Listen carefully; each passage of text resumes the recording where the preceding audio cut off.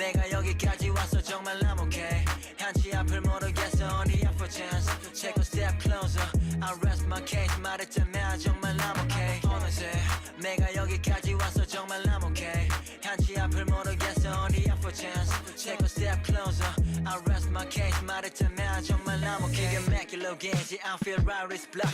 Oh can you see me take your stereotype. A lot of time 도대체 얼마던가. 내가 버린 수많은 것 생각이 안 나 중요한 것을 놓치고 있는 듯한 기분 말이야. 쫓기고 있는 듯한 이 기분 말이야.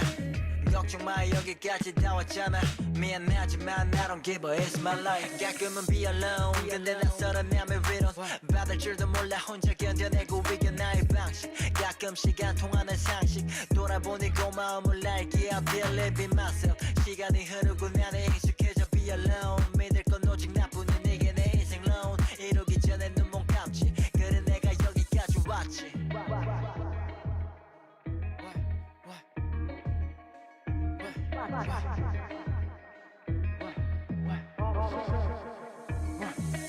어느새 내가 여기까지 와서 정말 I'm okay. 한치 앞을 모르겠어 어디야 for chance. Take a step closer. I rest my case. 말했잖아 정말 I'm okay. 어느새 내가 여기까지 와서 정말 I'm okay. 한치 앞을 모르겠어 어디야 for chance. Take a step closer.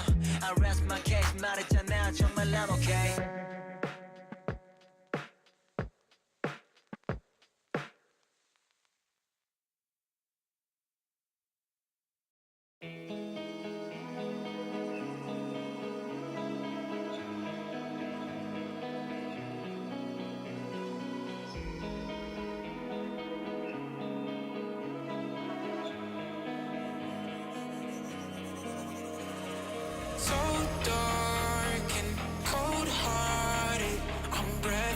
To say the least, so far from a superstar, and my daydreams are killing me. Feel like I'm losing my mind.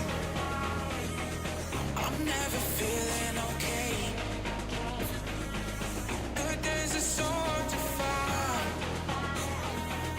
Just help me numb all the pain. I'm one step from dying. My angels keep it at bay. Can't blame the people for trying. Just let me fall to my grave. Just let me fall to my grave. To you.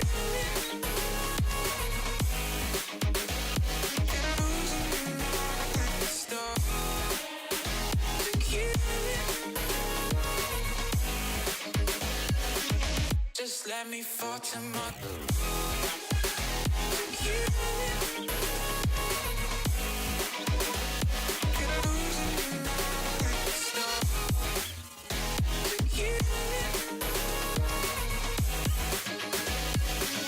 Just let me fall to my grave. Heart fails under pressure. Wonder if these bad days will last forever. Pessimistic from the past. All the good things end up in caskets. I'm never feeling okay. Good days are so hard to find. Just help me numb all the pain. I'm one step from dying. My angels keep it at bay. Can't blame the people for trying. Just let me fall to my grave. Just let me fall to my grave. To you.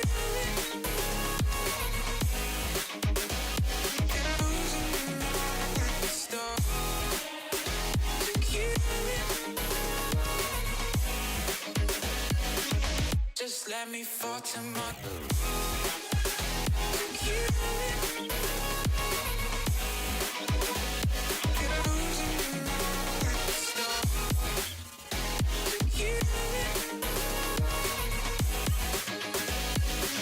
Just let me fall to my grave.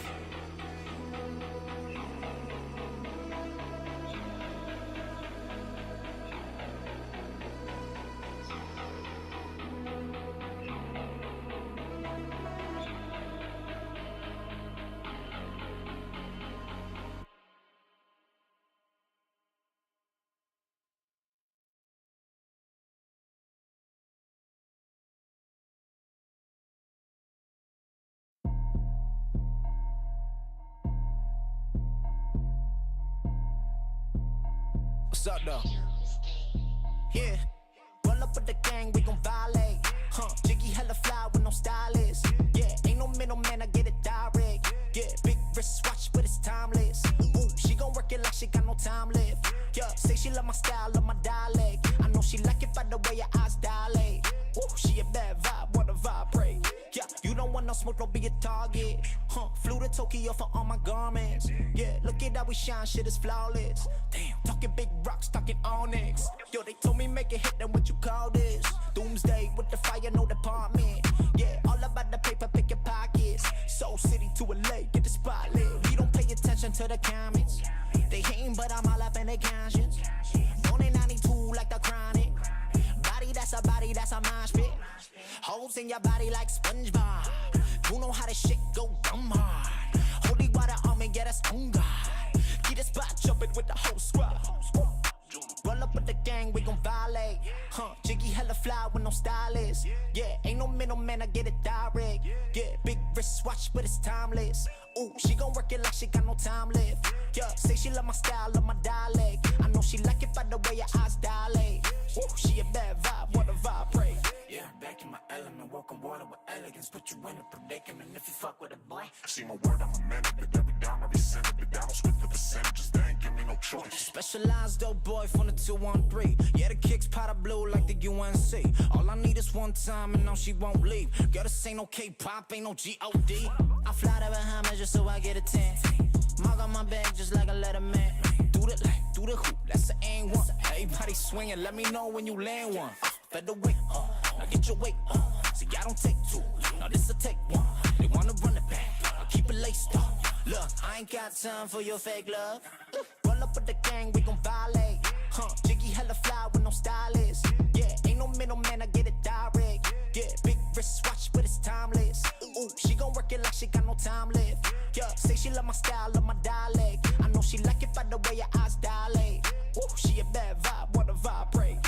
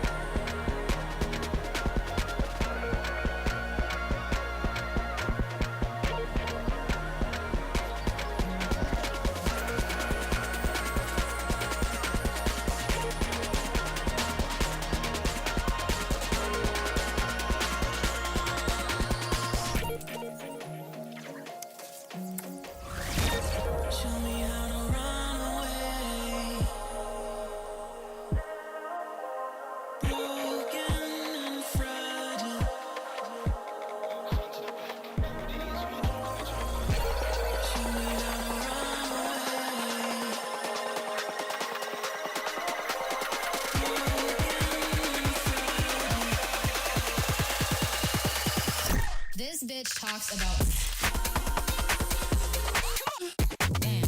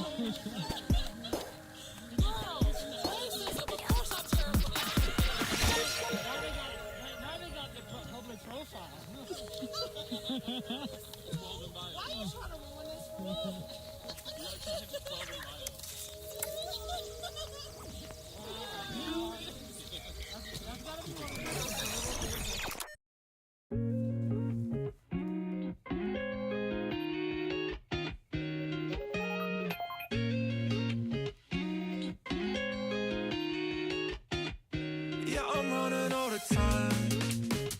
I'm running all the reasons to stay away from you. Ignoring all the signs. Put my head on the line and I just wanna hit reply. I can't believe where I'm at without you by my side. One side. I know that you're not coming back without you by my side. One side.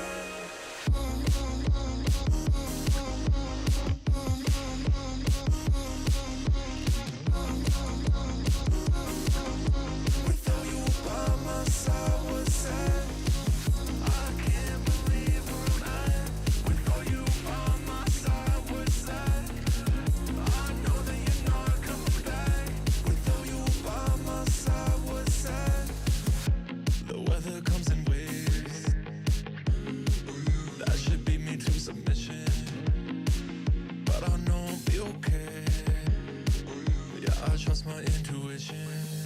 You make me lie to myself, feel some type of way. I've been running and running miles away. I can't believe where I'm at without you by my side. One side. I know that you're not coming back without you by my side. One side. This stream contains fast flashing images that may affect viewers who are susceptible to photosensitive epilepsy or other photosensitivities. Viewer discretion is advised.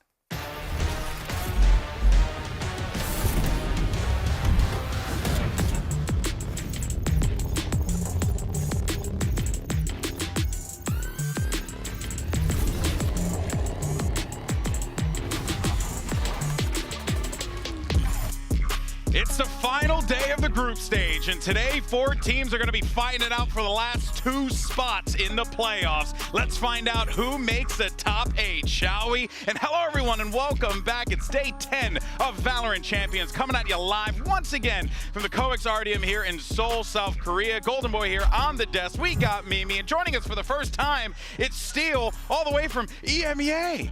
Right? EMEA, yeah, absolutely. Noted None European. of this NA stuff. Noted European commentator. Straight Steel. from Berlin to here, you know, no stop off anywhere else in between. Absolutely not. Well, pleasure to have you here, man. We're going to have a good time today. And let's go ahead and yap about what we saw yesterday on this stage, because we had 2 fantastic matches. And first up, it was Gen G taking on Sentinels. And this one, I mean, Gen G, they were the favorites coming into this tournament, but Mimi, it was Sentinels' day. This is an absolute shocker. Sentinels winning every pistol round, every bonus round, and absolutely plastering Gen G. I think the scoreline only ended up being 13-6 because of some texture clutches. It was just an absolutely unbelievable result. I definitely, never had a doubt about my Sentinel Kings there. They were looking so strong. One of the big things, though, is how confident they were, and you could hear it every time we went to the replay. You could hear in the voices in the comms. Yeah, and Fnatic, I mean, it looked rough for a moment there. Crew taking map number 1. I think they've actually looked better than I expected on a lot of these Neon implementations. For Kesnet, the team play looked great to start off, but 2 close maps to close out. Durka stepping up and having a fantastic match, and they advance to the playoffs, and at least one of our favorites stays alive. Yeah, I mean, Fnatic is definitely one of the favorites. I love how just well-rounded they are as a team. They have the set plays, they have all the defaults, they control the pace of the game, but they also have the individual pieces. Yeah. And we got to see Chronicle really shine there as well. Normally you look for like Durka, who did it on the 3rd map finally. And something that you said about, Sentinels having that confidence, one of the things that struck me with Fnatic was they kind of kept themselves mentally in the game the entire time as well. They were smiling, they were trying to keep themselves motivated. Dancing. We talked to Boaster about it. He said that was a very important part of it, and that's the reason why that, one of the many reasons why that they were able to move past Crew in that match. Yeah, it's been a big point of growth for Fnatic. I think for a long time, like a year ago or so, they were kind of known as a team who would crumble sometimes on the mental, but they've definitely shored that up. They've been in positions like this before on big stages. They know how to come back in and step back up. Yeah, fantastic stuff that we saw across the board. Let's go ahead and take a gander at the bracket and where we are right now in the tournament. And look at this, all filled out. We only have 2 spots left remaining here, but still, if you would have told me that the layout would have been like this coming into the tournament, I would have called you a gosh darn liar.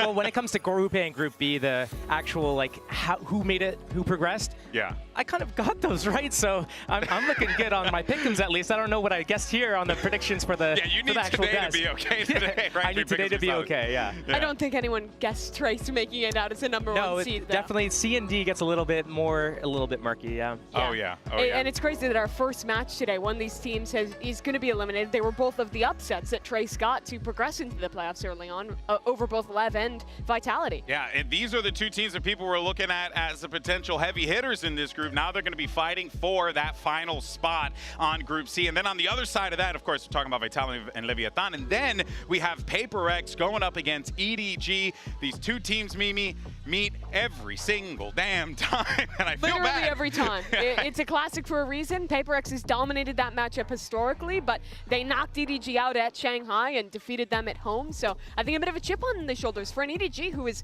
looked good this tournament and whose region has really stepped up with that aforementioned kind of Trace shock. I think a lot of teams have this chip on their shoulder for this event coming into this. And, all these teams are looking pretty solid as well, so it's not like any one team is a guaranteed shoo-in over another team. And I think we've been seeing that all throughout this event so far. Yeah, no, the competition's been insane. I mean, it's champions for a reason, right? Best teams in the world. We're all here to, to really show off and what they are capable of. And, I mean, so far, it's been absolutely brilliant. But, of course, that brings us to today's MasterCard fan poll. We want to know from you, lovely people at home, which of the teams you think are going to make it out of groups, all right? Go ahead and vote. You got the QR code right here. You got Leviathan, Vitality, Edward Gaming, and PRX. Of course, we'll go ahead and check the results at the end of the pre-show before the first pistol round. And make sure you make your voice heard. Go ahead and use hashtag VALORANT Champions as well as VCT. We can feature yourself on a broadcast. I say it like 1,500 times, so you guys should already know this by now. All right, now, let's go ahead and move on. Let's have some fun. Shall we? I'm a big fun guy. All right, we got Steel on the desk. Having allowed. So I'm gonna bring him into our insanity. Let's do this. All right, because we're wrapping up groups, it's time for us to take a look back at the past 2 weeks of competition and our favorite moments. A little flashback, if you will. Not the player, most notably, just a segment. First up, Mimi. All right, what you got for us? I picked the obvious one, which was just the Trace story. Okay. Their first ever global match. They show up, they're a massive underdog against Vitality, and they come out, they win it, not by any one individual having a fantastic game, but by having a great macro throughout the entire match, and I think showing one of the best implementations of Cypher Deadlock we've seen on the global stage thus far. And you saw it on the players' faces, how much it meant to these guys. What a cool story it's been. Yeah. Yeah, I mean, when we're looking at these guys, it's it's their own Cinderella run, and you know we're gonna get to talking about Vitality in a second. You know they took out Vitality, and they were having a bit of a Cinderella run of their own coming into this event. That's a good point there, right? Like what they have managed to do, no one thought that it was going to be possible for them to do it, and here they are, first seed coming out of their group. Unreal stuff. But all right, Steele, what's your favorite memory? My favorite memory was the Group D sleeper group of death. Okay. Because not anybody really would have thought about this group. It was the Heretics, Gen G, Sentinels, FPX group, where everyone's like, yeah, this is by far the group of death. You got all the people coming in from these other Masters events, and these, these guys are going to be the ones that make it to the finals of this event. And, you know, but it's here. PRX, EDG, G2, everyone and Foot, they all played each other really close. Yeah. It went 3 maps in a lot of cases. It went double digits. They were, you know, Foot had PRX on the ropes on that first map. You know, maybe did a little bit of a choke there towards the end of it, which let PRX just steamroll them on that bind second map. But that was an insane group. That was all playoff quality games, and we saw it in the group stage. And EDG and PRX, I think, have also both looked solid this tournament. I think they're both showing to be playoff quality teams.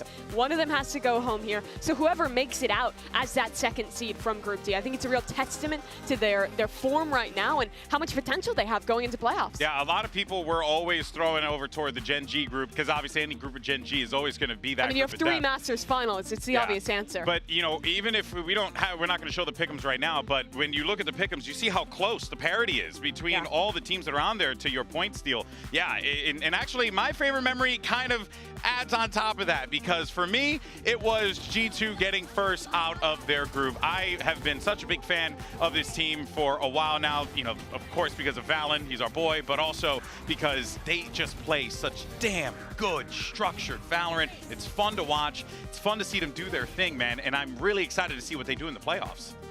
To me, they seem like one of the most refined teams at this event. They have such good discipline. They're so good at slowing down and finding that gap in their opponent's game plan. I think Valen's calling has been consistently excellent across every global event they've been to this year, and it's their first year in the partnerships, pulling all this off and now a #1 seed in playoffs.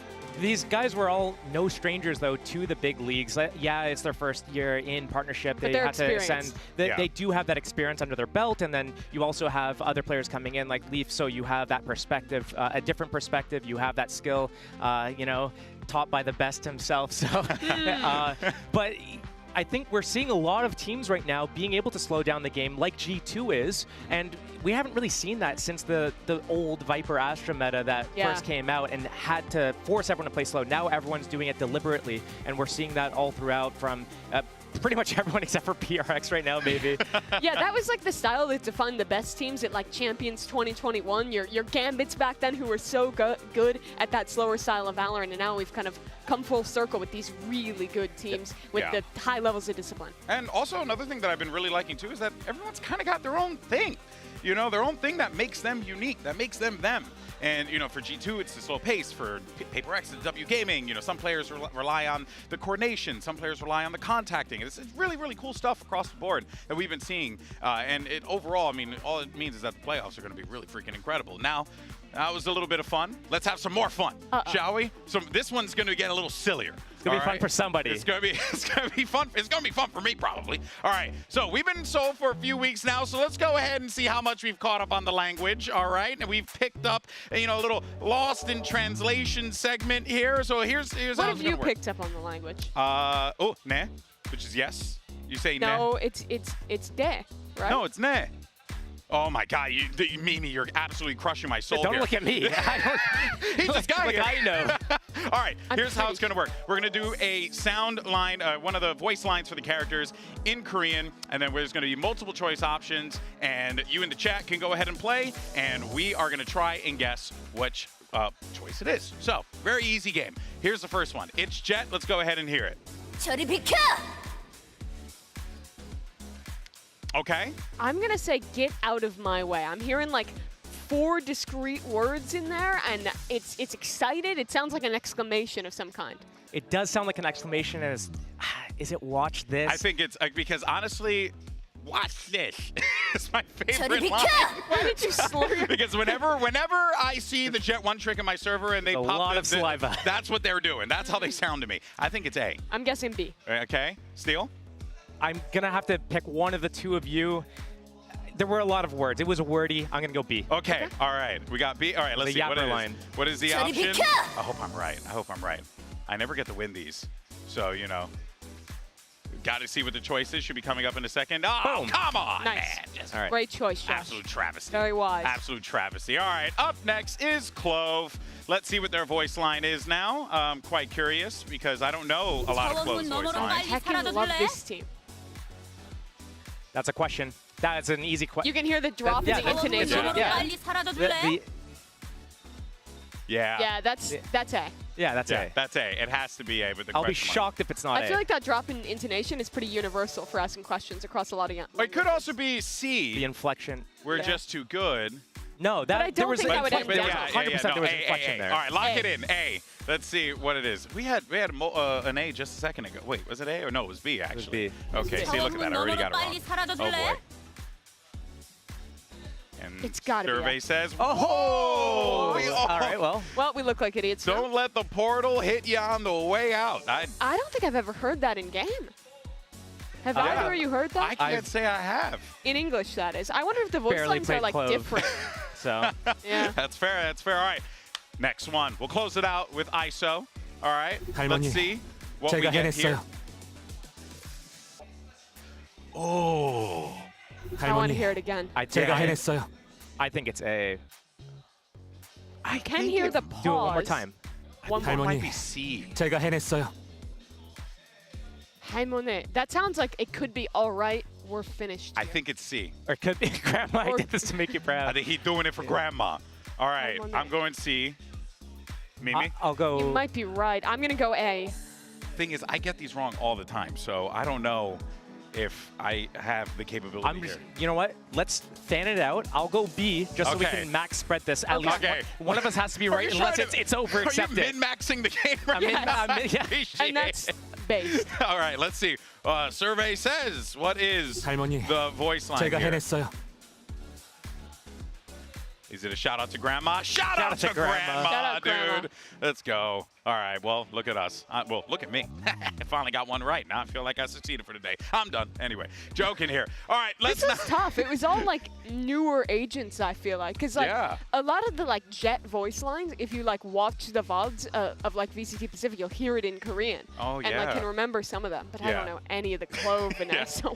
I do not know. My voice, my memory is just terrible in general, so that's why I always lose. All right, let's go ahead and talk about some VALORANT, shall we? Because we got ourselves a big matchup, a real David and Goliath story here, except both teams kind of took a lick in the trace earlier on in this competition. It's, of course, going to be Vitality versus Leviathan. Let's start first with Lev, because Leviathan, you know, Mimi, I mean, this is a team that has been forged to win championships. They have Yes. 2 world champions on their team. They have one of the greatest players in the game on their squad, and yet they can't seem to put it together at the global level. And they had great individual moments in this series, but this was defined by the same issues that Leviathan had in Shanghai. In these high-pressure matches, the fundamentals starting to fall apart. People making solo plays, people early flanking, trying to go off on their own. These little mistakes compounding against a Trace who plays really slow, really structured VALORANT, and punish those mistakes consistently. And that's a scary notion going into this matchup today as well, where you have the decider game against,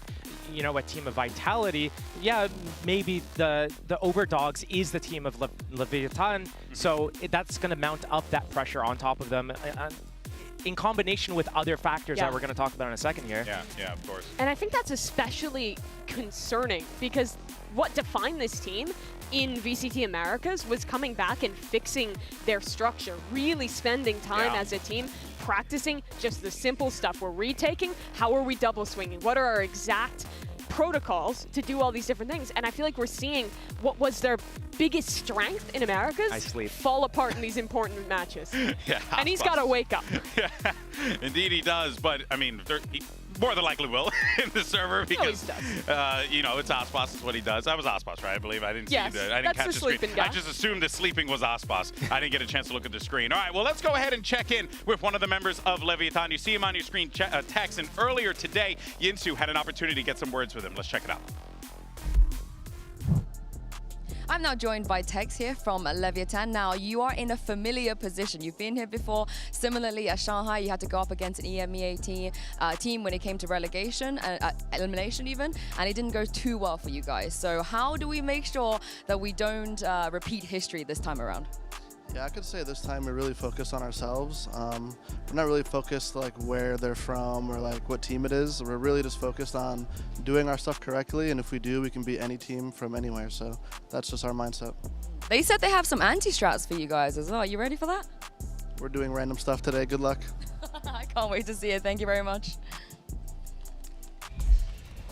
The cool, calm demeanor of Tex as always, but in the loss to Trace, Tex, you know, he did manage to keep the game relatively close. He was a big performer. He always has been a bit of an X factor for this team. Absolutely. Tex is a very scary player in the server. He was really making a name for himself last year, competing with the guard in challengers, playing the primary duelist role for that team, then jumping ship and going over and taking this opportunity with Leviathan to completely change to a new role, playing on the Sentinel. And I think what has been so good for him this year is his side anchoring. There's a lot of moments where Leviathan is playing these like strong sides with Ospas with 3-4 players around him, and Tex is left alone to anchor. But I feel like he's so good at finding the gap in an execute, isolating that kill or two, and his mechanics are almost always good enough to get his and put his team at advantage, even if he loses his sight. I think that's a major highlight point for Tex, is that his mechanical skill is really good. And obviously, if you're not on Chamber and you're only on Cypher, it's a lot harder to pull off a kill and stay alive. But one thing to point out is in that interview with Yinsu, he said doing stuff correctly. And part of being on that role of Sentinel, if everything else is kind of falling apart and you have to start scrambling in the middle of the rounds, it's hard to get your role off. And if people go to him, it's going to be easy. But otherwise, they're a really kind of like plan-heavy thing, and if that was falling apart, it comes down to the fundamentals and everything else that we were talking about earlier. Yeah, no, for sure. And but another thing to note as well, and you just saw it pop up on the screen there real fast, but you got yourself some champions on this team as well. So you're going to need not just guys like Tex showing up, but you're also going to need guys like Ospas and Calm also showing up in this server too. And I know Calm's always down on himself whenever he doesn't play as well as he feels like he should. Meanwhile, on the other side, you got Ospas, who has genuinely just been consistent for this squad in that duelist role. Yeah, some of the individual mistakes in their last match I think did come down to Calm, especially on that bind, but Ospas stepped up and kept them in it on map 2 to be able to make that a closer series against Trace. These are 2 of only 3 players, including Sassy, who's already in playoffs, who do have a chance to win a second champs. And for Calm, you know how much it would mean to him in Korea to win back-to-back, to go on this run, but it has to start here in an elimination game in the groups that they probably didn't expect to be in. Yeah, family's all here. It's going to be a lot of pressure for him, both, in his mind, in the server as well. But we're also going to get to see Ospas go up against Safe today. And, if you rewind back to Champs last year, Ospas was the one who sent Safe home. But on top of that, Safe is now in that duelist role here, Steele. And, I think he's found that rhythm. He has the trust within his team. The question is whether or not they're going to be able to bring it against Ospas and the crew today. So brief history is that Safe, earlier in this year with Vitality, wasn't in that duelist role. He was playing other roles, and they kind of did a role swap towards that stage 2 and caught everyone by surprise, making it not only to the playoffs, but also going deep into the playoffs, taking out Team Heretics along the way before finally faltering to Fnatic. And in this part of their Miracle Cinderella run, they started to look so good, and now Ospas has that pressure mounting against him, and Safe has better teammates, a better team around him, arguably, right now. And now, can Ospas do that again? And I mean, Safe has talked about it. He said how much he loves the team he's playing for, how much he trusts the players around him. You contrast that to the last time he played Ospas. It was a low for him in his career. He's talked about how much he disliked playing on that Team Liquid roster. And obviously we all know how that ended with some disparity between the players and such. And Safe now moving on and kind of bettering himself and coming out, making it to another champs. It's a very different situation. And I think it's really his chance to prove that he's not that player who showed up to international lands last year and failed in both of them. Yeah, what better way to do it than to take out Leviathan? America's champions, 2 world champions on that roster would be absolutely mind-blowing. But for now, though, let's actually hear from one of the other members of Vitality. We have Runner, who is standing by with Yinsu for some thoughts. I'm now joined by Rana from Team Vitality. Now, the last game you guys played was super clean. You looked great, but today your opponent is going to be, I think, maybe a slightly different beast. So what do you need to do to make sure that you keep that up and make sure you come away with equally clean game? I mean, it's probably going to be just play how we played, to be honest. Like, it was against Chase, we didn't play our game. They caught us off guard, of course, as well, but against Talon we recovered, and also we don't want to go home yet.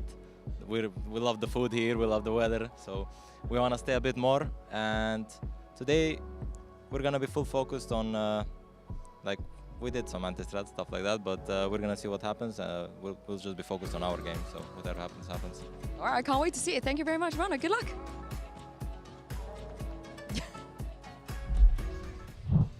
The only thing I took away from that was him saying that we love the weather. And as a man who's sweating literally as I speak to you right now, okay, I don't know how that's the possibility. There's something in that honey that he's having right now. Yeah, I mean, he was wearing a sweatshirt outside. It's like 96 Fahrenheit with 90% humidity every day. Yeah, blood's crazy. That's crazy. It's going to be wild. All right, well, let's go ahead, though, and talk a little bit more about Vitality, because this is a squad that we were a little concerned. You know, we saw them lost that matchup against Trace, and then they had a big bounce back, because I think a lot of people felt like Talon, they could potentially upset here, but instead Vitality still doubled down and were able to pick up a big win.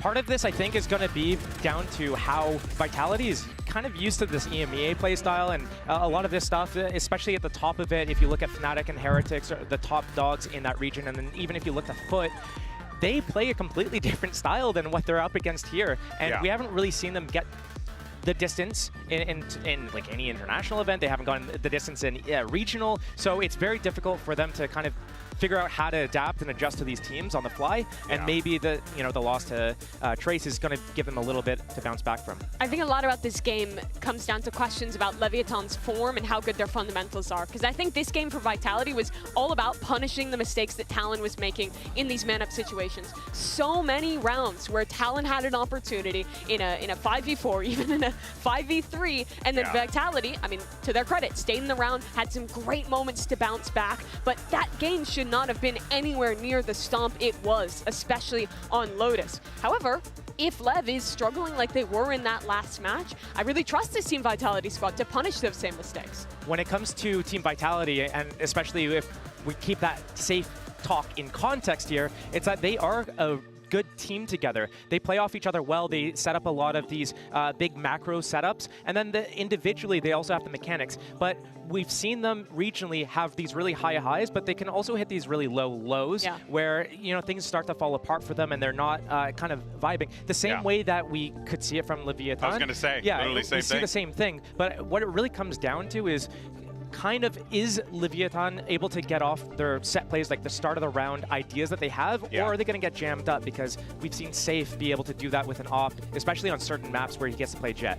Yeah, like if we see that Sunset, especially where he is on that Neon, I think that they have a lot of those early ideas on their defensive side. They can kind of take control of the pace of rounds with Safe. Yeah, so, again, both of these teams, right, the potential is through the roof. But for now, though, we actually did get an opportunity to speak with Kix about the big win over Talon and his first ace in this Omen player moment.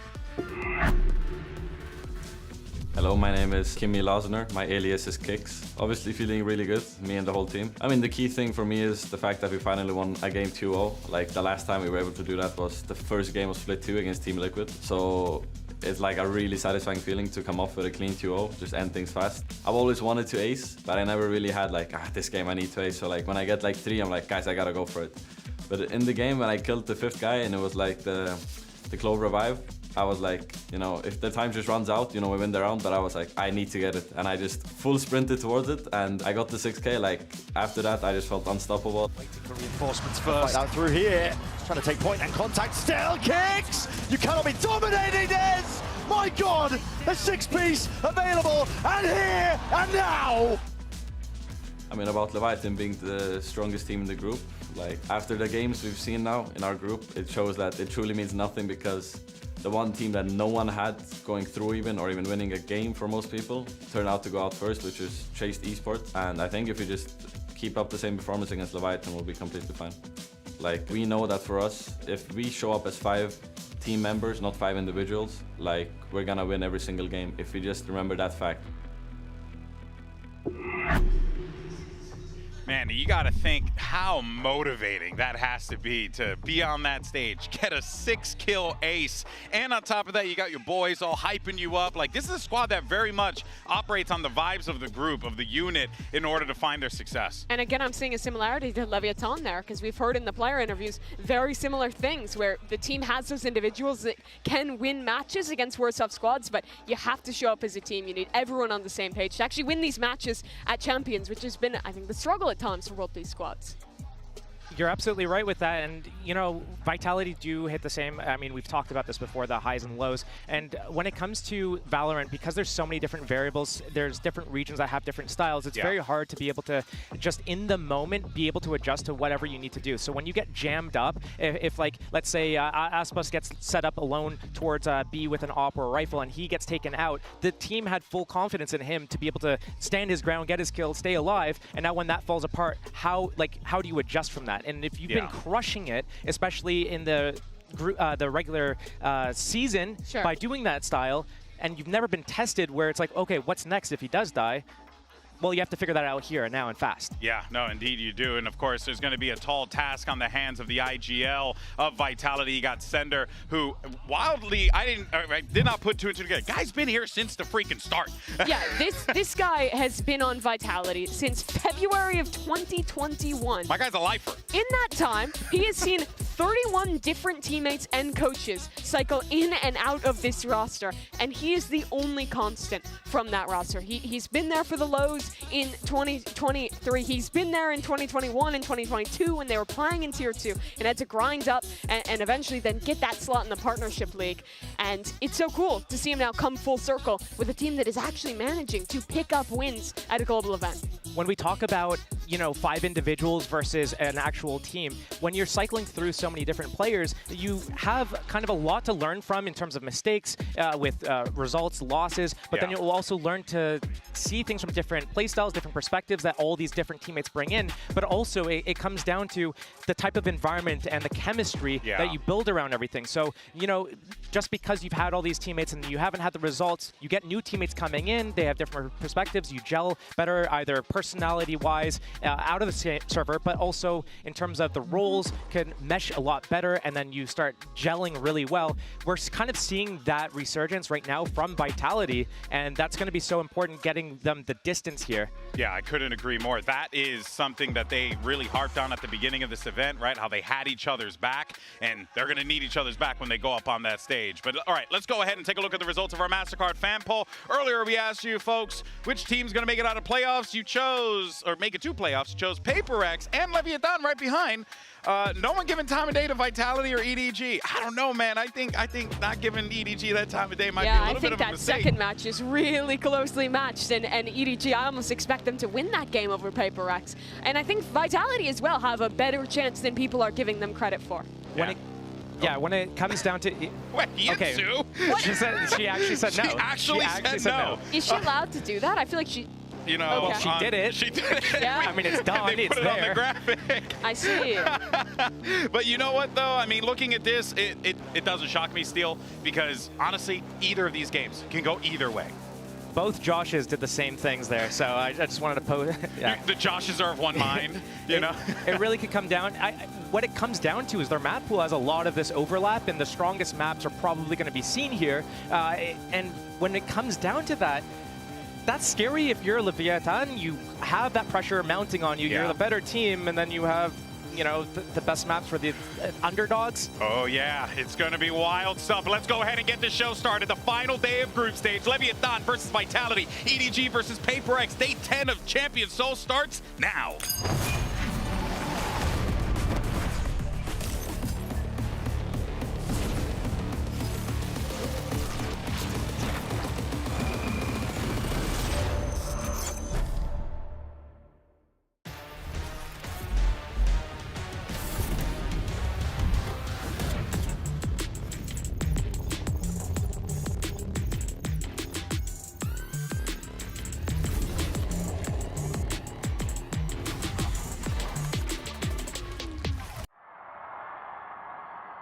You train your whole life for moments like this.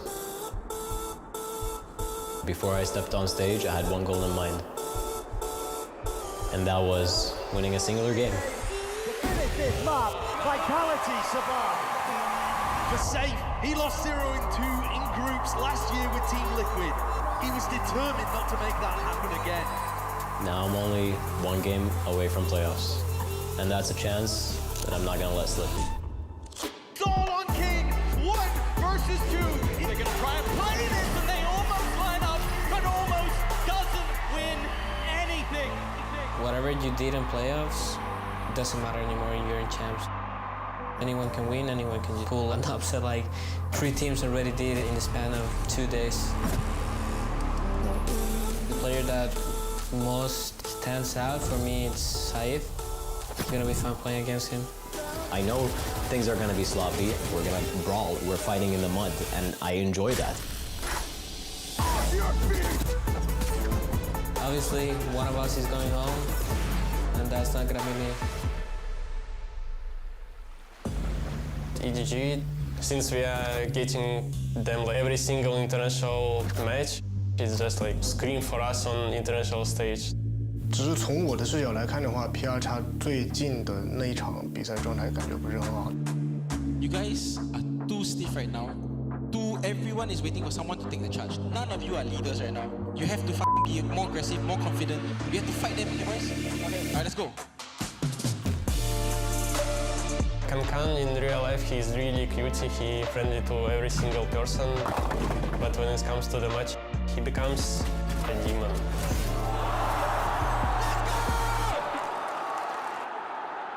Yeah, progress again. 我们又遇见了，在同一小组，我们真有缘分。然后我觉得命中有他吧，可能真是缘分。One of us needs to go home, so let's put on the good show.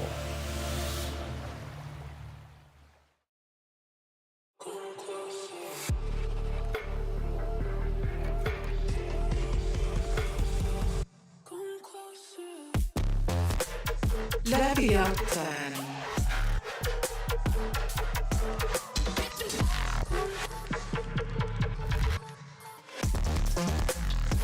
Team Vitality.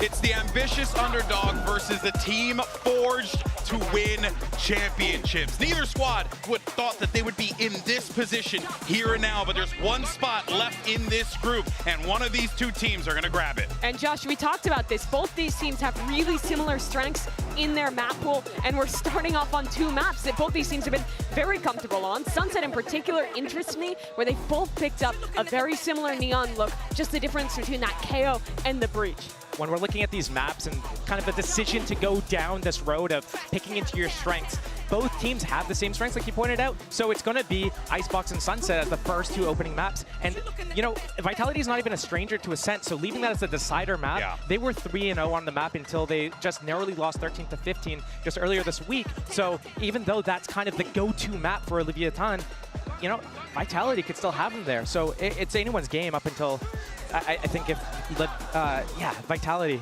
looking good on Sunset too. Icebox to start off though, this is one of the maps where Leviathan is still playing that Harbor Viper comp that a lot of teams have moved away from. It's a little bit more common in Americas, but not a lot of teams are playing it over in EMEA. And for my money, they have one of the best implementations of this comp. In particular, their attacking sides, their site executes. I think Mizzino's utility on the Harbor is always really well timed, and they know the intricacies of those walls, how to scale around them. And I think this is a tough comp to play against if you're not used to it. It's a very difficult comp to play against because, and especially in the EMEA, I don't think I've seen a single Is team anyone running. playing it? I don't believe so.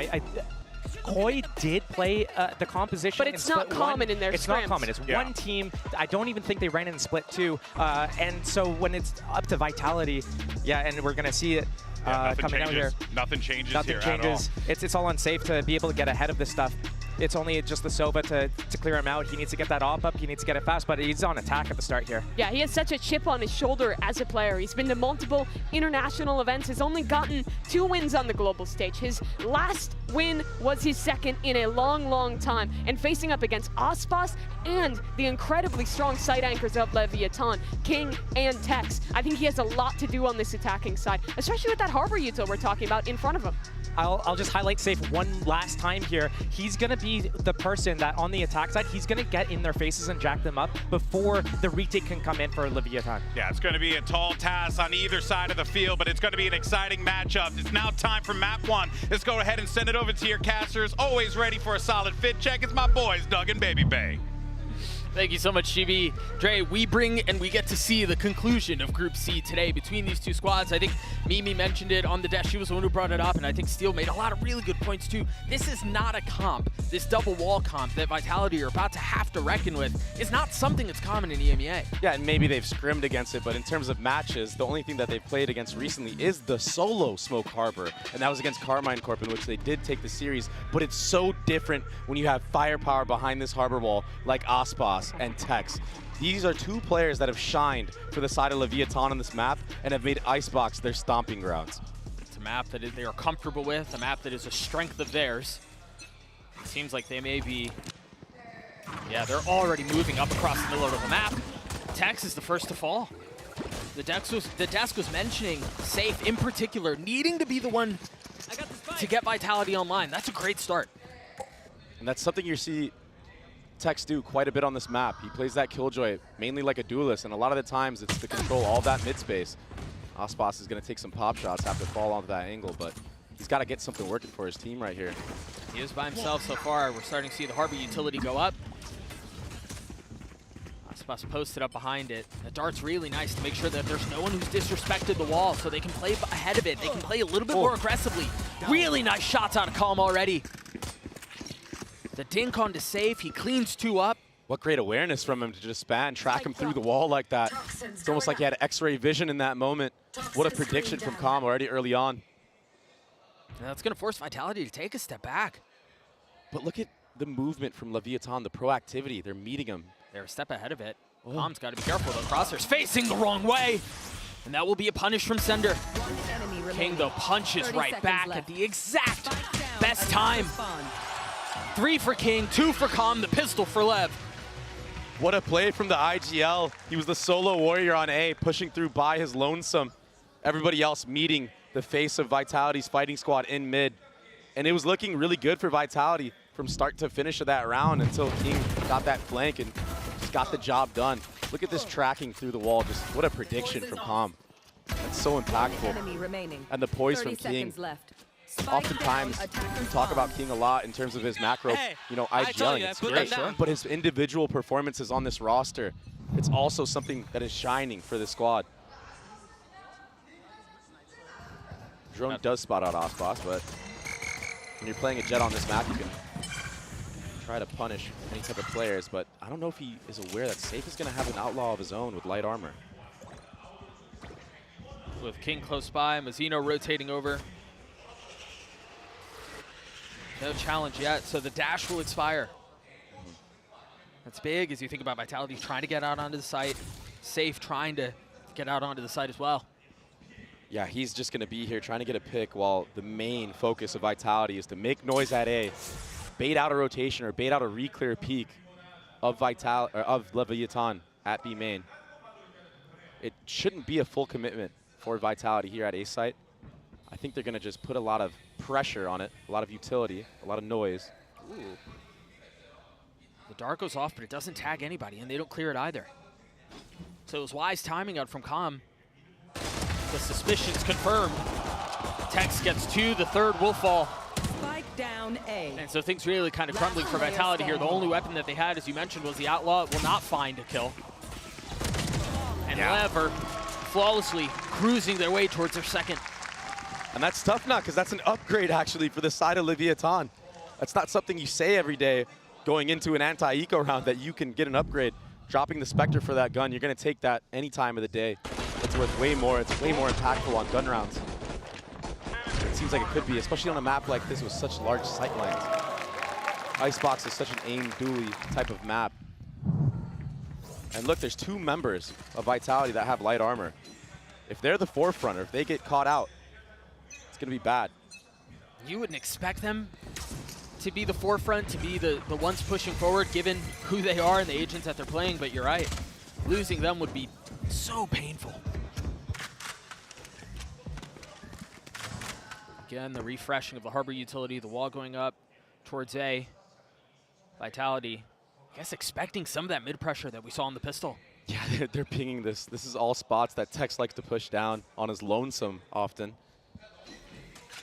But this time, just more standardized team play from Leviathan, Ospas versus Sender. This is that light armor duel I was talking about earlier. That was really nice pathing and timing from Sender, though. Tucking behind the box as this wall goes down. Does Ospas know? I mean, he has an idea. Can't quite connect. Gets some nice damage, though. Sender's sitting at 50 HP now. They rotate back towards A. Remember, this would be a bonus converted if Leviathan are able to pull it off, and it's not a weak one either. Especially in these tight fights on A with how chaotic the site can be. You've got the Stinger, you've got the Spectre. Yeah, and you just cycle walls infinitely, it feels like. Yeah, you're forced to challenge these walls. 30 seconds With left. 30 seconds left, I don't know if there's much time to go elsewhere. You've got Sender who's tried to post up across the middle of the map. Calm will fall. Tex, though, posted up close.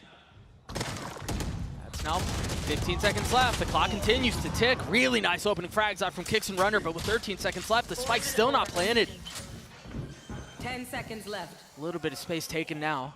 Spike planted. Rash is ready. So Spike finally does commit. They've got the ult to play around 2. It's a very quick thrash. King is definitely going to get detained here. Oh, wait, he wraps it back around, but he can't pick that up now. These Outlaws, they're going to be holding that line. Here. Vitality, they're all in one-shot range right now. These Outlaws could do some serious damage. Aspas creeping forward. No dash. This feels very difficult. It feels very labored. Good discipline from Vitality in this post plant Yeah. so far, not giving an inch. Yeah, I like that a lot. You're right. Aspas now pushing forward. Kicks taken care of, dealt with, Standing. but instantly responded. It was a very cool timing that Sender took all the way up middle on his lonesome after taking that 1v1 against Ospas, who just couldn't connect. He got a couple classic shots, some damage onto him, but that timing made it so there was an A split in full effect.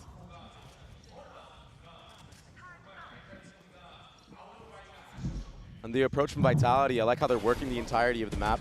Yeah. That dart, late dart on Calm, he just wasn't ready for that. And yeah, the gun advantage working fully in favor for Vitality.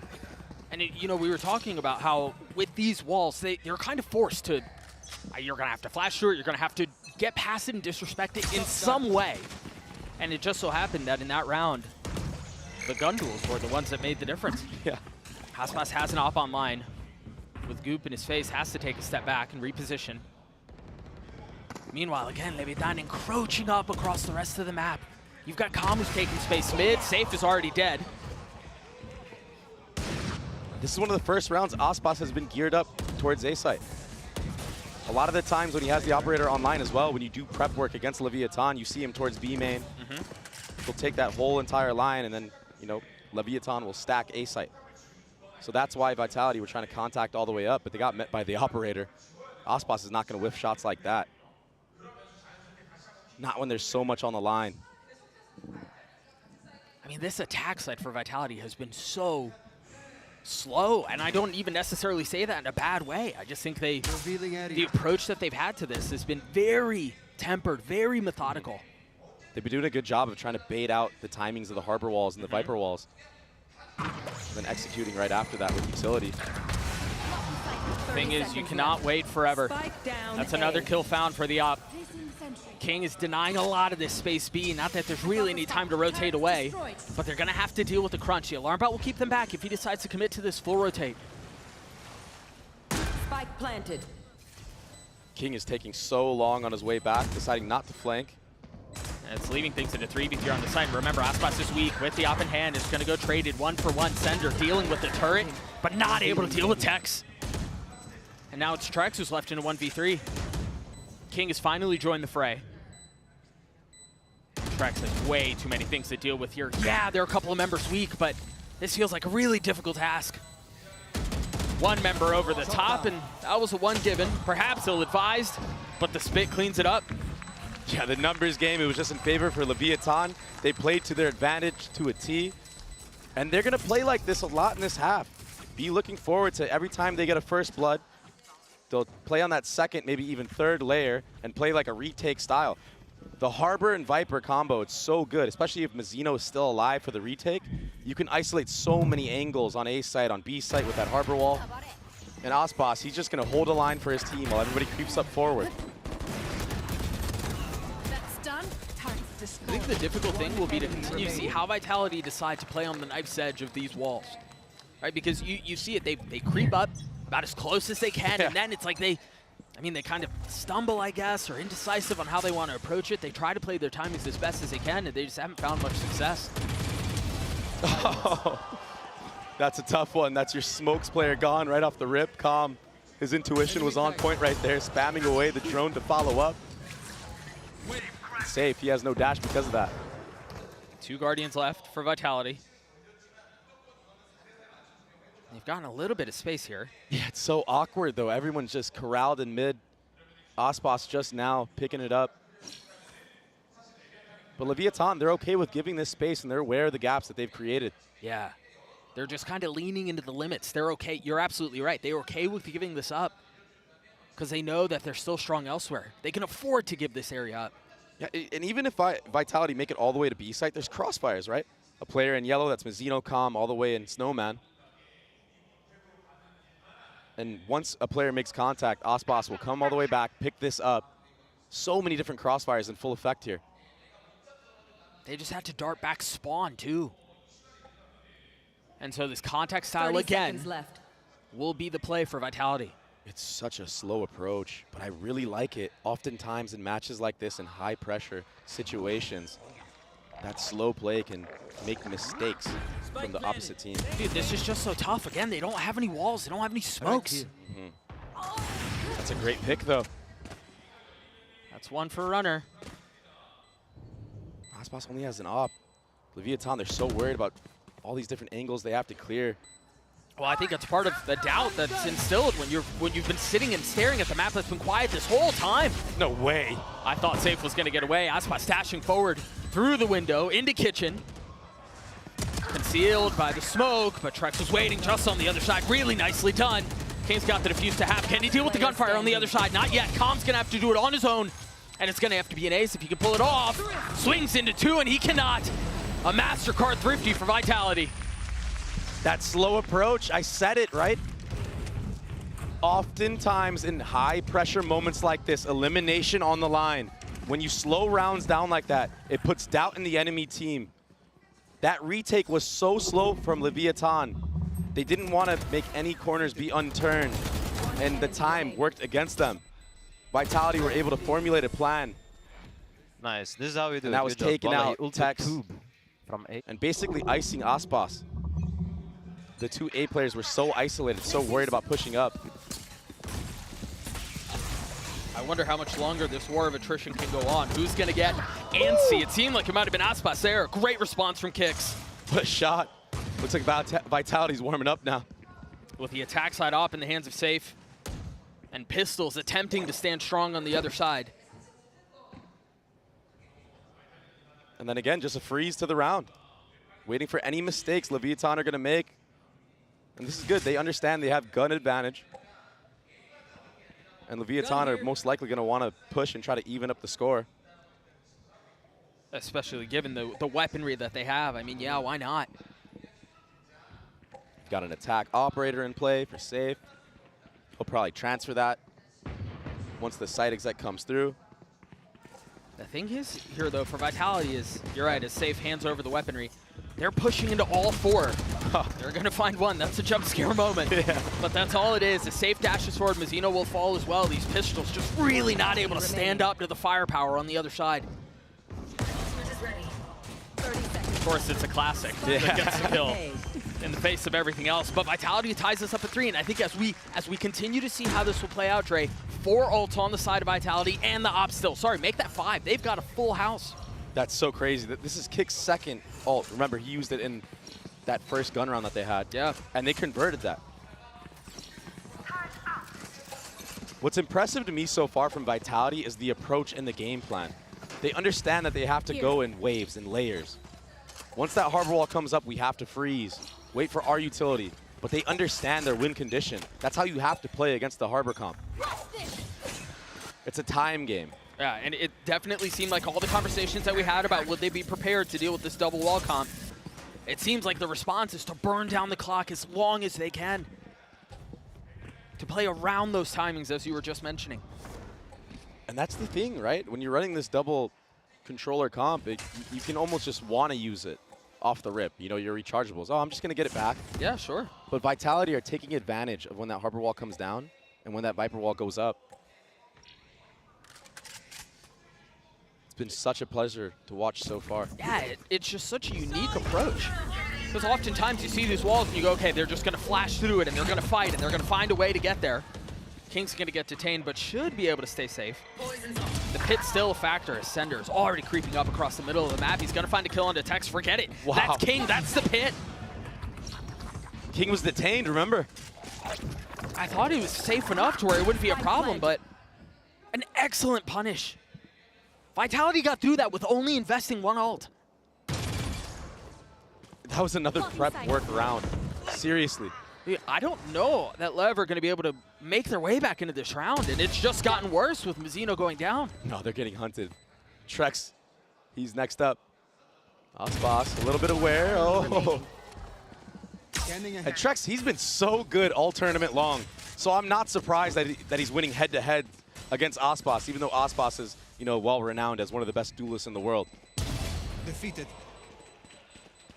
Calm is actually having quite a game. He will keep the weapon going into the Nexus. Vitality take the lead. I imagine there's got to be a timeout called here relatively soon on the side of Leviathan. Vitality showed up to the stage today with a game plan, and they're working it to perfection. Yeah, and they knew into that round that King, if he invests that Viper's Pit, he's going to play in that back part of heaven. That's why you saw 3 players already geared up towards mid, and that Thrash going all the way to detain him. He can't go anywhere at that moment. Oh, but he doesn't want to leave the pit, so there's only one spot for Sender to look at and just spam. Yeah, you're right. He did have nowhere to go if he wanted to keep that pit up. Right on cue, Leviathan does call a timeout. Down 1 round. And I wonder here, I mean, what's the adjustments that Leviathan have to make? Because I can't imagine Vitality, given how all of the success that they've had in the last 5 rounds, I can't imagine their approach changing much. Well, I think it's clear by now for Leviathan that they're getting hard countered. So they're going to need to change their own game plan, change their own defaults, maybe their own timings. And maybe you can be a little bit aggressive into this round, you know, specifically. Your guns are kind of whack, but you do have jet knives online for Aspas. But I just feel like Vitality right now, they have such a good read on the game and a good read on how Leviathan like to play this defensive side. Unless Leviathan change something drastically, it's going to be very tough to crawl back into this. For as much as Ades was talking about how Icebox is a strength of Leviathan's and probably their strongest strength. It is. They're 12-3 on Icebox this year. I mean, they've been made fools of the last 5 rounds. They've got Calm with a rifle here, full armor. The prized possession carried over from the last, and as you were mentioning, I imagine Aspas will pop the knives. Mm-hmm.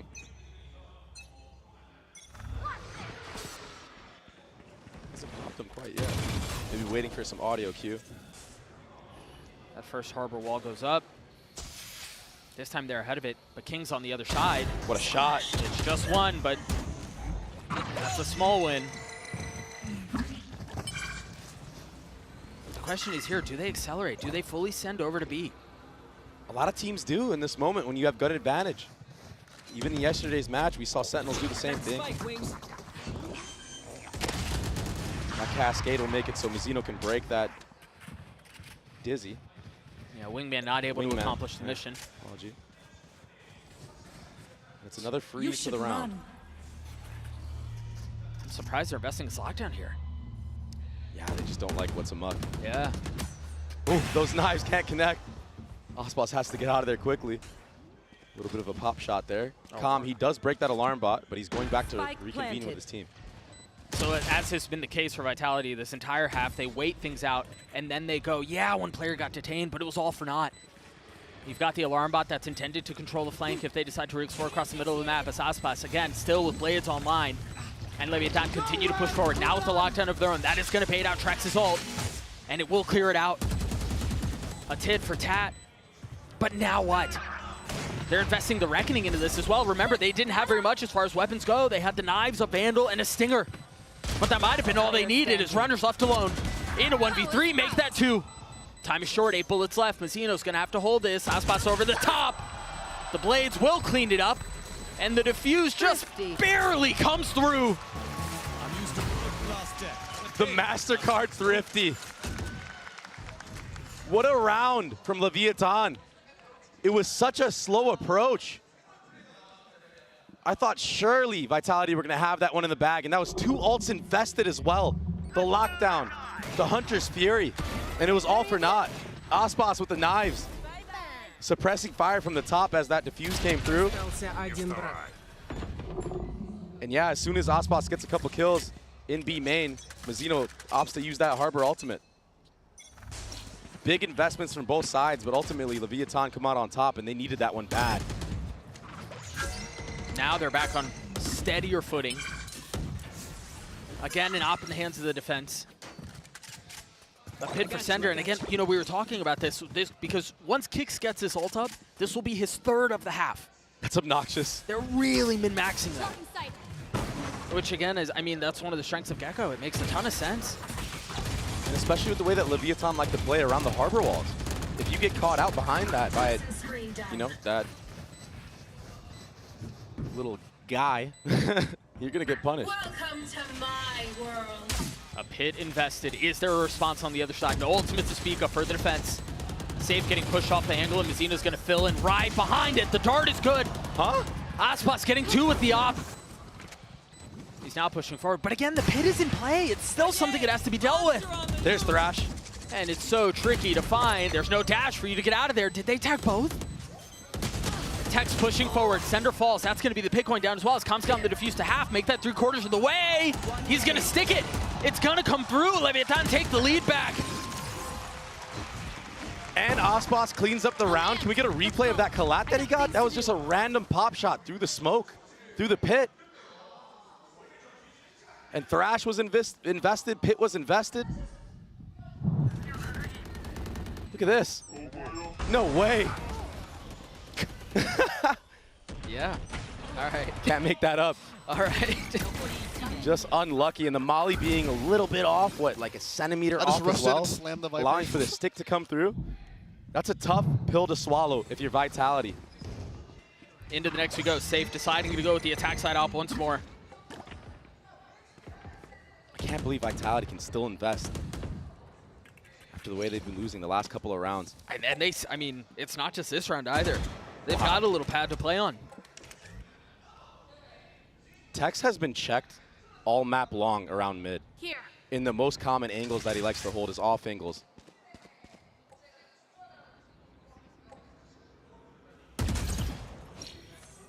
Drone is used to get info, only Kicks seen. Leviathan's still not aware that there's an attack operator in play, and King will get the head-to-head against Sender. And so again, the attack side is forced to figure out how they find success on getting the spike down and holding onto the post plant without their controller. And with that dart being, you know, shot in full effect, getting info, they see that Safe had an operator as well. He did not switch to his classic or anything of the sort. So King, he needs to be very, very careful in this moment. I look at how far back he's 30 seconds left. But if he tries to actually take a 1v1 and not hold an off angle, he can get picked by that operator. That's why he's playing passive. Yeah, he's got to play his life here. Yeah. Oh, whoa, whoa. But it's a tempting swing. It's a tempting barrel found, and he's going to find 2-3 on the round. Almost tapping away onto the forest. Safe with the op in hand. Yes, he's going to connect, but I don't know how he's able to get the spike down. I don't think he can. No. Oh, wait, maybe now? No, you got to save no matter what. Yeah, but the thing is, he doesn't really have a ton of places to go. Is able to dash away, though, so he'll carry that into the next, but for as much as we were talking about King needing to be safe, needing to stay alive, he will go down. He gets 2-3 first troubles. King solo anchored that B site. He won the head-to-head against Sender, and then those one taps, they were crispy, they were clean. It was very neat work. There's that 1v1 you were mentioning again. King on the swing out. Yeah, that shot and Kicks was clean. It just looks unbelievable. Kicks did a backflip. Facts. So it will be a timeout now for Vitality. As you see the vintage Aspas timeout position. And now for Vitality, you've showed quite a bit of contact style, contact approach. Maybe you're going to see a change of pace, more execute-heavy round. Safe. He wasn't able to save that operator into the round. So he will probably be on a rifle. And it is a good time to change the pace, honestly. Yeah, but are you not expecting that on the other side of a timeout too? For as much as we've seen slow round after slow round after slow round, you would expect, okay, this is now when they're going to dial it up. This is where they're going to try to hit you in the mouth. But Lev don't even know if they can handle that yet. They don't know if they can weather the storm of the hit because they haven't had to yet. Sure. So even though you know it's coming, you really don't know how you fare. Obviously, Leviathan are going to be confident, playing behind that harbor wall and trying to hold as much space as they can. If I'm not mistaken, we've seen that wall from Sender every single round towards B. So on the other side of the timeout, no change there. The turret's still mid as well. I mean, so far, we aren't seeing much of a different look. Oh, this is new. Leviathan, they've done this quite a bit in NA. I'm really surprised that they didn't give that orb over to Com. One away from his ult, they decide to give it to Mizzino instead, and they're fully pushing here. They've got the drone over the top, and they're going to have a swing down low. Oh, the timing. I think he heard it. He's got to understand there's a little bit of threat coming, but he's been left on his own to his own devices, trying to stay alive, and Yaspas goes down, but that's the safety valve. So now they're going to have to deal with the crunch, and it could be coming from mid, it could be coming from spawn. It might not matter, though. They've fully lost contain on the other side, so Vitality gladly will push all the way into spawn. Understanding the threat is behind him. This is such an impossible retake, it feels like. When you look at the minimap, like you said, yeah, Mizzino, he gets taken out for free. Com with the follow-up. It's just going to be all she wrote for this round. Good reactions from Vitality, the speed up, taking all that space, and something very uncharacteristic from the side of Tex. When they run this strat in North America, when we saw it in playoffs and etc., he's usually playing very, very passive, very far back because he is the lone warrior on the site. This time he tries to take an aim duel very early on. And if he drops there, that's why everyone can just push up Snowman. Right. And there's crossfire, infinite crossfires on site. Yeah, he Nice, lost contain. 6-6, guys, let's go. We are just one round away from that being reality. 2 ults on the side of the defense. Meanwhile, Kicks is on track for getting, I've lost count, I think that's 4 or 5 ults in a half. It's definitely been part of the game plan, is farming that ultimate. And Aspas, a rare whiff. What was that? But it was enough info for Com to pop his ult. No connection, yeah. Kicks just froze. He decided not to move at all as Aspas is going to try to double dip. The drone clearing one away. They did not spot Mizzino, though. So he can take this aggressive angle. He can be a little bit closer up. He's going to find a loop around the Thrash, and he's going to punish onto Trex. But can he get out? Does he even want to get out? No, the spike is down on the ground. Now they've got the Reckoning as the Wisps give away more presence. Sender with nowhere to go, safe, pushing the matter. Taking the fight to Com's lap. Runner will too. It seemed like such a secure round for Lev, such stable footing. But Vitality snatching it back. The one thing they haven't grabbed, though, and all of that, is the spike. And now there's a pit on top of it.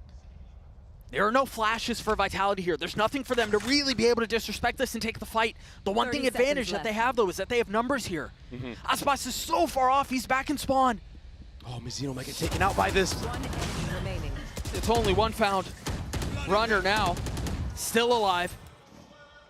Still without the spike in hand, and with 13 seconds left, how in the world does he do this? There's no time. Surely Mizzino, he cleans it up, 3 to the round. And Leviathan, they'll take the last round, 7-5 half. It was a bit of a back and forth exchange throughout this entire map.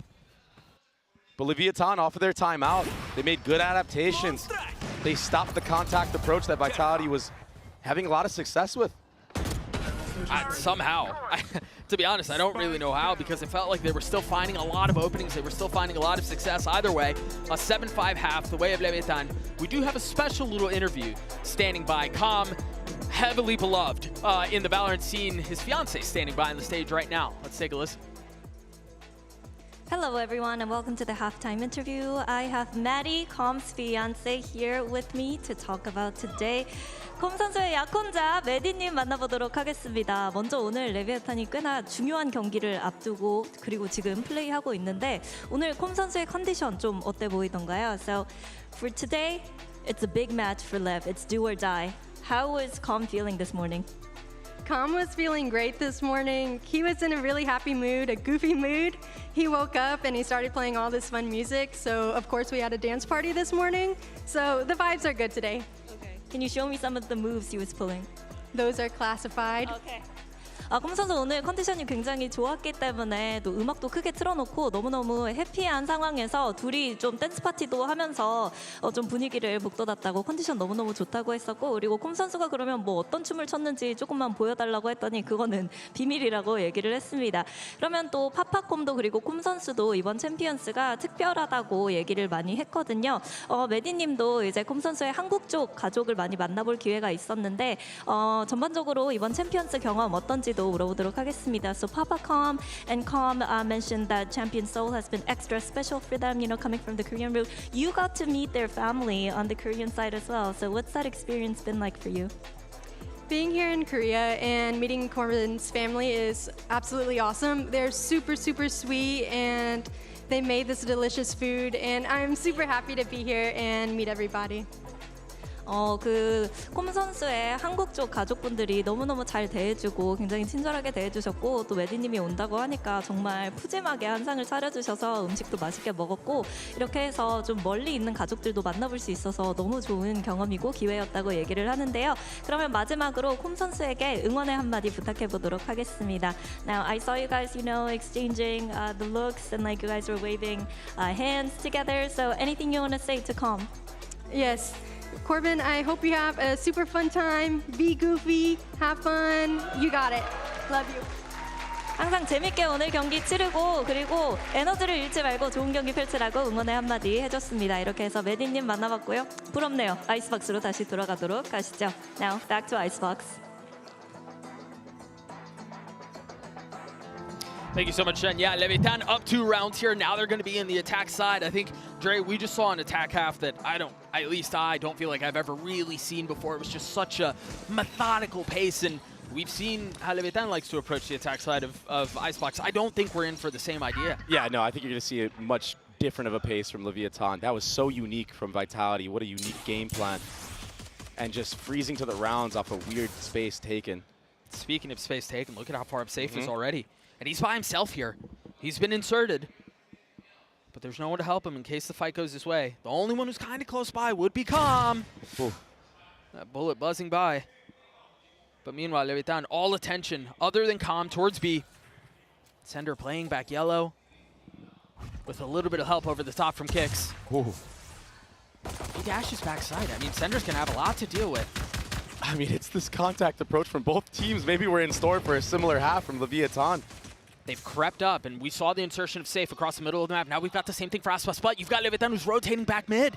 And Safe hears all of this. Lev need to be very careful in this moment. Wow, one and out. One shot, one kill. Beautifully done by Safe. He's led the charge in both pistol rounds, Doug. But Tex answers back on a Trex. And the thing is now, there's a lot, there's enough doubt. There's no real understanding of which way they're going. As the orb continues to go up and down, there's not enough cues to understand if they're going back A or going back B. Yeah, they have the Killjoy utility towards A, and that's enough of passive info to understand it's a B hit. That shock whizzing by, not doing a ton. 13 seconds left. King on the flank. Spike still not planted. Runner now trying to do a bit of the same. It's Aspas by himself. I don't think he's going to get this either. No time. I mean, Kix is going to try to hunt him down, and he's going to find him. The slow approach, it worked against Leviathan, but Safe. What a round in the middle of the map. He was so confident taking all those aim duels. He double dipped, triple dipped back in. And for good reason. He basically single-handedly gave his team an advantage in that round. What a shot off the rip. Good. If this is what we're in store for, it's just going to be aim duels across the board, contact style, 50-50s. And Safe, he's looking very, very calm. So it will be another pistol round win for Vitality. And an outlaw buy from Safe once more. 2 Bulldogs in play. Trek's the only one sitting on that Ghost, but it's only light armor for Vitality. So although they committed a big investment on the actual arsenal of weapons, you know, the guns, they don't really have the armor to match that. And that could be very, very bad for them. These classics can do so much damage. That hurts. That was just one molly. But a lot of space gathered. The second one popped. It's a free B site right now. I don't know how free it is. Not anymore. Sender's right there. And Trex is close by. Runner's close by. It's an illusion of safety. It's an illusion of being able to waltz into the side and get the spike down, but it's all for naught. What a great molly. Oh my goodness, just fishing him out. Aspas on his loneliness. What can he do? Another 1vx situation where there's way too much being asked of him. And just like that, it's a tie game. Oh, Trex, he couldn't find a rifle, so a little bit worse for wear there. Good damage done from Lev, considering, you know, how that round was going at the start of it. That molly damage. That setup was pretty clean from Vitality.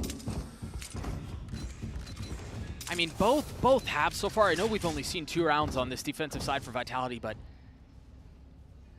this map of Icebox for them so far has been incredible to watch. And Kix has been so impressive in this entire map. He's already 2 orbs away from another Thrash. Here.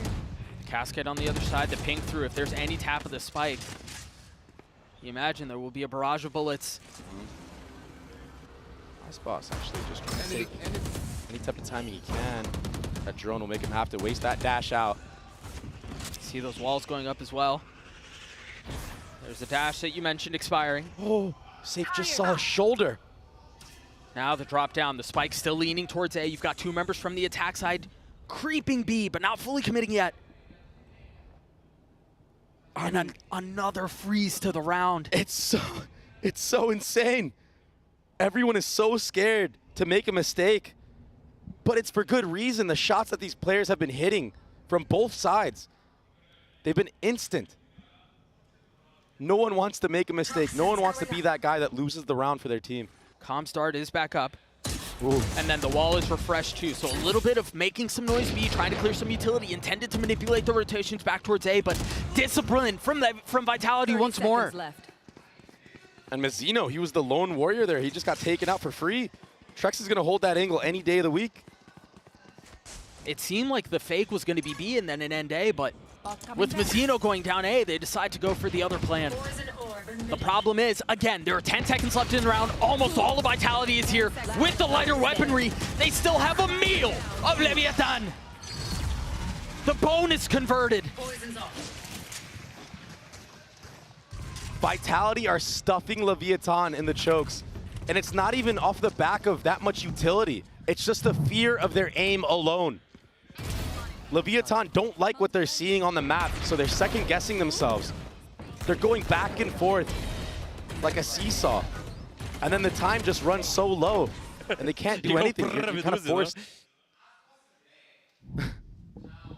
You're kind of forced to just have to rush in with no time left. You can't really do your due diligence and clear out everything. You're just going in blind at that point. Right. So Lab, they need to up the pace. They need to be more confident and not be so hesitant. And that's what we're seeing right here. It's just going to be their A hit. It's an A hit with Stingers, a Guardian, and then a couple of Sheriffs. Whoa, Safe gets taken down very, very low. But the Dizzy over the top. And the shots, that could have almost been deadly, but Kix is. Spike down A. I mean, it was more of a decisive hit, yes, but it feels like it's the same result. Although note here, Runner and Safe both very weak. King not much better off, but look at the discipline, man. They're not giving him single fights. All 3 players corralled backside. This has just been beautiful from Vitality, unless King can slip the net, but even then, you find one, maybe. That's all it'll be. Vitality get to 9, and they've done so on both sides of the ball in beautiful fashion. A great flood from Vitality off of Kicks' Dizzy. Everyone able to take space in the back site. Leviathan, nobody was watching Heaven whatsoever. Look at this freebie. I mean, no one looking at him. And yeah, King trades it, but the damage was already done. Take on, yeah? Let's go, mafioso. I mean, the calmness is working. He's so calm. The pace, the approach to all of this has been beautiful. And I think that's a testament to how the gameplay has shown so far from Vitality. It has felt very calm. It has felt very methodical. It does feel like it's been a stoic approach from both teams, but we talked earlier about the war of attrition and who it was going to favor. It really feels like it's gone the way of Vitality here. Arguably more than the score would suggest. Yeah. Again, more of a decisive hit from Lev.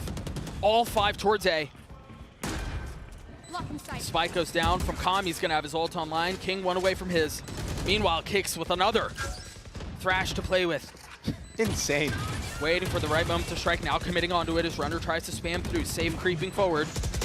Tucking behind the smoke. Mazzino spams through it, and he will find a target. There it is. Yeah, they seem to be overwhelming Vitality here. This was notably more decisive. It was notably faster.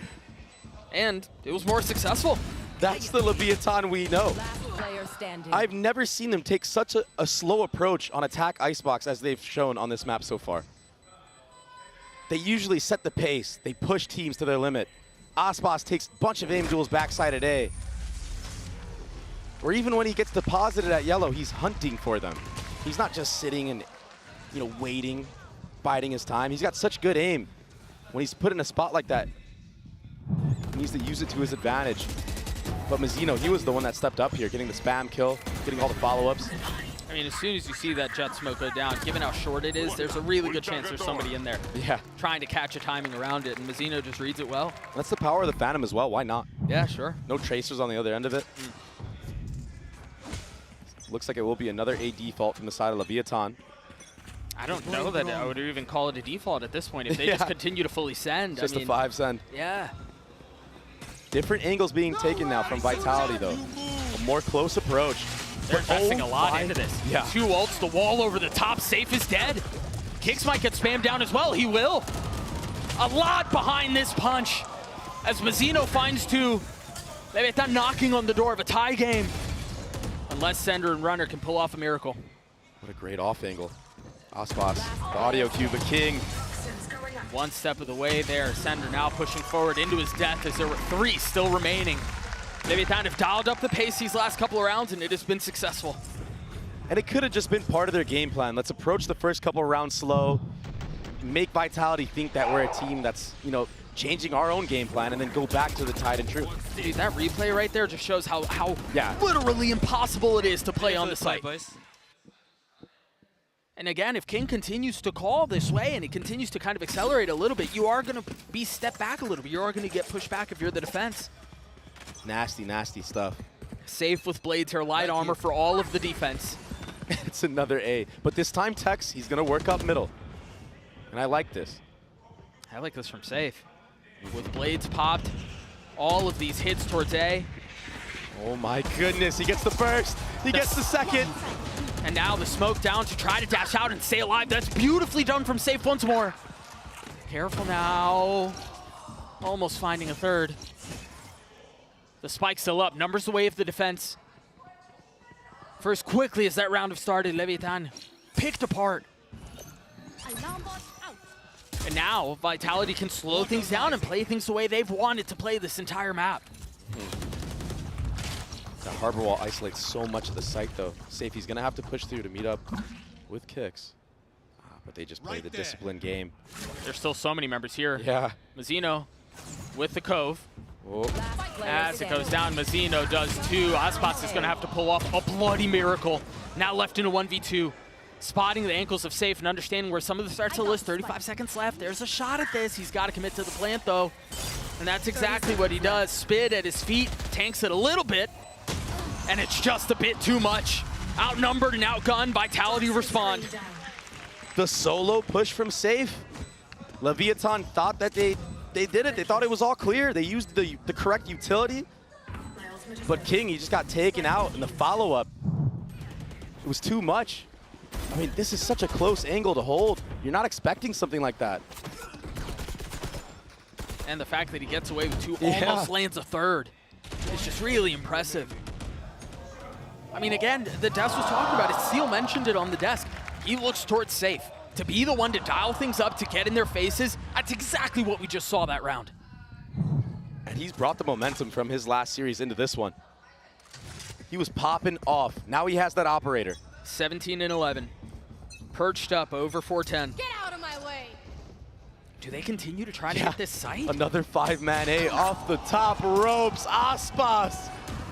Nicely done with the blades as he looks for a second. He had the drone to pave the way. And again, this is the aggression. This is the faster pace that we expect. It's like they're beckoning them to challenge these walls, to try to face through. That's exactly what they have to do here. As the Hunter's Fury comes out, Aspas with Ob, they're gonna have to deal with this lockdown too. They don't really have a response to this either. They don't. So many players inside. Oh, it gets broken for free. Here. Aspas just holding an off angle. There's 2 shock darts for Calm right now. Tap with a spike. And again, the Ob sender down. As the walls go through, Trex gets 2, make that 3! Mazzino left alone. And it's not really, oh, it's just barely planted for him, but I don't think he can get that angle in time. He's asked to get up close and personal. Kicks waiting on the other side. It's been halved, but the Red Bull clutch for Leviathan.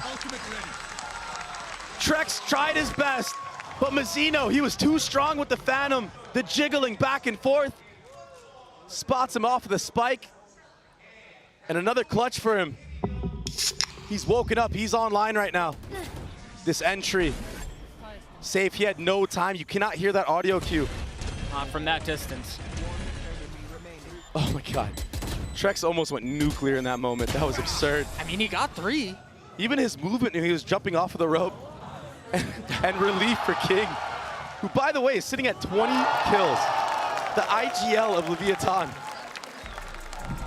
Well, I think that's one of the things that makes Leviathan so strong, and that's what's made them so strong throughout the years. You know what you're going to get with Aspas, but Tex has been such an anchor for this squad, not just in defensively holding aside, obviously, but in the way he's been able to perform match after match. And then when King gets involved too, this is not this is not like a atypical performance for him. 20 and 14 so far, he's looking great, but man, Vitality have really shown up on Icebox here.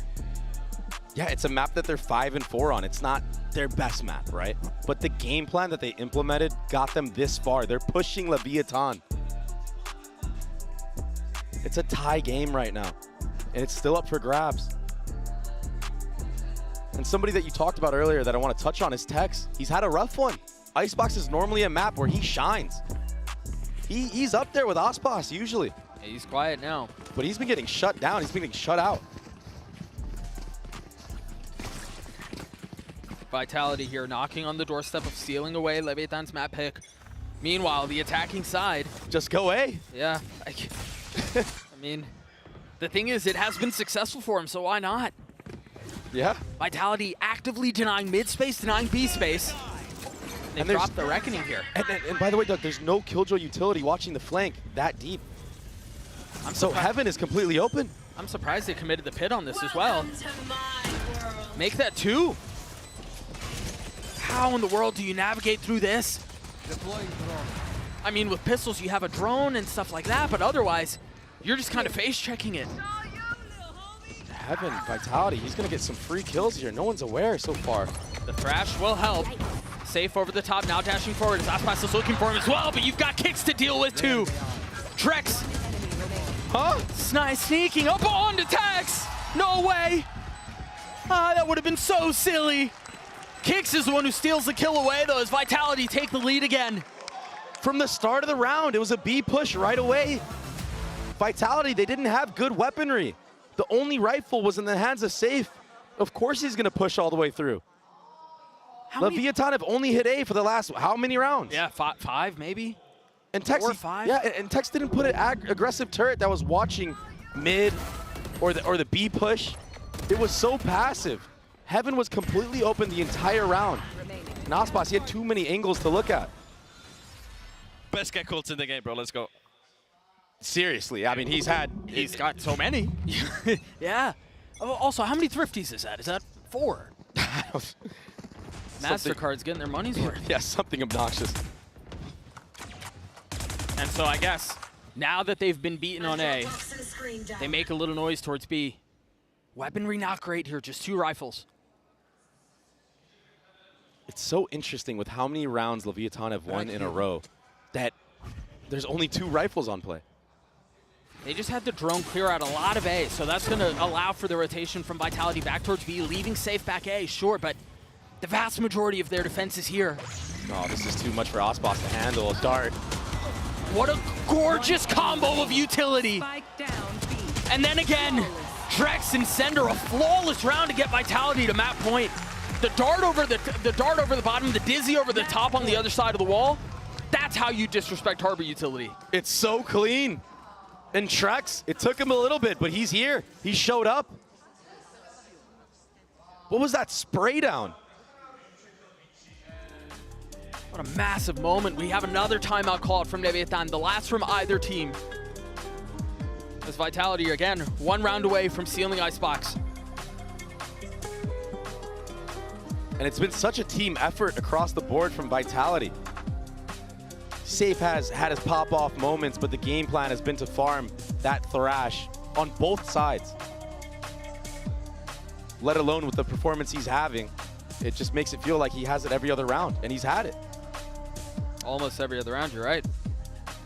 And also Vitality winning that last round cleanly without having to use that Killjoy ultimate, that lockdown. You have that now. And all you need is 1 round to close this one out. Tough stuff ahead of Leviathan. They're gonna have to try to bait out these ultimates, try to not get first blooded. I mean, after losing that Thrifty round, that was an operator that was donated into the hands of Safe. I don't know how they're ever gonna do this, man. I'm not gonna lie to you. They've got a Spectre to deal with, light armor on comm. It's so tough. They have to find a way, though. They haven't really worked the map at all, though. They haven't really gone mid. They've like pretty much only gone A. They went B 1 round, not shown any B default. And it was not a light buy, but it seems like they're going to try to hit A again. This time, Safe ahead of it. Finding Mazzino, a bullet between his eyes. And Vitality are glad to play aggressively A, given how the rest of the attack half has gone. It's unreal stuff. Placing swarm grenade. The cloud bursts through, the dash up, the drone out, sure. But now here's the problem. Even if you do get out onto site, you've got to deal with the lockdown. You've got to deal with Trex's ult. And they just don't know what they want to do. Half in, half out. There was hesitation across the board. And they don't really have the middle of the map either. And there it is, the Safe, the op in the hands of Safe. You have to jump spot. Wise to do it, understanding where their weakness was, where their gap lied. But the thing is, they have nothing to suggest that they've left A. So they're all still here. They're just walking into Vitality's crosshair, but Comm's able to win that duel out. How much more can they find as, again, the walls are closing in. They're getting crunched on. You've got Sender, who's creeping right behind them, nipping at their heels, hot to trot. Aspas wise to it, but they've still got to deal with the rest of the defensive Vitality. They still have to deal with getting the spike down. And on their 3rd attempt, it seems like they will succeed. Now it's on Vitality to figure out this post-plant situation, this retake with an op in the hands of the duelists. Lev have to play this very carefully. Vitality have been so good in these situations. Trex, can he be the hero again? Not this time. Leviathan get to 11. And that was nearly impossible for Leviathan. They had no harbor wall to actually execute onto the A site. But the contact approach in that moment, the setup here from Comm, breaking through, runner, he gets taken out, there was no follow-up. And the Hunter's Fury, yeah, was invested, it created commotion and chaos. Safe was able to convert 1 kill off of that, but the fighting squad was too much on A. they've just relied so heavily on winning these gunfights. Yeah. I mean, we saw it in that round. There was nothing to suggest they had left A. They didn't have mid control. They didn't have any noise B. And it just so happened that they were able to win out the aim duels. This is a really good buy from Safe, buying the Outlaw, understanding that the economy was broken a bit. From the side of left. Leviathan looking to push this to OT. You hear the Outlaw go off. Start not tagging anyone, and Comms ult. Again, just causing chaos. No real damage dealt though, with Safe falls. Big kill out from Aspas. He tries to get high ground. Dizzy's cleared. That shock's gonna hurt though. Yeah, it's gonna hurt as Trex gets another. A 2v2 now for the round. Calm up top. Almost able to clutch it out, but Mazzino delivers. We're going to OT. In the last 2 rounds, Calm has had such big impact. He may be sitting at 14 kills, but the kills that he's accumulating, they win the rounds. Take a look at this again. We're really starting to see both teams really push each other and push themselves to the limits. Trex in the value he's had. You mentioned Calm, how good he's been. Almost hits the third here. Yeah, the flick. Almost hits the snap down onto a runner. The follow-up was great. Whew. What a battle.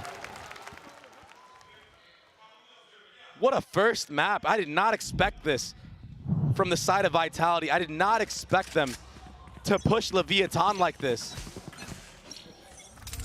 Leviathan showing they can push back at least a little bit. And so the defensive side again for the #1 seed from America's Trex a little bit too far ahead of things. Very overeager. That's another one going down.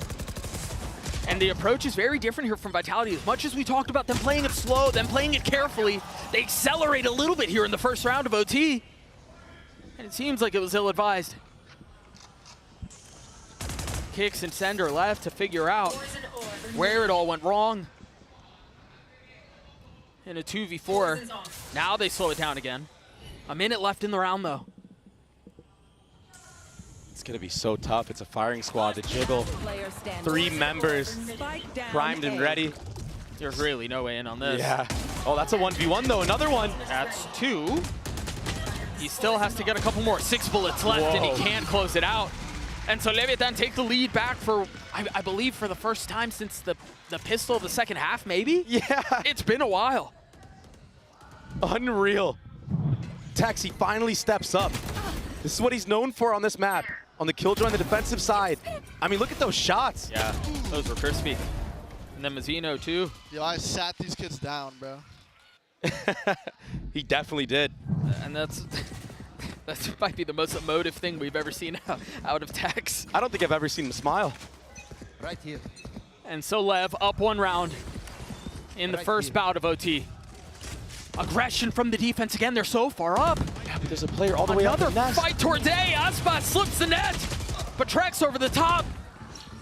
A little bit of damage out, a little bit of kills found, but still advantage the way of the #1 seed from Americas. The drone pushing through. 2 members left here, and they're ahead of these walls. They're ahead of the utility. They've got to win these fights out, though, and they're just outnumbered. There's no way they have enough, and now they have the reckoning that Sender's going to have to deal with, a 1v3 to keep the map alive. Spike planted. For as much as they pushed Leviathan, for as much as they bended, Toxins going up. does not seem like they will break. Toxin screen down. Yeah, Calm's wrapping all the way back around as well. King has a molly. There's still a cascade in play. Toxins going up. It would take a huge blunder, one of the biggest we've ever seen on the main stage. Sender dropping the spit, exchanging for the one at his feet. Toxins going Dart behind him too. I mean, no. This has to be the most miserable position for a player to be in. Again, Vitality pushed him. Vitality really gave Leviathan a lot to think about, mainly on the attacking side, but it was just not enough at the end. Leviathan weather things out. They close out Icebox, 14-12. Sunset on the other side of this. We'll be right back.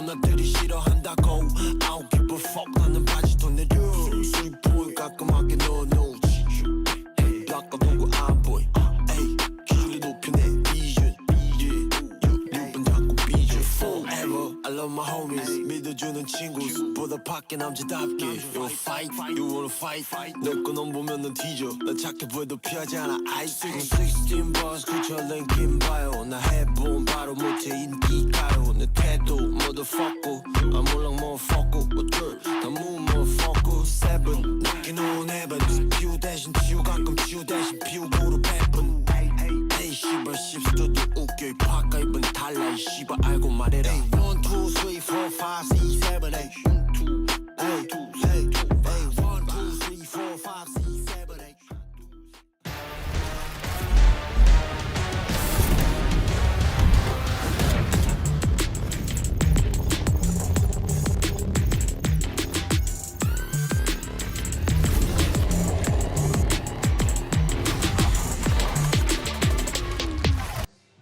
Leviathan, they're on the board in this elimination match. I'm now joined by their head coach, Itapata. Now, before the game, we heard some of the players on Vitality talk about they had specific counter strats coming into this match. Did you feel any of that on Icebox? Is that why it was so close? And if so, how did you deal with these?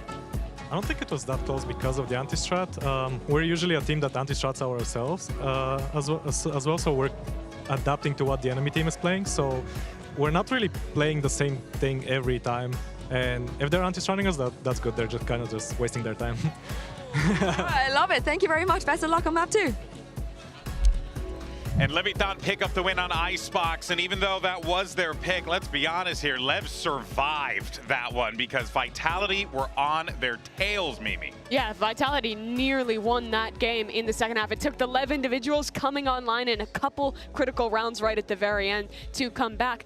But Vitality, man, I think if they had gotten a few more rounds on the board in that first half, it could have been theirs. They had continual problems with dealing with B main in that half. The Lev player who's managing to lurk up in that area and then kind of own them on these A execs in a lot of rounds. I was worried at the start of the game for Vitality. It looked like they were having a very slow start. Yeah. Telegraphed approaches to everything, not doing any sort of B pressure. Sender being the first point of contact on a contact round, walking up, dying, and they had to play without their Viper, their only smokes character, multiple times, and there was no push-pull element of it, and it wasn't really until the round 5 they got a big round off of the Thrifty at middle and B area and the kitchen halls area, and that was like a big moment for them, and it seemed like they were gradually picking up from that point onwards, started getting the rounds leading into the second half and all that stuff, and it really was looking like it was Vitality's game for a really long time there until Lev suddenly woke up towards the end of the game there where we saw those few highlighted rounds. And this has been kind of a consistent thing for Lev, I feel like, having these kind of struggles in the middle of games and then needing these individuals to step up, but they have so many incredibly talented players that can bring you those rounds and keep you in that series, and I think this now puts Vitality in a bit of a scary position.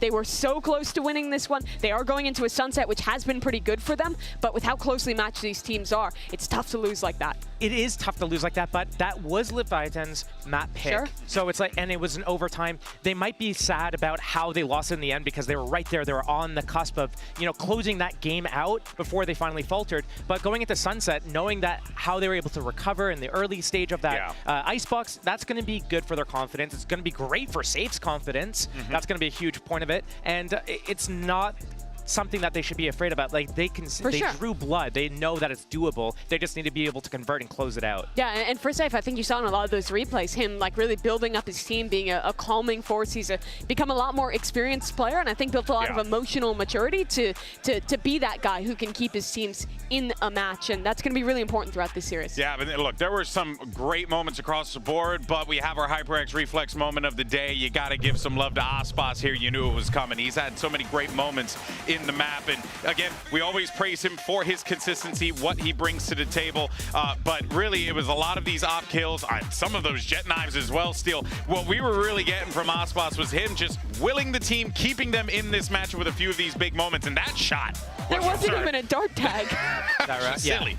That was just silly. There were a few moments back and forth between the two teams here that kind of got ridiculous results out of it. So right there, that's a huge round for Lev to win there. And also was getting that collat. It was just, what? Yeah. That, silliness. That's unreal. Silliness across the board. But that being said, though, on the other side, even though Safe, you know, the stats obviously favor Aspas a little bit more, I gotta say, Safe was bringing it in a few of those rounds. He had a lot of big moments, I think, especially on the attacking side, getting some really big opening picks on their executes throughout that second half. And this is going to be a fun matchup to watch, not only because of the history. Safe, locked in, Aspas, chilling. Yeah, like when I see this is a perfect illustration of kind of how everything went, because Aspas was kind of chilling back a lot of the moments, going in last or not first at the very least, and just waiting around a little bit. And then we saw on the other side of it, Safe was just leading the charge and going in first, taking a lot of these opening duels, even on defense. Yeah. I think we will see a difference now going into Sunset, where both these guys are expected to play that Neon, and I think both of these teams have a lot of set plays for kind of opening gambits built up around that agent. Yeah, well, we'll talk more about Sunset in a little bit. For now, though, let's hear what Coach Gorilla from Vitality has to say as we get ready for Map 2.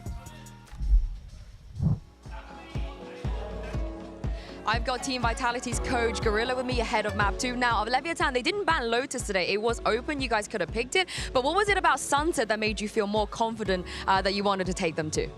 We've had more reps on Sunset, so in general there's just a better feeling for the map for the team. I think the reason why we picked Sunset is because if we'd picked Lotus, there was an opportunity for the veto to get a bit funky. And these three maps for us is like, at the end of the day, they're really good maps for us. So, you know, if we lose this game, then it's just down to them being better and us not showing up. So we're very confident in Sunset and Ascent. All right, thank you for your time. Best of luck. I think coming out of Icebox, if you are Vitality, excuse me, Steel, you are feeling pretty confident. Yes, Leviathan turned up to 11 and were able to close it out toward the end there. But as you heard from Coach Gorilla there is a confidence there for Vitality, and I think it's quite earned on Sunset. The Vitality, they were right there, and had they closed out that Icebox, it could have been an easy 2-0 for them, because they are right. Their Sunset is their strongest map. This is like their go-to pick in so many of the matches in EMEA, and we're not going to see anything really crazy. You pointed out already that we're going to see the Neon heads up here. The big difference is that Lev is running the Breach to set up the Neon, whereas Vitality is running that KO. Neither team running a Gecko on this map, which is a big plant and spam. Yeah. I think there's a big regional difference here. A lot of the EMEA teams favor the KO here. No one in Americas is playing this agent, so I think it does play. It's kind of change how Lev has to play a little bit here. As a side anchor, you're going to have to deal with those knives. There's a couple unbreakable knives on this map that can cause some troubles, so maybe Lev going to look to play a little bit more of these retake setups, and I think a lot of that force on dealing with the KO is going to have to come down to Tex on this defense. Yeah, Tex, I mean, he's going to have to figure out where he's going to play, but just knowing how good he is mechanically and being able to get the first kill and get out, I do fear for how Safe is kind of going to maybe go too far ahead as Neon sprinting way too far ahead. Vitality's going to have to be ready for some of these set plays around that breach stun as well. That can really put Lev in advantage early on. Well, Leverage is one step closer to making it to the playoffs, but Vitality have an opportunity to force Map 3. Let's send it back over to your casters, Doug and Baby Bay. And what a sweet thing it would be if they could pull it off. Vitality staring down the barrel of elimination, but Sunset, something they're comfortable on, a map that they're very familiar with. And I mean, yes, Leviathan are no slouches on it either, but you would kind of want to favor Lev here, Dre. It's tough. I mean, Mazzino's very, very good on the breach here, but since Safe went to Neon on this map specifically, Vitality have been 6-2 on it. It's unbelievable the turnaround they had putting Safe on Duelist. The problem I have is he's either dropping 30 or he's dropping 10. So which Safe are we going to get? If he performs like he did on the last map, he might take this one home. See the knife and the dart used in tandem towards A at the beginning of the round. Aspas with a slow step back. Yeah, and a walk-up off of all that utility. I think that Leviathan thinks it was a feint. But either way, they're going to play retake on the site. They're going to clear out all of mid. It's just going to be a retake versus post-plant scenario. Yeah, they're kind of glad to do it too, given all of the Cypher utility that's still up. They still have a cam perched over the site. You still have a trip. They might flood through this smoke, Doug. There's a dart lineup from Calm right now. Cam sees a lot of players on site. Zeno has a fault line too. Oh, the stun first. Safe falls. Both shocks out as Trex continues to cause problems. This time getting the best of Tex. A tap on his spike, but no kills found yet. Trex still playing really far back on the site. And you've got Calm who's waiting for him. Meanwhile, Sender pushing forward into the smoke. Aspas with 3. Trex, he knows Calm is there. Finally swinging out now. He's gotten it to half. Aspas is very weak, but that's a 4K for the duelist and the pistol for Lev. And what a shot at the end there. Aspas, he slid right past Safe, running through that Omen smoke. Safe. I don't blame him for going for that stun. That was the perfect timing, but Neon is too quick. Yeah. And the self-stun worked against him. What a retake. What a flood from Leviathan. A much faster paced approach. This was so close. Let's go. Jeez. What a start from the lad. And now he's 4-0 already, building up 2 orbs off of that ultimate. And he gets a Vandal full armor off of that. He's going to be so confident in this anti-eco round. A strong start. Another defensive pistol win for Leviathan. I think the question in situations like this is, do you put yourself in a position to potentially lose it? Really nice positioning out from Tex, just barely dodging the flash, swinging into the second. Aspas joins in on the fun. Those two alone have claimed every single name of Vitality this round. Trex is the last one standing with a nice bit of HP, continues to get tagged through. A flawless round for Lev. Protocols on protocols. The breach stun that Mizzino had all the way from A-Link. It sets up Tex to not get overwhelmed by the classics. And it was a team flash as well onto Safe that Kix had. The timing just not quite there. That's something that Vitality are going to have to clean up on this next gun round. It's going to be hard for Safe to get entries when the timing is just not on par. Aspas has the finger guns already. He doesn't even need it though, and it's going to be an aggressive B main take right here. 6-0 so far. There's the aggression that you were talking about, the dash. Dude, forget about holding B main with a rollout like that. And the reason Leviathan do this is because they want to put pressure on B main and kind of funnel you towards the A site where they have a retake setup. That's why you already see Aspas leaning all the way towards top mid. They try to manipulate you into what they want.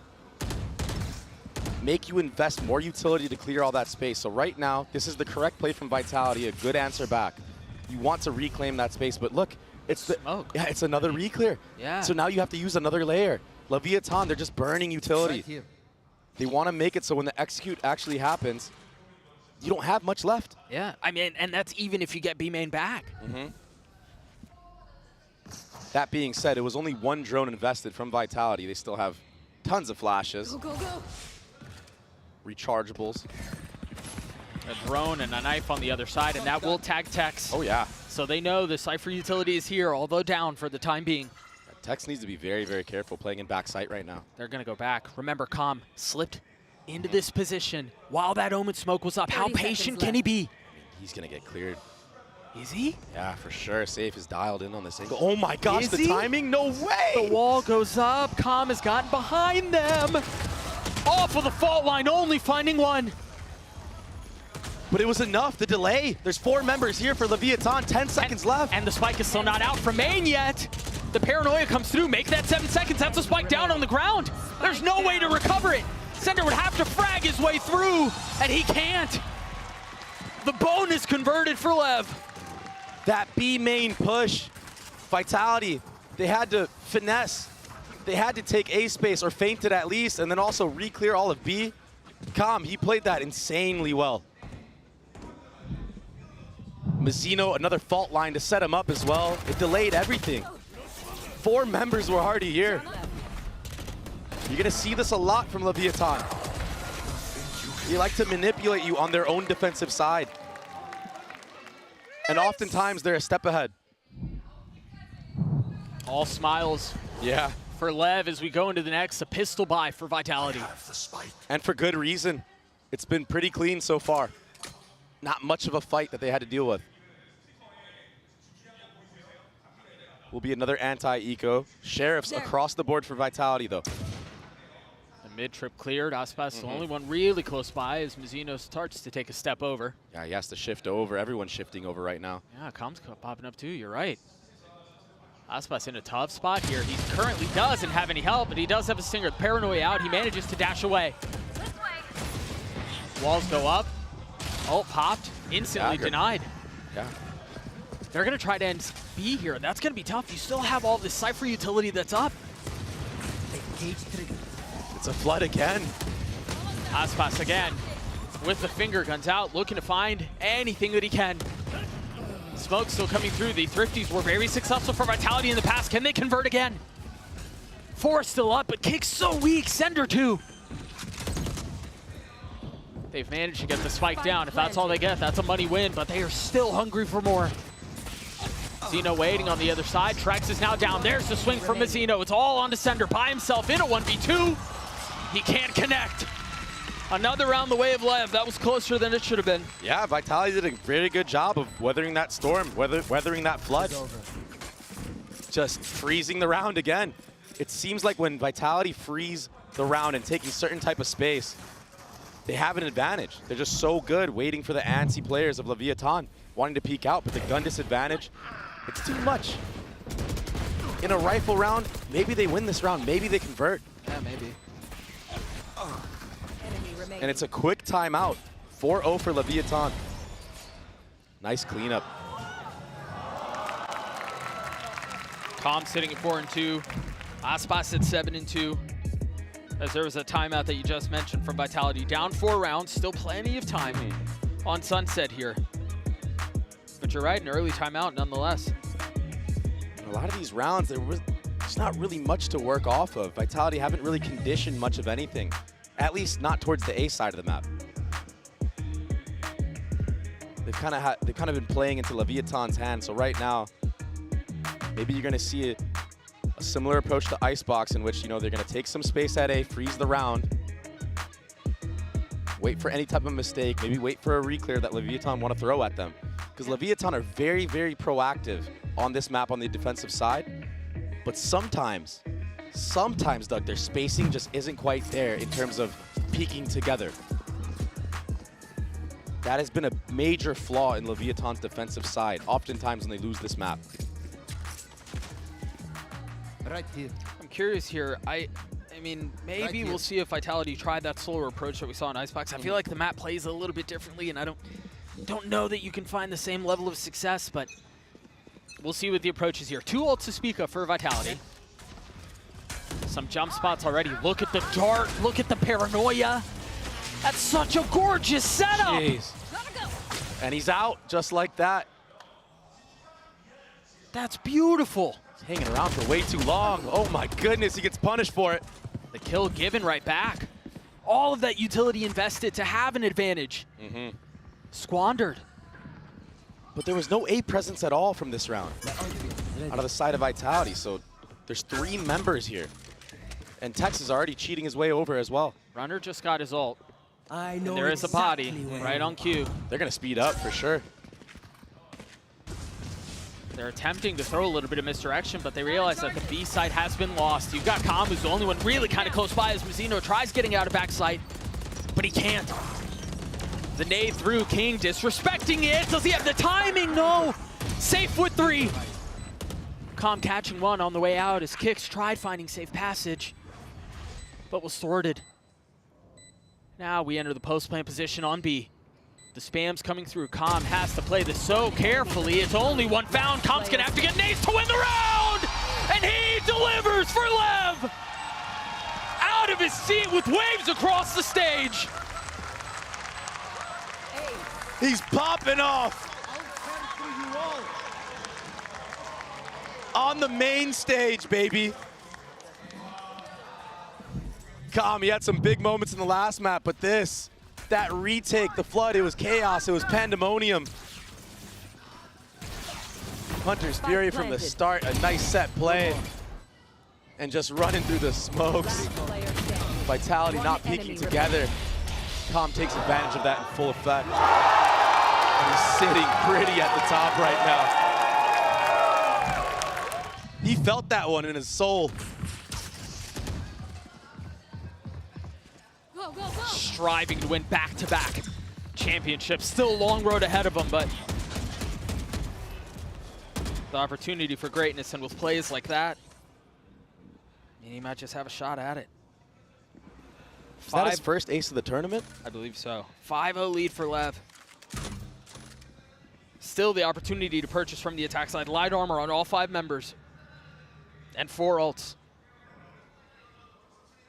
This is a way more passive approach from Leviathan. Changing the pace on their defensive side, partly due to their operator being in the hands of Aspas. Yeah, it slows everything down, you're right. Smoked off of mid. Yeah. Oh, that's hurt. If he commits this, oh. Good cancel right there.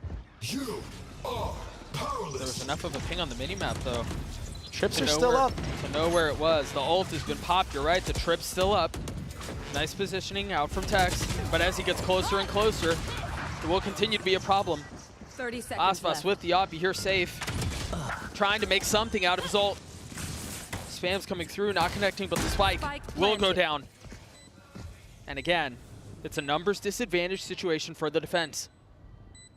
Operator as well. How do you retake with this? It's so hard to clear out these close angles. I mean, we've seen this before, but Com's not alive this time. The thing is, where the spike is planted right now, sometimes you can't really get the spam, but they're not going to go for it. They're just going to take these fights. King has so much utility here. He's got smokes. He's got, I mean, he had everything, but decides to try to take the fight. Aspas can't get away. His safe was on the, hunting him down. You also had Kix, who was on the reflank across the middle of the map. There was nowhere to go. A big round for Vitality. Yeah, Vitality not falling for it this time. Ready for that contact approach in the retake, close up main. But yeah, you're 100% correct. There was so much utility that King had. He had a smoke, he had paranoia. The stun was still there. We're back, we're back. And they're back. I mean, it's so, I mean, just getting that, especially when you're down 5-0 or, you know, however many rounds in a row that you've lost to open a map, and especially given how you lost Icebox, that first round is massive. Getting the monkey off your back. Again, all moments like that. Yeah, again, all that B main space denied from Lev at the beginning of the round. They've left Com and instantly rotating back towards A. The trip to cover the middle of the map. Vitality are here, and they're here in numbers. They're here in strength, but they've already lost Sender. Knife only tagging one. Now Tex creeping forward, still has a trip. Waiting on one side as the paranoia goes out. Boot 2 kills the way of Lev. Runner's gonna have to do it on his own. Left to settle the butcher's bill. 4 up for Lev. How in the world does he do this? They're so on top of each other right now. Aspas takes the head-to-head. Runner gets taken out. And on the side of Vitality, you don't expect what just happened to you. You don't expect Mizzino to just stay in that smoke, and there's a fighting squad right there as soon as it drops. Spike down A. When Leviathan are up numbers, they usually tend to play a retake approach, a retake style. But this time, they changed their game plan. It wasn't a flood with utility, it was just a firing squad at CT. And they caught Vitality with their pants down. More B main aggression. But this time the knife invested here. How oftentimes we see it in conjunction with the dart towards A. To try to catch the Cypher, to try to get any early info. His timing here from Runner, though, is nice. He's crept up across the middle of the map, has a cam over his shoulder. He got punished for it in one of the previous rounds by Aspas' operator, but that was when a B hit came through. So this time around, Tex is by himself. You've got Mizzino, who's starting to rotate over, but he does not have a fault line. The positioning here from Tex has to be everything. The spike hits the ground, the pistols not really standing strong. There was a Guardian in the hands of Safe, now a rifle for Trex. Runner not able to find any space, not able to find any success. Leviathan gets to 7, they march on. Leviathan looks so ready for everything Vitality is throwing at them. They have 4 players on the site at all times, it seems, on both sides of the map. The B main denial, all the info gathered, it allows them to cheat over. And if you don't re-clear that space, it's just too hard to break through. Nice, let's go. Vamos, vamos, vamos, vamos, let's go. Full momentum. We're finally playing aggressive. Finally playing aggressive. Well, there's clearly been an adjustment in how they kind of approach these last couple of rounds. And honestly, you look at the score and you go, yeah, I mean, that checks out. That makes sense. That was part of the conversation we were having around Icebox, wasn't it? Where is the go that we're used to seeing from Leviathan? It was absent, it was non-existent. But now we're seeing a little bit more of it, oddly enough, on the defensive side of Sunset, but it's been very fruitful. They've dictated the pace this entire defensive half, taking the fight to Vitality almost every single round, and then changing the pace up. Well, and I think Boss gets the off. Yeah, I think you're right. They've done that a couple of different ways, but I really feel like most of the success has been from their denial of B main. Yeah. Right? They're just refusing to give that area of the map up, and then you have the combos across the middle of the map, like Calm with his ult, and the Paranoia and the Dart and all that stuff. You've got Tex, who's been able to post up across A. I think the approach has been very similar, albeit successful for Lev. My question is, what does Gorilla call here on the other side of this timeout? How do they change up some of what Leviathan have been able to do? Because they've been so successful here. I think you either have to deny the B main, or you have to re-clear it. And then do mid-rounding, you know, finesse around the map a little bit. Maybe do a split from top mid. Well, it doesn't seem like they're interested in putting bodies on B main. That was another setup. That was another setup. They had the flash from Breach. They had the dart over the top, and Calm had his ult. Does tag onto one. Sender managing to stay alive. Calm splits the uprights. But again, there's going to be 4 players ready for this. King has that A-line because of that early dart. Here's that split from top mid I was mentioning. But the safe realize there was somebody behind him. No! Now they've got the Rolling Thunder, and that's going to throw both members up. The Paranoia out, sure, but it's just buying time. It's Trex who's left alone, and he didn't have the health, he didn't have the personnel. That's now 8 for Lev. Everywhere Vitality are going, they're being met by 3, 4 members, and it's quickly. They're not ready for the pace. Leviathan are truly taking the fight to them on every angle. Even this, Safe, he did a good job of trying to get all the way in. But Mazzino, he's too confident right now. All of Leviathan are too confident right now. They're 8-1 right now. And think about the difference on what we're seeing of Leviathan now versus what we saw at the beginning of map 1. They were stoic, timid. They were calm, they were very even. Now we're seeing Calm pop off. You got Mazzino's laughing on the stage. It's just a night and day difference. The confidence is brewing like crazy right now from this Leviathan roster. 3 across the middle of the map. Runner, the one being called upon to try to deal with it as best as he can. And there was a drone in B main, but there's nothing to follow up. There's still 2 trips on site, a camera. Tex is doing this on his own. He's just playing things perfectly on the edge. And then he's got a smoke over the top from King to help things out. The protocols are insane right now. Vitality still have guns here, and they still have a couple of ults. There's still danger. There's still threat. No way. To this round. King's got to play his cards perfectly. The smoke is still up. The trap is still there. They've got to understand. I mean, it's their own smoke. They've got to realize there's a threat. There's the fault line. There's the kills from Tex. 3 for him. Again, Trex left by himself. He's going to find his one, maybe even a second, but how much more can you deliver on? 9 for Lev.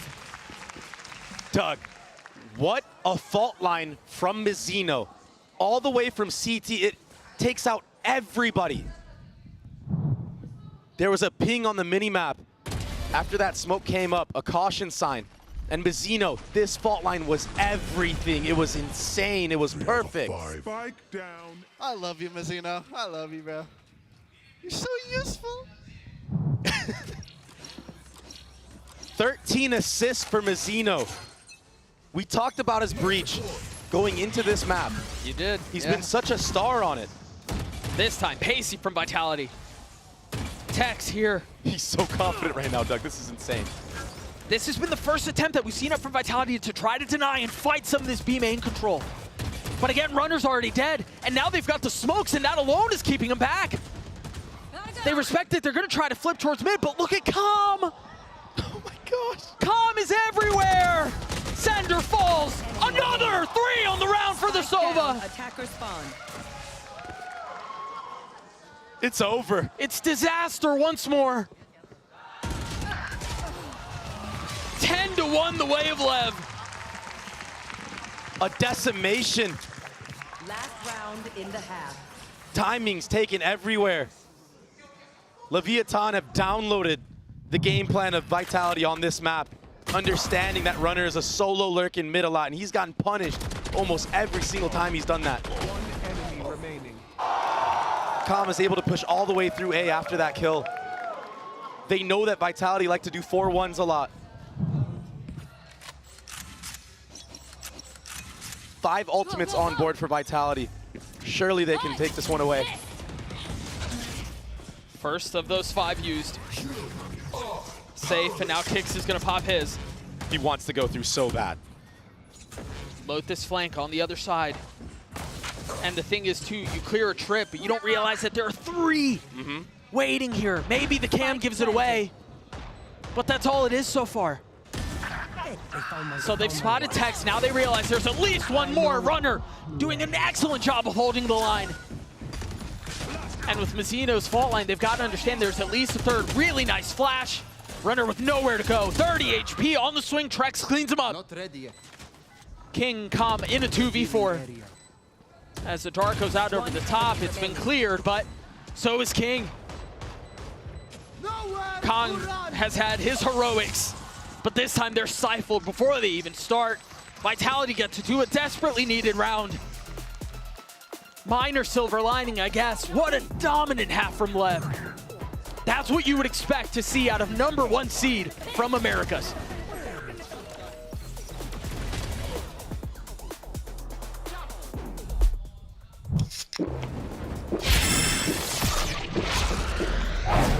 Red Bull gives you wings. Oh, come on. Trade in any phone in any condition guaranteed and get $800 off the new Galaxy Z Fold 6. Only on Verizon.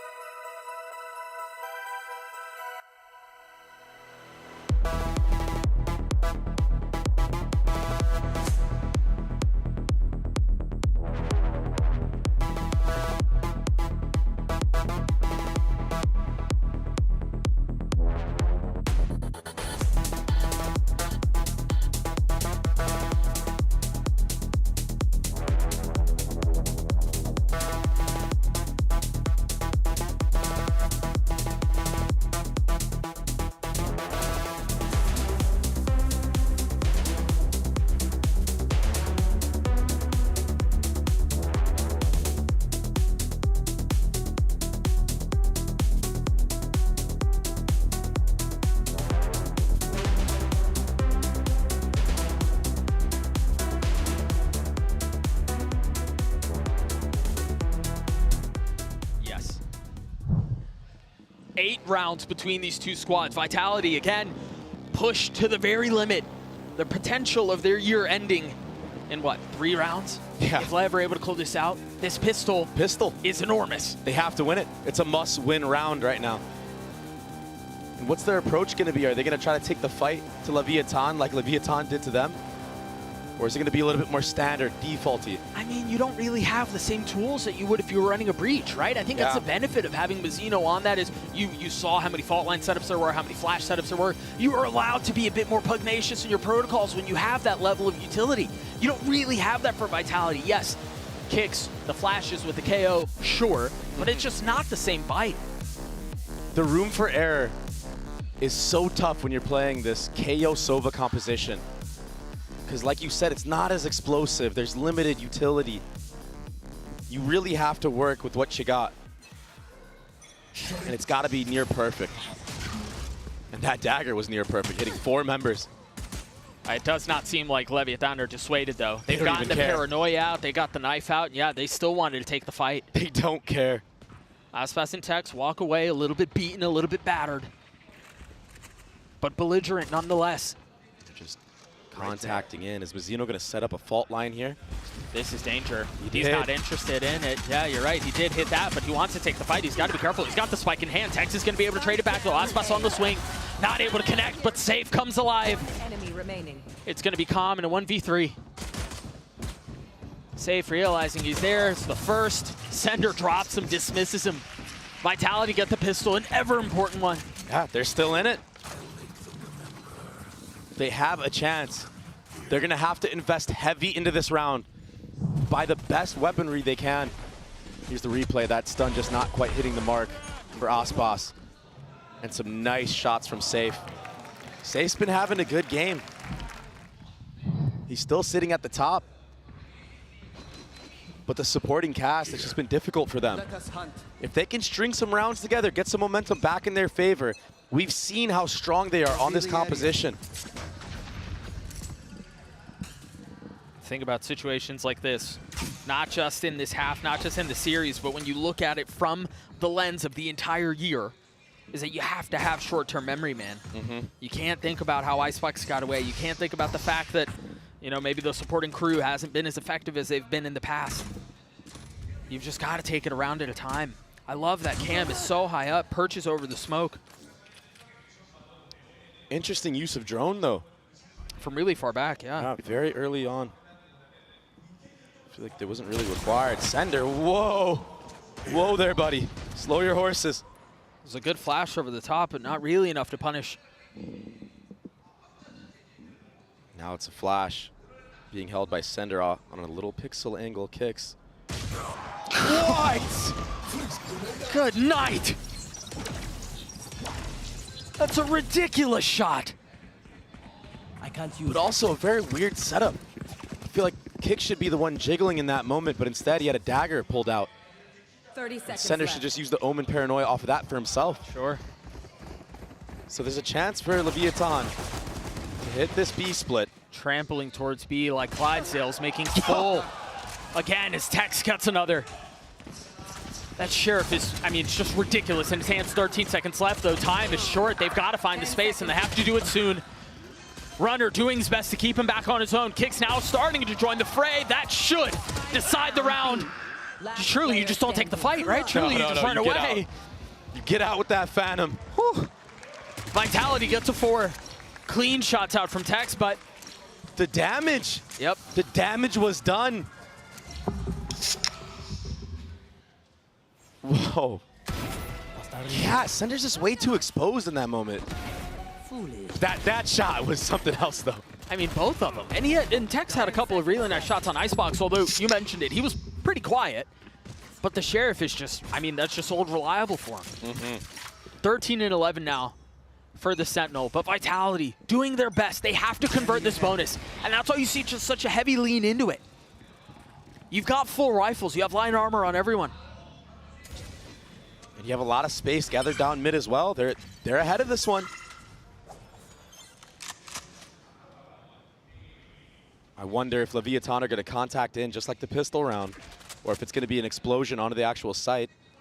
Members of Vitality are slowly creeping forward. He may be, but what's the dynamite? I guess Mazzino has a fault line. And Aspas obviously has the go. What a flash. 4 members. And the paranoia. They've got nowhere to go. They're forced to take the fight back. Meanwhile, Safe has been creeping around the entire time. Calm was wise to it, staring down that way. The paranoia now out. Trex has to face out in front of it. Pushes the smoke, understanding that's where the hit's coming from. Mazzino with 3. And Safe, who I thought was in a position to crunch this entire time, has to take an alternative route. Is now left in a 1v3. 28 HP for one member, but the rest of them healthy. He does have stun. Safe. If he goes for it, he might be able to get both those kills. Quietly creeping forward. He's managed to get it down to 1. There's the stun that you were looking for, but does he understand they're both there? It's gonna have to be a miracle from Safe to pull this off, but Mazzino gets his 4th. Leviathan get their 11s. Mazzino is the MVP of this map on Sunset. He's been out of this world. This attacking half, his impact on his kills. The defensive half, his utility. This was obnoxious. And the 1v1, yeah. 28 HP.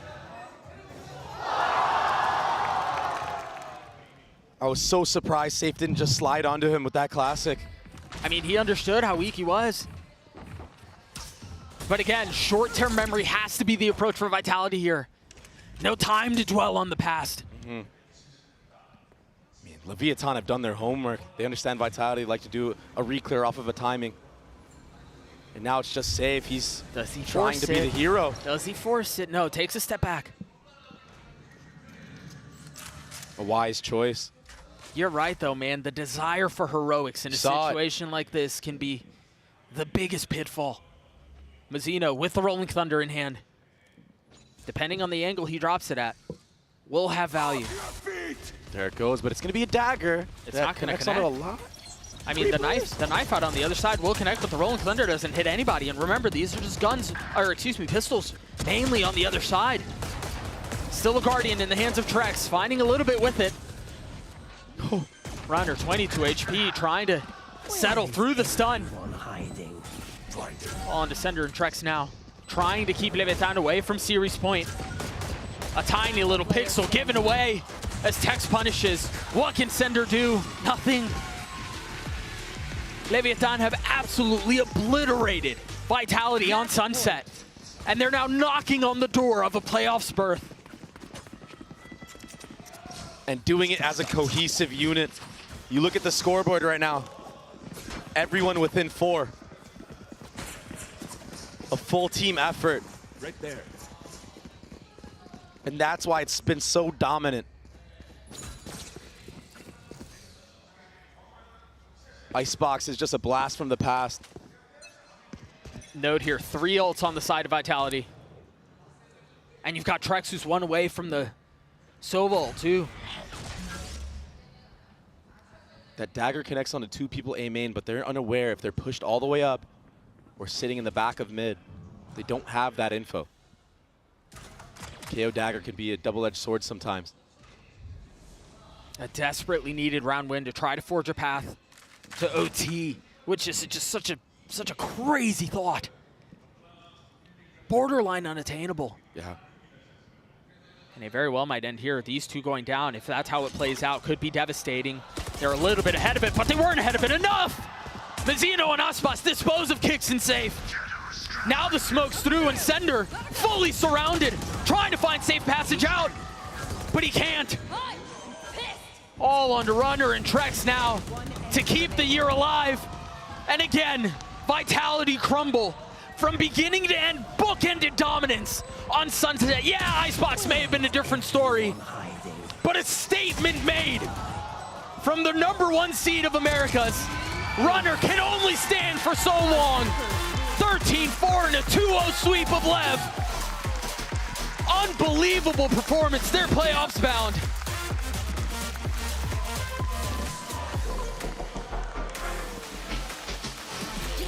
One of the most dominant maps Leviathan have had all tournament.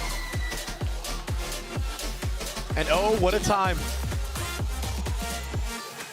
What a sigh of relief too, man, for as much as they were tested on Icebox. Yeah. A night and day difference on Sunset. And it's something you said, losing a map like that when it felt like you were in the driver's seat the entire way through. Your game plan, it worked. It was in full effect. It came down to what? You were up match point for 3 rounds. And to have it just snatched away from you, it can break your mental. But what a great showing from Vitality. It's not what they wanted, but they went on such a run in EMEA, made it all the way here. That's the #2 seed too. But Leviathan stands shoulders above for now. I mean, I would love to pick Ito's brain because, I mean, you heard it in that timeout. Finally, they're playing with aggression. Yeah. That seems to have been the biggest difference. That seems to have been, I mean, it felt like there was a new team that took the stage when that was the switch. And the results speak for themselves.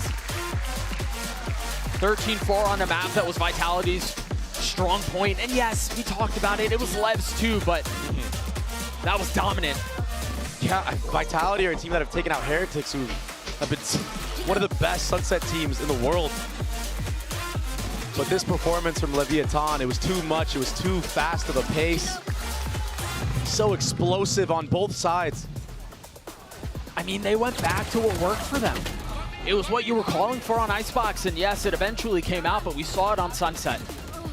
They were decisive, they used their utility. I mean, how many really cool ult combos did we see out from Calm with the Paranoia, with the Dart, with Mazino's flashes too? And even if they didn't connect, they understood how the enemy team of Vitality would rotate.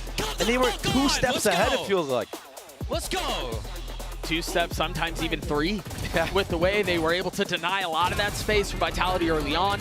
This clutch out from Calm was absolutely ridiculous. When you got Calm out of his seat like that, that's a really good sign, Dre. He second-guessed himself on popping off right there, too. A little bit of a stumble in his chair, but ultimately he pointed the finger. I think there's a lot to be excited about for Lev, thinking about playoffs, thinking about what their aspirations and goals were. This was a roster that was built to win this tournament. We'll see if they can pull it off. We've got Calm standing by for the Verizon post-match interview.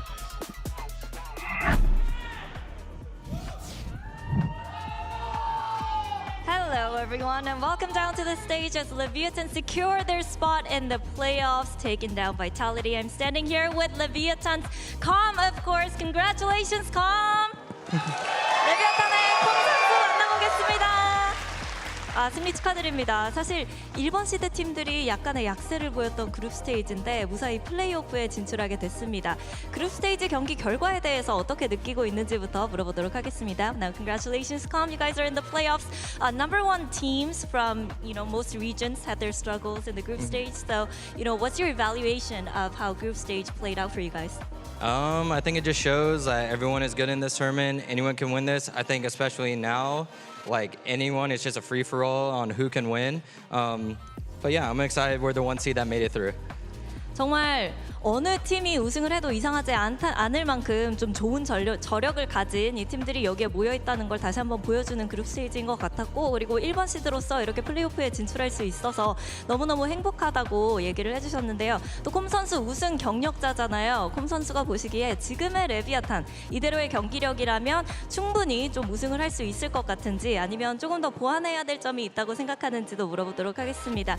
You know what it takes to lift the trophy, right?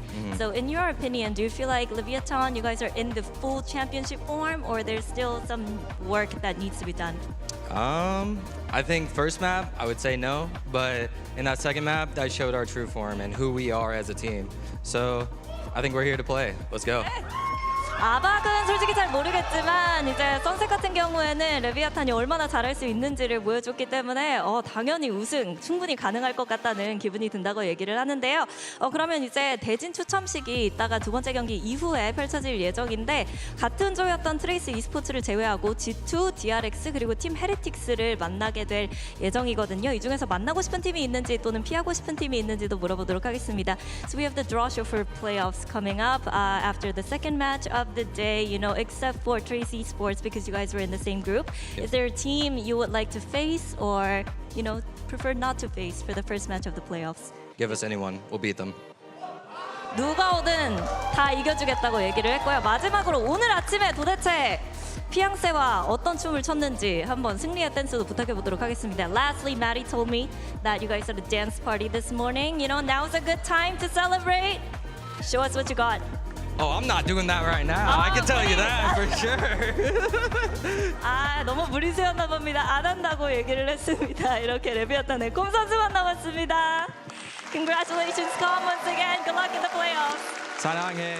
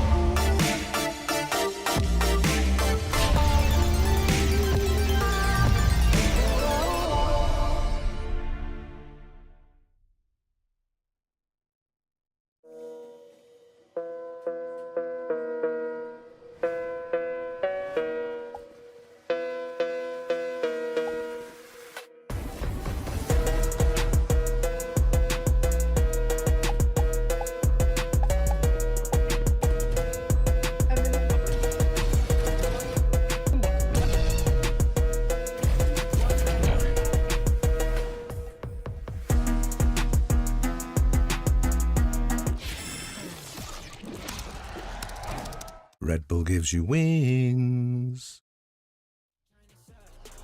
Watch me pop the top, baddie to the club. Shawty in my grip, it's a light, yeah.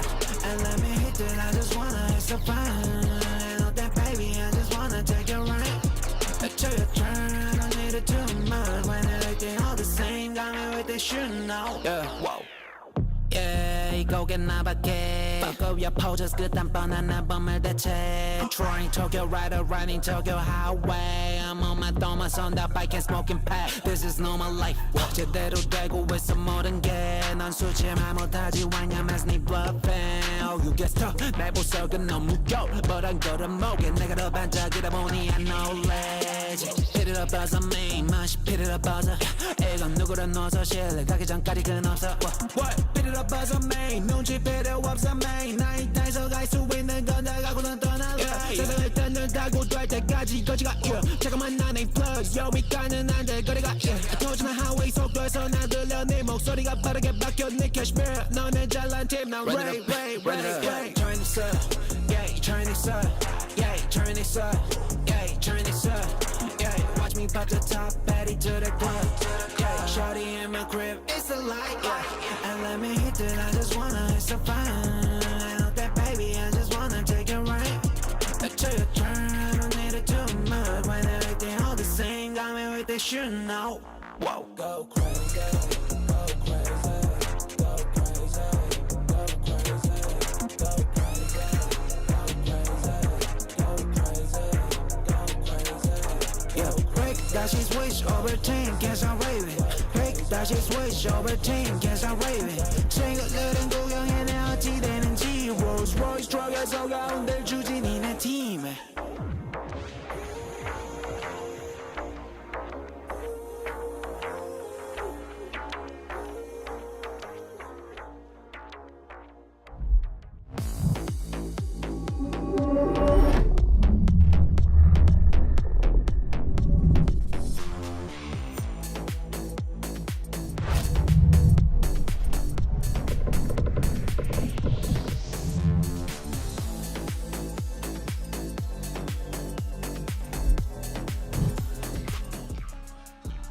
Welcome back to day 10 of Champions Seoul and our final match of the group stage. It's going to be EDG, Edward Gaming, taking on PRX. Of course, welcome back everyone to the desk. Golden, we're here alongside Mimi and Steele as we break everything down. And wow, what a way to start things up. But honestly, with how big this matchup is, there's so much more to talk about here. So let's go ahead and dive into this because this continues that whole Group D, the OG group of death, oh no, the secret group of death, if you will, coming into this tournament. A massive matchup between these two teams. And you can see the journey, Mimi, that both squads have taken. G2 already punching in their spot after a war against EDG. Yeah, both these teams have played the same opponents, lost to G2, beaten foot to get to this place, and now they found themselves back in this rematch that we've seen so many times before. While their paths are pretty much the same in terms of the same results, I think the path is a little bit different in the sense that PRX looked like they were faltering a little bit against Foot at the start there before they were able to find their footing, whereas EDG, they pushed G2 to their limits, and G2 are looking so damn good right now. And it's just impressive that they were able to go as far as they did, winning that first map of Icebox, which is a really good map for G2. Yeah. But no matter the path they take, it always leads to this matchup. Every time. Every single time. These two teams have played each other since EDG came to their first international event all the way back at Champions Istanbul. And for the most part, PRX has gotten the better of them. Only EDG getting that big win at Masters Madrid. And we thought that would be the flip where EDG popped off, went on these runs at global events, but then they ran into their slump at Shanghai, went out in the very first round, eliminated in front of their home crowd by this PRX squad. You win some and you lose some, but I mean, where you can at least draw a little bit of blood, you can see that there is a way to do it. And it doesn't really matter about results that happened from a few months ago. All that matters is how are they looking right now? How have they looked this past week? And right now, I could confidently say that EDG looks pretty good. And PRX, I mean, we heard it from the coaches in the interviews about being a little bit scared, not holding W. And then even one of the coaches was quoted saying something like, even if you lose 13-0, just please hold W, just hold W. And we didn't get to really see that from them until they got to play against Foot on Bind after doing this kind of comeback after Foot had a blunder on one of the rounds, let PRX do a defuse, they got back in the game, they closed it out, and then they go and just start to steamroll. But EDG has been looking good at setting the tempo, so I don't know if they get the same sort of footing into the race as they did against Foot. Yeah, I know, and no pun intended, of course. That's the important part. No, I say it all the time. I can't stop it. Yeah, trust me, I have my foot in my mouth all the time, right? See, you did it again. All right, well, ahead of today's matchup, Yinsu caught up with Kong for a quick chat. Let's see what they had to say. I'm now joined by Kong from EDG and Luna to do some translations ahead of today's matchup. Now, Kong, every single time you've come to a global stage, you've had to face PRX. So I had two questions for you, actually. First question is, how do you maintain a friendly rivalry with them? And second question is, you faced Forsaken many, many times as well. Is there anything nice, maybe a compliment you want to say to Forsaken as well? 我觉得跟他们每一次都很友善，就是因为在训练赛无论如何还有私底下就是一起玩游戏嘛，然后就感觉大家都挺友善的，然后挺有意思的，他们都是一群很有活力的朋友嘛。然后其实如果对我来说，我想对 Forsaken 来说的话，就是希望能够呈现一场精彩的比赛，然后友谊永存。And actually, no matter it's during the scrims or in private, they are super friendly and interesting people, and also they are so energetic. And then what I want to say to Forsaken is we want to present a beautiful matchup to all of you guys. Oh, I can't wait to see it. Thank you very much, Luna. Good luck, Kong. 加油. Well, look, every single time we get to watch EDG, and most specifically Kong, he does present a beautiful matchup. The guy is an incredible player. He truly is an X factor for this team. And, well, they're still chasing that top 4 finish. They're still chasing, the highs that they have had previously at these other events, Mimi. And this is an EDG squad that I think are in a position right now that I think they're pretty darn strong. They just happen to run into an even stronger G2. Yeah, they're in really good form right now. They took a map over G2, stomping them on Icebox, and honestly looking good. And it's been a kind of a continuation of what we've seen from the other CN teams. FPX making waves at both events to come out on top here and really have people remember them. And EDG as well, making this somewhat controversial roster move to bench their IGL, pick up a brand new player. But thus far, it's been working out quite well. I think Simon has fit into this roster and been performing to a very high level and has had really good util usage throughout his time on this team at Champions. It's always good when you have an initiator that can kind of put in that good utility usage and support up the rest of the team, but it's followed by a lot of good teamwork as well and good pacing. It's not like they're kind of doing things one by one necessarily. I mean, sometimes they do and they go big with it. Yeah. But I mean, yeah, we've seen this whole play of, remove your IGL, not work out. So for it to kind of work out here is a pretty good omen for them. Yeah, he's still kind of filling into the assistant coach role right now for the roster, and you have seen them get a lot of success out of their timeouts. You can't really say if that's how Dong putting in the work or any other factor, but EDG, they've really, I think, reinvented themselves. They're a team that was sometimes known for being a little bit stale, playing some of the older stuff, playing double duelist comps after they went out of fashion, really relying a lot on Kong's individual skill, but I think they're showing an EDG that has really solid macro and also is playing a lot of these ideas that we've seen other teams from different regions pick up, implementing more of the Neon into the mix, playing a lot of the Breach stuff, which has become pretty meta. This is an EDG that is ready to adjust their style to find something that will be effective, to find that top 4, that deep finish.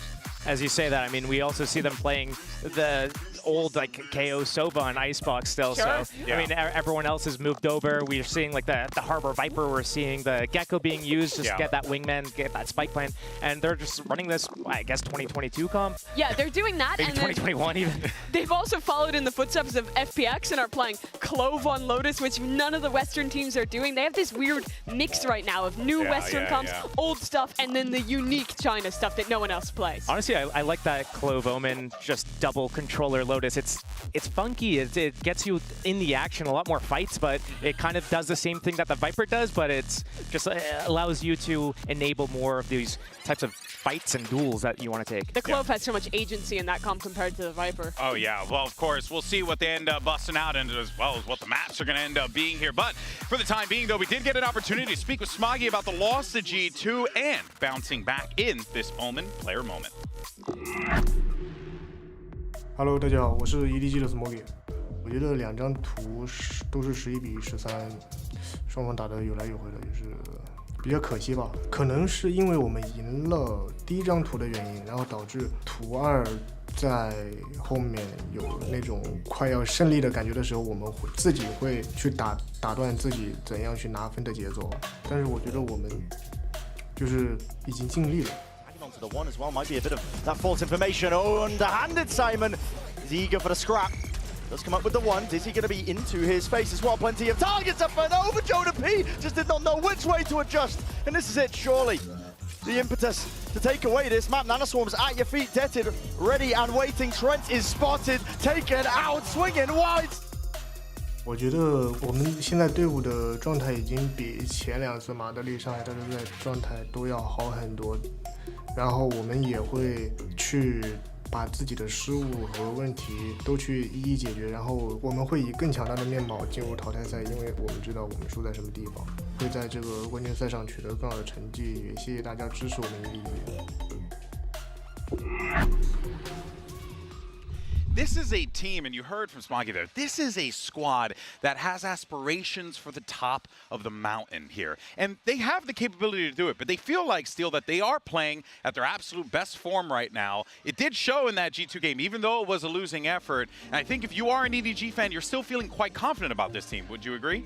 EDG is, yeah, I would say so. And one of the things I want to point out is from that interview, he was talking about how they were addressing the mistakes kind of one by one as they came in. And it's trusting that sort of process to be able to get to that next level. So, you know, this is going back to, do we want to look at these previous results against PRX, or do we want to look at how they are right now? Because if you're losing constantly, especially against a specific team, then you really have that time to digest what's going on and resolve every situation as it arises. And it looks like they have put a lot of that into play here, because, you know, this could have been the #1 seed going out of this group going into the playoffs, but they narrowly lost in map 2 and 3. I think it was 13-11 to G2. So, you know, that is impressive right there and then. I think there is something to be said about like the history matchups when you play a team and you lose them. A lot of times they're being a mental block there, but I don't think that's the case with this matchup, because EDG has beaten them before, and they've also changed up their roster and brought in new ideas since that loss streak that they had to PRX.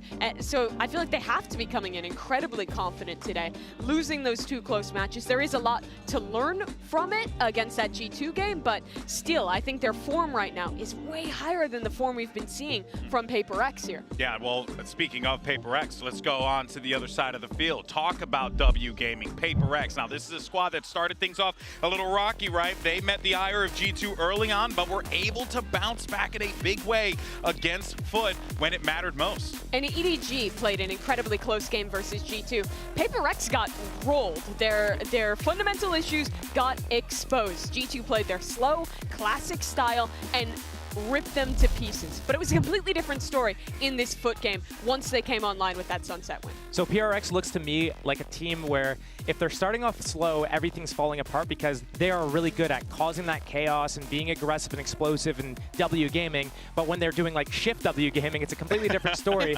And then when they get to playing against, you know, when they got to Foot, even on Bind, they were steamrolling through. They got to like a 7-0 lead, and you could see they keep kind of going too aggressive, and then that could bite them, where it's like they overextend. They get the opening, they get their advantage, and then they blow it by peaking more consistently one by one individually, losing that advantage, losing that lead, and then suddenly it's like, oh wait, there might be a game on our hands here. So finding that soft spot, that sweet spot of not overextending and overcommitting, but still keeping that killer instinct and the confidence to go for it. And I think their issue is once they start to make those mistakes, overextend, lose a few critical rounds, they have a tendency, I feel like, to over-adjust and play kind of scared, play really passive, not take those risks that defines their style.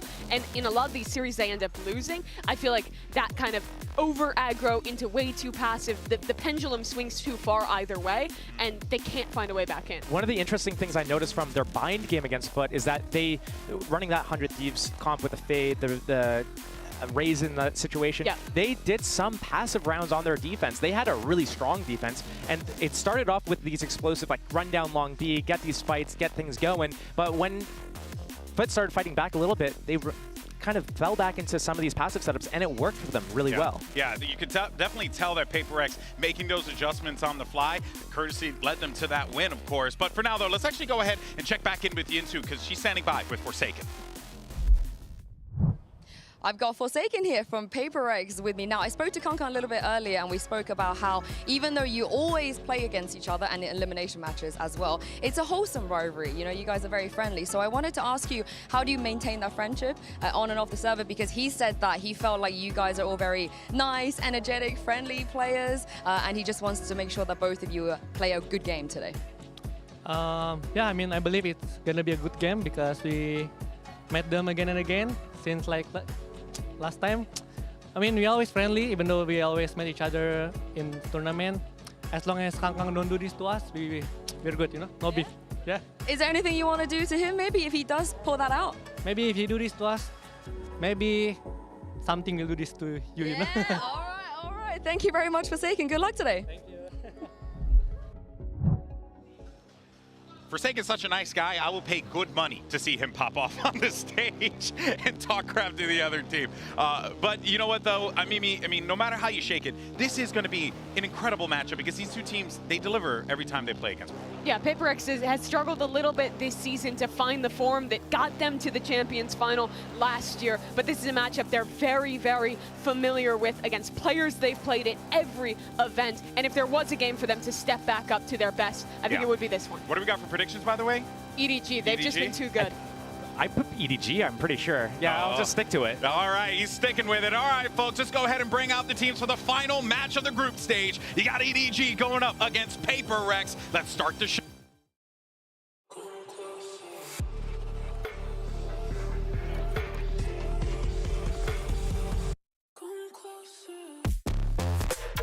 Edward Gaming.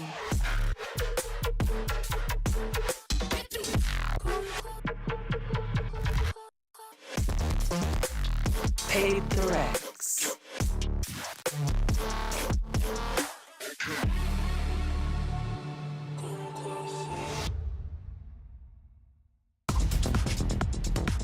It's the final match of the group stage, and it can only end this way. Two teams who have encountered each other time and time again, but PACIFIC has had their number. The question is, can EDG muster up the ability to defeat PACIFIC here in their Pacific region? Is it doable? This, of course, is going to be your series layout. You have Icebox, Sunset, and if necessary, we'll be taking a trip over to Lotus. We start with two respective strengths for these squads. We saw PACIFIC play against Foot on this Sunset.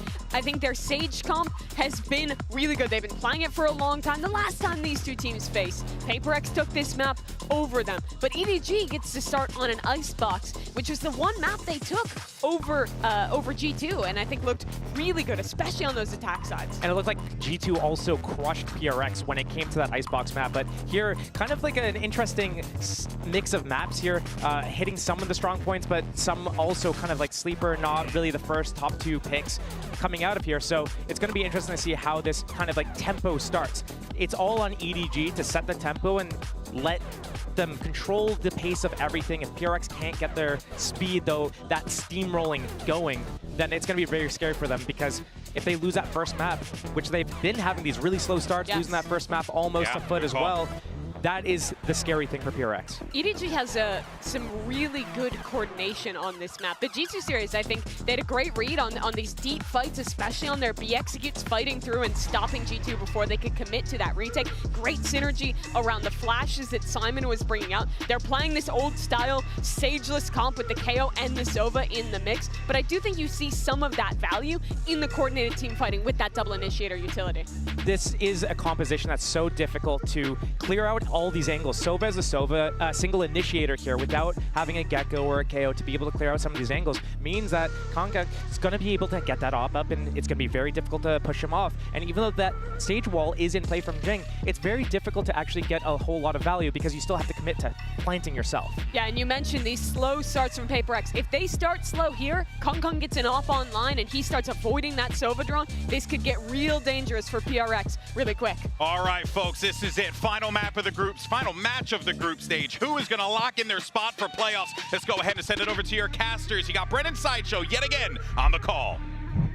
Thank you very much, guys. Yeah, this is going to be a bittersweet match, I think, here with EDG and PRX. Historic, obviously, because they played against each other multiple times now. But for both of these teams, the expectations that they've levied on themselves, I think, have been to reach much greater heights. And they don't want their year to end here and now. And exit out of groups for both of these teams would be that disappointment. But at the same time, while the players on stage might be full of those excited nerves, snakes in their belly, for us at home, for us being able to witness this is a clash between two teams who are fast-paced, explosive, always put on a show. Yeah, enough to make even Icebox exciting. That's what I love about these teams. They will give it their all. D1 Icebox hater. I really am. And there's contact caught by Smoggy. He's just going to get that information. Now PRX is going to be making sure to take that space rapidly at that. Look it's how an interesting deep this wall. is. Yeah, I mean, the Viper wall, the Sage wall, trying to fight for that backside control. And underhanded flash from Simon just does not get that value. Simon, this guy is just unreal. Something on an absolute worldie so far. It's a three-piece. It could be on for the ace here, but it's going to be settled down to that 2 versus 2. Drone to tag up onto these players. They're going to try and force the issue. Nobody under immense amounts of pressure. 9 HP here. Defuse for Smoggy, pushed off and away from it. Still lands a shot, but he's down to 4 HP. Whittled down to barely anything enough for Forsaken to clean it all up. And I hope we're starting as we mean to go on with that kind of pistol round. PRX took so much control over the site. Instantly, as soon as you see where the Viper wall goes down, you know you've got a brawl on your hands. And the flash didn't quite connect onto something. I believe he got saved here, but oh no, not quite. I thought the heal had come through early, but he still had that debuff because he'd recently taken damage. Knocked down that 30 damage from the pistol, taking him to 10. A stellar pistol round though, from something. He picks up 4. Form, I feel like, is, I mean, I don't know. I was paying attention to that as a factor coming into this match here, because in terms of map pool, kind of threw it out the window. Both of these teams, their permaban is Ascent. They ended up floating it. In theory, that means that we're going to end up on more middle ground maps here, on Icebox, Sunset, Lotus. So I want to see if they can carry forward these improvements that they've made off the back of their last series played and keep it going all the way. Something has not slowed down, but will be stopped in his tracks by Kankang. Kankang responds there. But they're still going to be able to retrieve that rifle. Goes over onto Forsaken. Very obvious in terms of the flash there. Just drops it round. Pistols are doing work, though, from EDG. Nobody helping Jing. Yeah, and rapidly approaching his position here. Just the Guardians in hand. Not exactly the most ideal weapon as well against this anti-eco, but finally the crossfire setup comes through, collapses onto them. With 3 surviving into the next as well, you can keep a lot of these guns going in for the bonus. Yeah, not bad. And Forsaken only brought a pistol into this one too, so they're still going to have 4 big weapons heading into their bonus round. I think, just to speak on the map pool for a moment, while we've got this small break in the action, PRX's map pool's really small. People are referring to it as the PRX map puddle, not the map pool. But the fact that they've been allowed to get Sunset in here, because like you said, EDG, they don't really want to ban the perma because it's shared between both teams, but they also didn't target ban. So actually we're going to get a map pool that PRX is fairly comfortable on, which is a bit unusual. I don't think you'll see that too much if they survive going forward into playoffs. They went for the ban on bind instead, which, after watching PRX, I don't fault them on that. Nobody made pushed up improvements. Incredibly deep there. Kind of on his own. Wasn't synced up with Kankang just for a moment at the beginning. Takes the duel. It's a risky one against something and wins it. I will be enjoying it if we get Risk Taker Nobody coming out today, because his aim can be unbelievable when he gets that confidence, and he limit tests. Yeah, he does. Just tries to bail himself out of some of these risky positions and spots. Chichu is quite lucky to be walking away there. And there's no mid-smoke down from Mind Freak. PRX decided not to invest that one at the beginning, and he's actually taking contact here. Yeah, okay, he's going to be covered over the top. That's Jing, making sure he's there with the rifles in hand. Kankang, the punish. But already traded out. Simon, though, is the lone survivor towards the back of the site, operating alone. This guy's getting chewed up and spat back out again. Chichu, making sure to contain. Plug up the hole up through mid. Knows that the remaining 2 players are down onto this site, but what a hell of a task again to overcome. And into the post plan here for PRX. Doubled up. They'll be able to secure that one easily, as it's said. I mean, that's a bonus round for them as well that they're just bringing onto the board. And one where they had to audible pretty heavily. The fact that Mindfreak's holding onto his Viper's Orb at the beginning of the round, that indicates to me that they were going for an A hit, a full A hit, and then as soon as something died, right off the rip, they thought, oh, well, now we've got to pivot, actually. We can't just go into A. But this defense on A crumbled as soon as nobody got caught. That kind of synced up play from Jing at the same time as Mindfreak, taking out nobody, and then Kankan caught on the back pedal. EDG are going to have cleaner defensive setups if they want to stop PACIFIC. This team is going to push you to your limits. And unless you're tight, super disciplined and ready for them, anticipating what they're going to throw at you, it's so difficult. Take flight. It's going to be even harder. We're seeing a lot of bonus round conversions so far at this event. I mean, I don't have the numbers off the top of my head, but... a lot. They're a lot, yeah. Yeah, I mean, they're definitely a lot compared to the usual and the norm, so... Massive advantage. I think Sentinels have contributed to a ton of those. They really have. That Gen G match. Jing's gonna get this plant down. Oh, no, it's okay. It's actually ult committed. You know, EDG are on that half buy, and they're gonna be rewarded in kind. That's 2 pickoffs. Chichu trying to contest and tango, but he's gonna be calling for the reinforcements, and a double swing with the discipline is nice. That's so well played from EDG. And now the spike's abandoned. 2v5. Something in Mindfreak left to try to bail this out, and they've walled themselves off for going for any kind of control. Yeah, just barely missed the body up towards the top. Smoggy, what a shot to hit. And something, yeah, sent to the grave. What a way to open up and get your first round here. When PACIFIC's form was looking better, I'll tell you what I love in particular though. Chishu, smartest player in my opinion on EDG. At times has looked like the best as well. But he contributes massively there to that MasterCard Thrifty by jiggle peeking onto Forsaken. And Forsaken knows he's going to get swung, so he can't just start running, otherwise he's an easy pick. So when Chishu jiggles like that, he's just delaying Forsaken and buying time to set up the double swing. He's just doing this jiggle to wait for his teammate to come with him, and there's nothing that Forsaken can do. He's worried about getting timing. So EDG are right back into it. All that talk about the bonus round conversions, how much it matters and means. The mold begins early. It really does. I need to see a lot of coach cams. Placing swarm grenade. I'm begging you. Swarm grenade out. So the money's going to be relatively equal on either side, so we're going to get a gun round. A lot of ults for PACIFIC to potentially work with. Mainly Forsakens is what I'm looking at. Chichu's a while away from the lockdown, so might not have any intention of saving it. Smoggy once more sees the cloud burst here. He knows that he's under threat into this position, and the off angle will be punished. Plus the 1v1. Something on top, on a high ground, favored in the fight against Kong, who is trying to capitalize on Smoggy's swing, and it just ends up being a raw jet duel that Something wins. That just goes into that extension of the post plant. Overhead with the flash as well, but never been more obvious. Over the top there from nobody to return that fire. Chichu beautiful again with that rifle in hand, but so much more to do at this point in the game, in the round. 1v3. He's looking to isolate some of these fights as well. He's not going to be giving it though. This is PACIFIC looking very well drilled. I was wondering if they were going to be able to carry that form forward. From the last series they played, that bind map, I was dead impressed with them. They were all in sync, working as a unit, and there's nothing scarier than PACIFIC when they've got that hive mind going for them. That's so true. I've actually been fairly impressed with both teams and how they're setting up their coordination. Yeah. And that wasn't just a solo peek from Smoggy.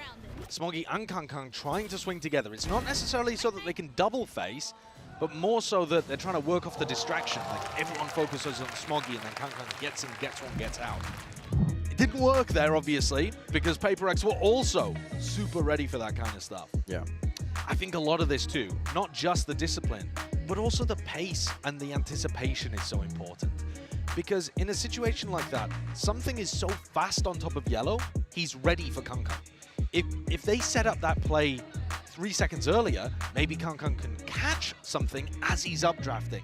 Trying to get ahead of the tempo that PACIFIC plays at and be ready for them, it's a mammoth task. Really but the best teams in the world, like Gen G, for example, when they were incredible at shutting down PACIFIC, and for that matter, kind of have been for the majority of the year, that's what they rely on, is that being there ahead of them and anticipating what they're going to do.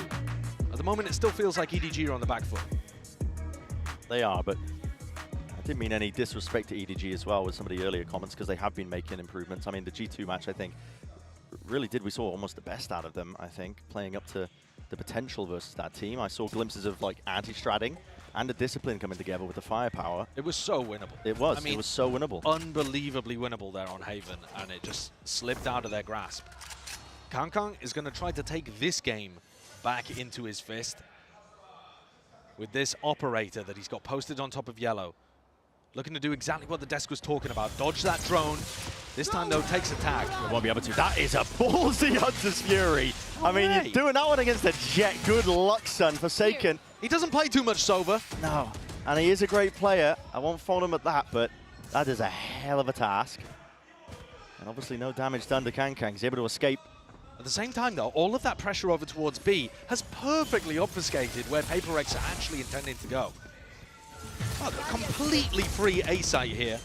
Even enough time for Jing to leisurely break the Nano Swarms and get set up. Not a soul in sight for any sort of flood defense play by EDG. They've got to wait for the rest of their team to get in. They're using a drone early on here. Very forward position set up by Divide. Dodged the drone, just tucked, but now they want to try and double up and take the fight towards the back. Can't give Chishu a kill. Flashes up and over already. The swings are coming out on top of Rafters. It's too much to overcome. Finally, EDG taking these fights together with Smoggy, essentially leading the charge. He's dropped down to single digits, but already the damage might have been done. Mindfreak cut to the corner, close and personal. Still alive here, brings it to that 1 versus 1. Kangkang aim trained onto the angle base. The shot! Run down! Time needs to get onto it. Did the circle already shrink? Yes, it did. PRX. Oh, and he loses the operator as well. Absolute heartbreak for EDG, who looked like they had another round that they were going to put on the board. What a recovery from those PRX players tucked there towards the generator. The retake was working. Yes, Jishu had fallen, they didn't have access to the lockdown, but the trade-outs were working. And that's one where technically Mindfreak gets credit for the Red Bull clutch, but all he had to do was stay alive. Yeah, he did. But he bought the time, right? Got the kills. But just enough. Just enough for the win. EDG are really struggling here. Kangkang. Spike down B. Let's grab himself the one before the trade comes through, seeking to punish that drone. I got the spike. Orbs are being picked up. The war machine is starting to chug here, if you are PRX. And the wall as well. Dropping a vibe wall to take these fights at opportune timings. Chichu. Spike planted. We'll try and even it out with a bit of damage, stray shots, but not too lucky in that regard. Simon, though, let's connect one. Straight to the dome on Forsaken. He's got a lineup for this. It's a big kill, but no weapons really retrievable just yet. It has pulled out the ults, though, that we were just talking about being earned. So PRX feeling that pressure, like they have to combat some of this as well. And now, that is the danger zone. Lockdown. Is he even going to get out? Oh, my goodness. Barely there. But time will start to tick at this point onto the spike and Divide. Surely no hope. You got to think he wins this one. Swings it out. Chichu, nice goal, but yeah. Very little chances there for Chichu to play with just because of that lockdown that was in play. 6-1 now, the scoreline. PRX really running away with his side of the icebox. Simon does a good job there of even forcing out the lockdown, because otherwise that would have been an enormous tool to now contest within the rifles. But of course this is EDG's map pick and they're down 6-1. This is not a good way to begin. But EDG's defense side is not their best side. When I was watching them play this previously in China, they heavily relied on that Kangkang operator to get this side working. Their defensive setups were not the best. And Kangkang's only had it in his hand for 1 or 2 rounds max. Yeah, barely being able to pull together enough funds to get it. Just been crushing. The weight of the corporatocracy bearing down upon EDG. That's a big word. They've been milked. The serfs tilling the fields. They can barely get enough money for their weapons. I know that one. Here. Don't need a dictionary for that.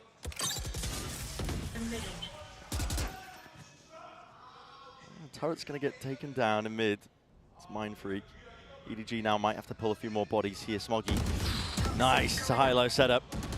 The rest of the team as well. As soon as they catch that player, it's going to force out the res. Wall is up and a bound and a bit of spam and sprayed away. Good punish. Yeah, snake bite. Able to collect that kill here. Kankan posted up over towards B. This pit to deny any kind of re-hit from PRX. And Kankan's going to keep pushing up, despite the fact they haven't heard anything. It's a risky spot, but as PRX go for the mid to B instead, he's going to have a great position for any potential backstab or retake. This looks tough to navigate with 30 seconds on the clock. Yeah, your options are hyper limited. I mean, you can try and pivot back into A, but they've still got the 3 players there, still got the pit. Through the gut though, straight through now, in through mid. Simon with the knife, up against the wall. Catches, cancels onto the drone. There's only 14 seconds left, and they don't have any semblance of map control to lock down again. Forcing them out into the open, the easiest fights here, shooting fish in a barrel, and Simon, this newcomer to the squad, lighting them up. Great closeout in this round for EDG. First round where it really feels like they're in control the entire time. That's one they desperately needed. Still not going to look to invest the operator, by the look of things. 5 rifles on the board. And Kankan didn't even really get pressured in this round. All came down to these fights over towards A. High-low setup. Working wonders. Here. It makes sense as well that EDG picked Icebox. I know they're down 6-2 and they're fighting to stay level in this and a long way off. But PRX did lose badly on this map the last 3 times they've played it. It did look a little weak for them. They don't look weak today. No. It's clearly an area of improvement that Orb tapped up, forces something into the fight. Gonna dash to try and leap into the fray, maybe pounce onto a target or 2 here, but he's gonna get out. No damage done as well. He's been given all the room in the world. Yeah. And the snakebite's been used before the shocks, before the plant. No Making break the on the A-side. wall. Yeah, looking like a playground right now. Viper's Pit. Drop down into the players here. EDG trying to go a bit more fast and loose here. Spam. It's going to be critical. Dash up and over. Onto the pipes. He's found it. Perfect accuracy. At least expecting it. Something though. He's right back at you with the Blade Storm here. Divide catching him. The 140 cleanup from Forsaken. Chichu left to do it all. And it's too much. 7-2 now for PRX. What a recovery in the round from something. It looked like EDG had done everything they needed to. When PRX pit like that, they can't control angles very well. They can't stop the retake from taking all of that space. EDG barrel their way all up to pipes, get 2 kills through the pit, and still can't win it in the 5v3. Shout out to Grandma!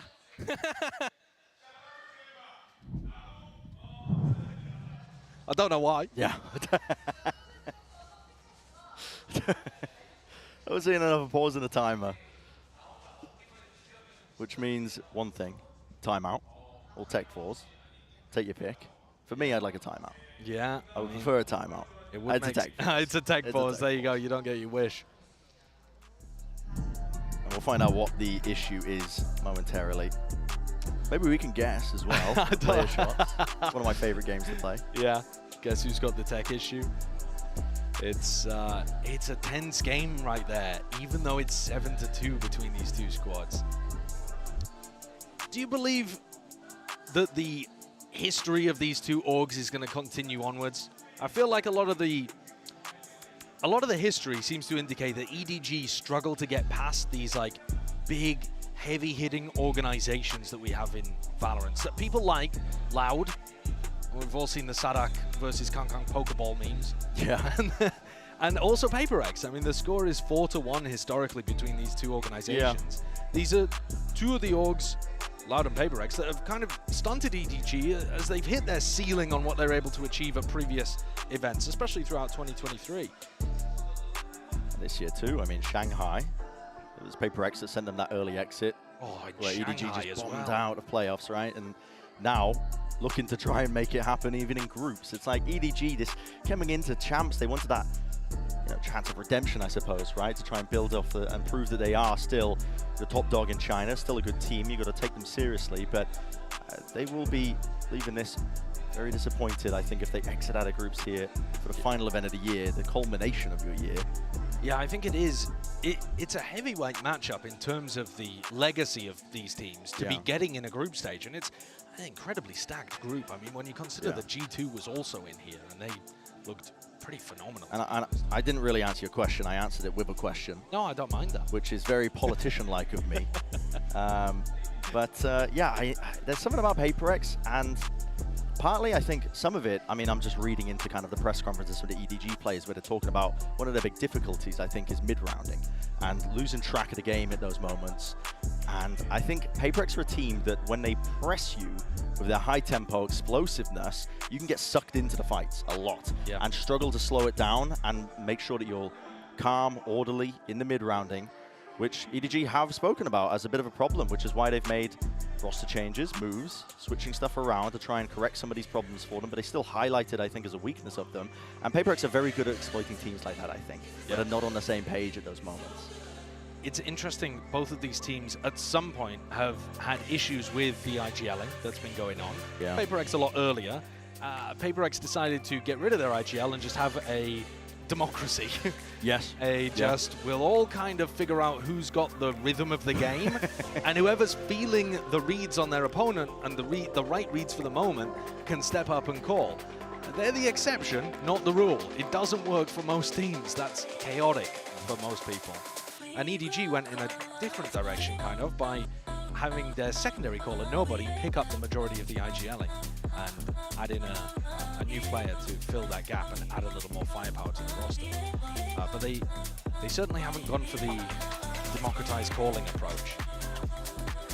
Now, having said that, when you look at how teams thrive under chaos, it is PRX that actually most of the time are coming up with really nice adjustments in those spots, despite their decentralized calling structure.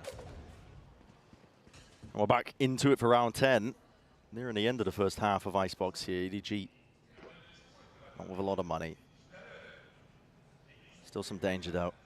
Nobody's just missed that timing. Whoa! He's been caught. Lulled into a false sense of security there just from the contacting up by PRX. They waltz their way forwards into the A site now using the drone to clear most of this way. And it is an eco round, a half-buy round from EDG, but I think Nobody's given them a little too easy of an entrance there. Plan down for Jing as well. Nothing to really push this one back. It looks like EDG might have wanted to take the fight towards it. They're already in through the back of the side. The flash is quite excellent. Cloudburst at their feet to try and defend as well, but it comes down to Chichu. 1v2 in the peak of the top of the wall. It's just so unorthodox. You don't expect it. That's what you get with PRX. They're always going to be trying to knock you off tilt. That's a great peek. I love that one. The wall is so useful. It's not just a wall to get kills on top of, but Jing showing there that you can set up multiple double faces and unexpected peak timings even on that. EDG, they're going to have rifles available. Still not going for that operator on Kong Kong. It's round 11. They need this. Otherwise, they're basically out of their map pick already. Yeah, it doesn't matter how good your attack side is. If you're starting this many rounds down. You need brilliance, and EDG need these last two. Someone's going to throw in that delayed knife, but it just gets broken from what that space is already granted. And given Hunter's Fury, Suppresto pulled out of the animation. That's an ult that's going to be wasted from Forsaken. That was just Simon using his null command to do the job. He's forced to pivot away, but no map control for PRX. It's a bit of a scurry and a scramble, if I do say so myself. They break the turret at least into mid. Poor Timmy. Yeah, they're really threatening some kind of mid lurk right now, which should keep Kong Kong cemented in mid. He's going to get aggressive, take a risk, go and re-clear this a little. But they're still not moving people away from the A site. They're expecting this to be a re-hit. They are dead wrong. Smoggy must find some value into this position. Something rips his head off, man. He's been playing the same angle since the pistol round. He's always on that spot. Bad wall from Jing, has to be broken. And Hunter's Fury forced out at least. Plan was an attempt to be stuck. Nobody. They'll let loose a few beams of lightning. Only the one tag, though. Slow orbs through and out. There needs to be the defense! Kang is ahead of it, though. We were talking about him catching these timings, trying to get quirky with it. Dash, active, Jing. But he's that quirky! They're running straight into them. Seeing glimpses here of the ancient way that China likes to play. Drop down, Nobody. Seeking to deny this plan. Jing, the entire time being pushed to his limits with time. Going down now, but an extension for it. 2 versus 1 Devi. Try and shut this down. Best chance and a long while by EDG, and they grasp it firmly to at least get that third round. What a devastating mistake that was for Jing to make. Putting his wall in such a bad spot. No one was nearby to be able to break it while it was in its weakened state, apart from his own team. So if he'd put it down properly, they would have had a much better post plant. Plant maybe would have been denied by the Hunter's Fury, but at least they would have been in a position where they could get back up to it without getting punished by Kong Kong like that. Now what that dash was, that was too quirked up for me. That was bonkers. But EDG got one on the board. A light chuckle there as well, and a light heart attack. That's what you're going to get in this game, I think. Viewers included. We need to put one of those warnings on, like at the beginning of the show. Any photosensitivities or heart conditions, look away. Your heart's going to be racing here, watching this. Nobody. Unusual with the angle. Will be pushed and postured away in through the back of the site now. 5 players grouped up for PRX. This is it. Sort of the last hurrah, honestly, for the first half of Icebox. Dash up and over something. Again, he's so unusual and unorthodox in terms of his position that he does like to play it. So on this A side, a lockdown though from EDG. It's going to force most of these PRX players out. I believe they'll be able to escape detainment. And now the re-hit. PRX love to go for these. EDG was expecting it in the previous round and they were wrong. Do they stick to their guns here? They're 4 defending the A side. They're willing to fight over this one, tooth and nail, as the curtain drops. Bodies will fall and topple. Forsaken being one of them. Rez online, though. Trying to get these equal trades out, and somehow it's PRX who have found his advantage into the round to buy. Leaves himself as a piece of paper. Smoggy on the high ground, dropped down 6 HP. Not enough to survive. And Chichu alongside him will be forced to spectate. Kang Kang in a 1v2. Spike planted. He's caught the time behind them, but still guns are trained on this spot. And position Forsaken. First shot accuracy is there. 9-3 is where we stand. Forsaken has been playing such a good game. He's 15-7. He's been getting active and involved in so many of these fights, able to play a little more aggressively than you'd expect perhaps for somebody playing Sova, but also more aggro than he gets on a lot of his flex rolls. EDG are in trouble here. Yeah. They certainly are. Barely been time for even a breather, but we will get some time as well, the teams to discuss heading into the next half. We're going to send it down to the floor for a nice little interview.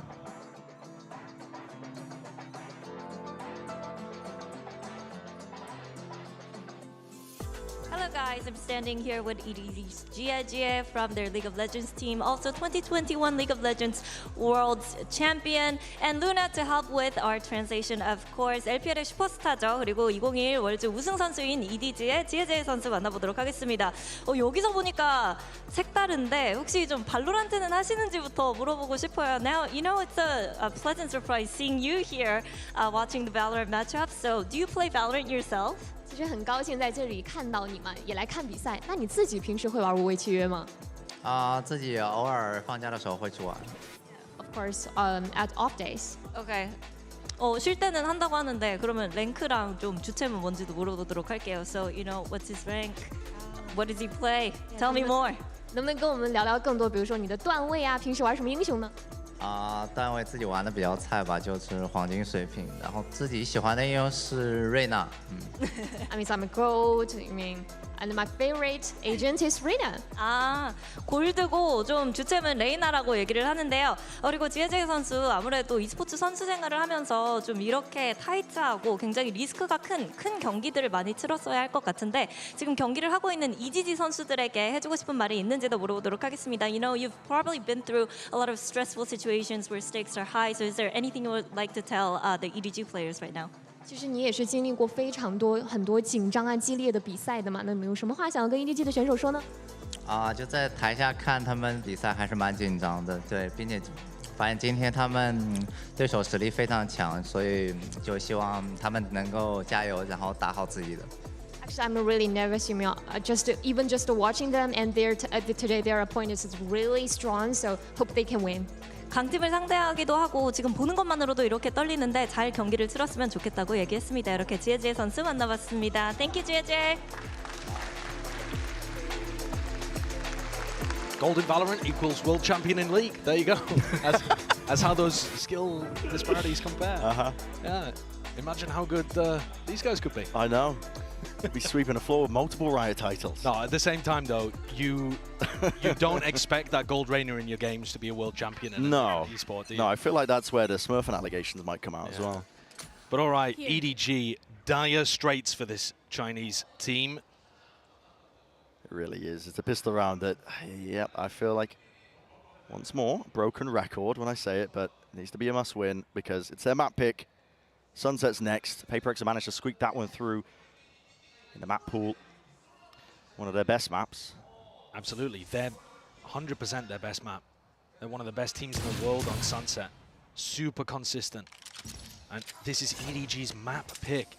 However, on the pistol, EDG have been waiting outside B just for a moment like this, where PRX have that false sense of security and pull people away from the defense. Something, however, returns to the fray. Yeah. They're all grouped up, ready for the fight as well. Once more, Wall's going to be dropping, but heads rolling. For EDG, they're going to be happy with it. Something seeks to equalize, only gets the one, but still plays for his life. Buying time for the rest of the team, and the rotations are bound here for PRX already. Back into the fight, nobody with a plan needs to be defended. Does get it off, and Smoggy, who's the casualty, something still there. Kicking, getting active, spraying away with just a few Sheriff bullets, all it takes. And teammates alongside him. EDG have to sail their way through here with a little bit of discipline, underhanded with the flash as well, but it's being punished in kind. Devi, he's got him penned in. Simon, there's only so much one man can do. And against that onslaught of PRX, it's not enough at all. That's their 10th round. That's a pistol round. Momentum is entirely in the hands now of PRX. And that's also a recovery from a 3v5 situation. Quickly turned into a 3v4, must admit, but EDG should have been in control of that one. Their pistol round strategy, their idea actually worked. But you can see it on the frustration, the faces of Muggle and Haodong. This map, it's a blowout at this point. EDG don't even have enough money to be able to force. They're looking like they're going to get absolutely rinsed, smoked, destroyed on their map pick. And whoever loses here and gets grouped in Champions, it is going to be such bitter, bitter disappointment for their year. Yeah.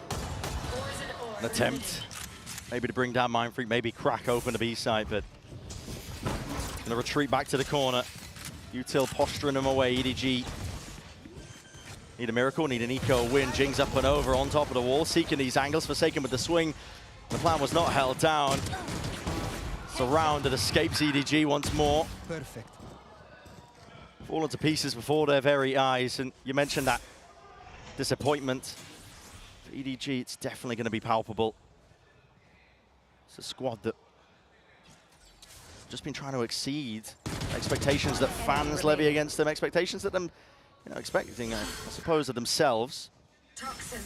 Absolutely. This team was looking to break that glass ceiling for China. They were fighting to break through, to take down big squads, make runs like Tokyo over and again. And just like PRX, they've been overtaken at the moment within their region. PRX are no longer the team you associate with Pacific as that big team. Genji took that away from them and then have waltzed out of this tournament. But EDG already, Trace, for example, who EDG destroyed in China in their upper bracket finals. Destroyed them, didn't look close. Trace, out of their group, #1 seed, straight to playoffs. EDG, they're 8 rounds down on their map pick, heading into Sunset, where PRX have looked immaculate. There's a serious sense that it might be too much already. Yeah, I think I would agree with that.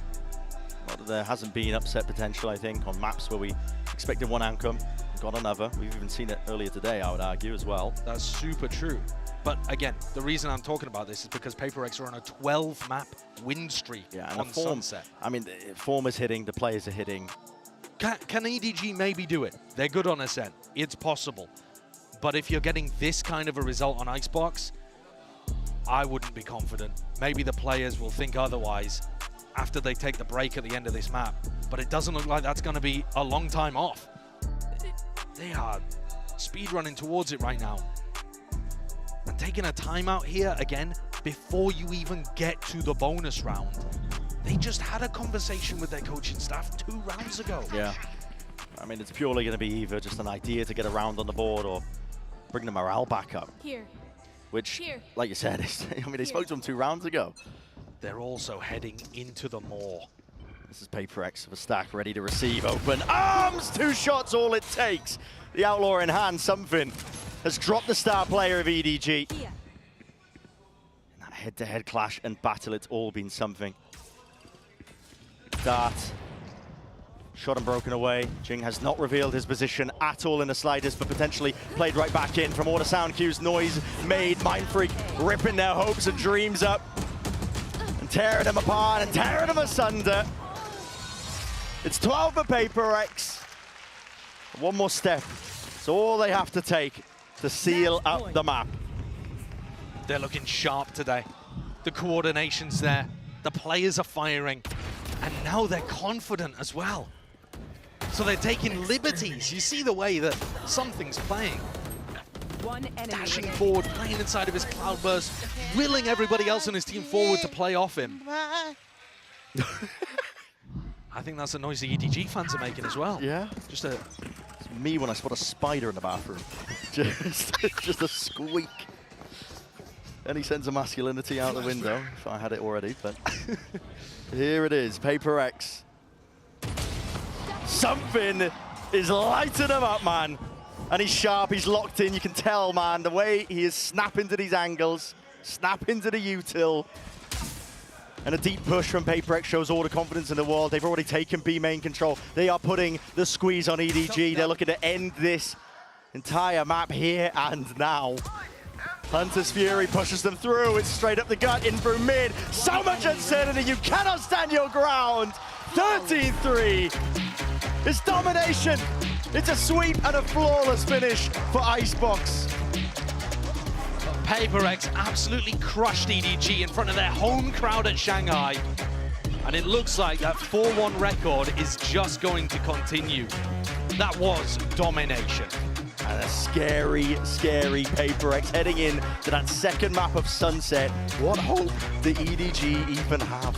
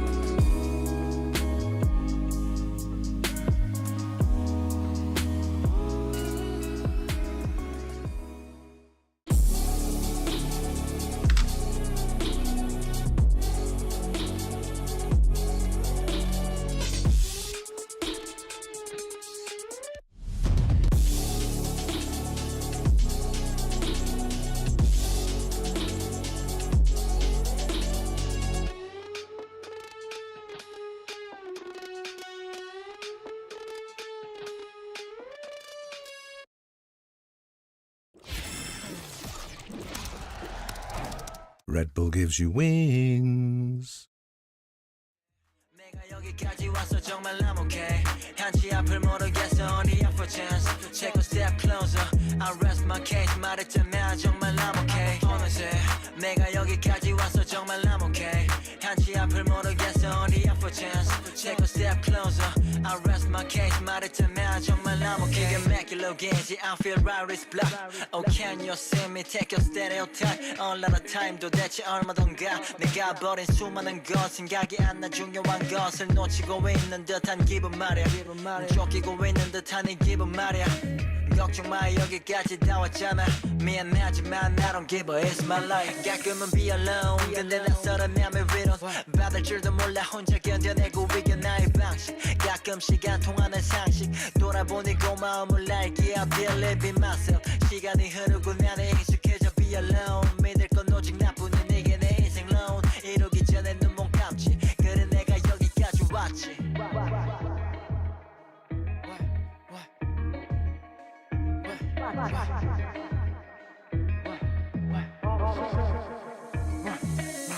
어느새 내가 여기까지 왔어 정말 I'm okay 한치 앞을 모르겠어 only up for chance take a step closer I rest my case 말했잖아 정말 I'm okay 어느새 내가 여기까지 왔어 정말 I'm okay 한치 앞을 모르겠어 only up for chance take a step closer I rest my case 말했잖아 정말 I'm okay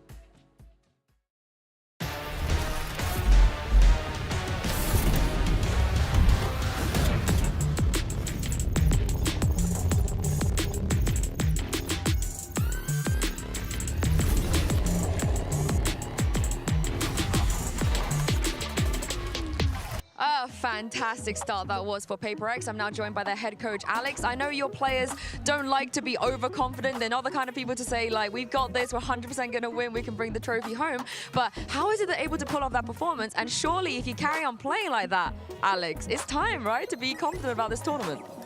I mean, we're going to try, but how do I put it? I think, yeah, we have to clear this game first. We need our lifeline back. You know, we wanna make sure that we go into some kind of upper bracket where we can like mess around a bit. We just taking one step at a time.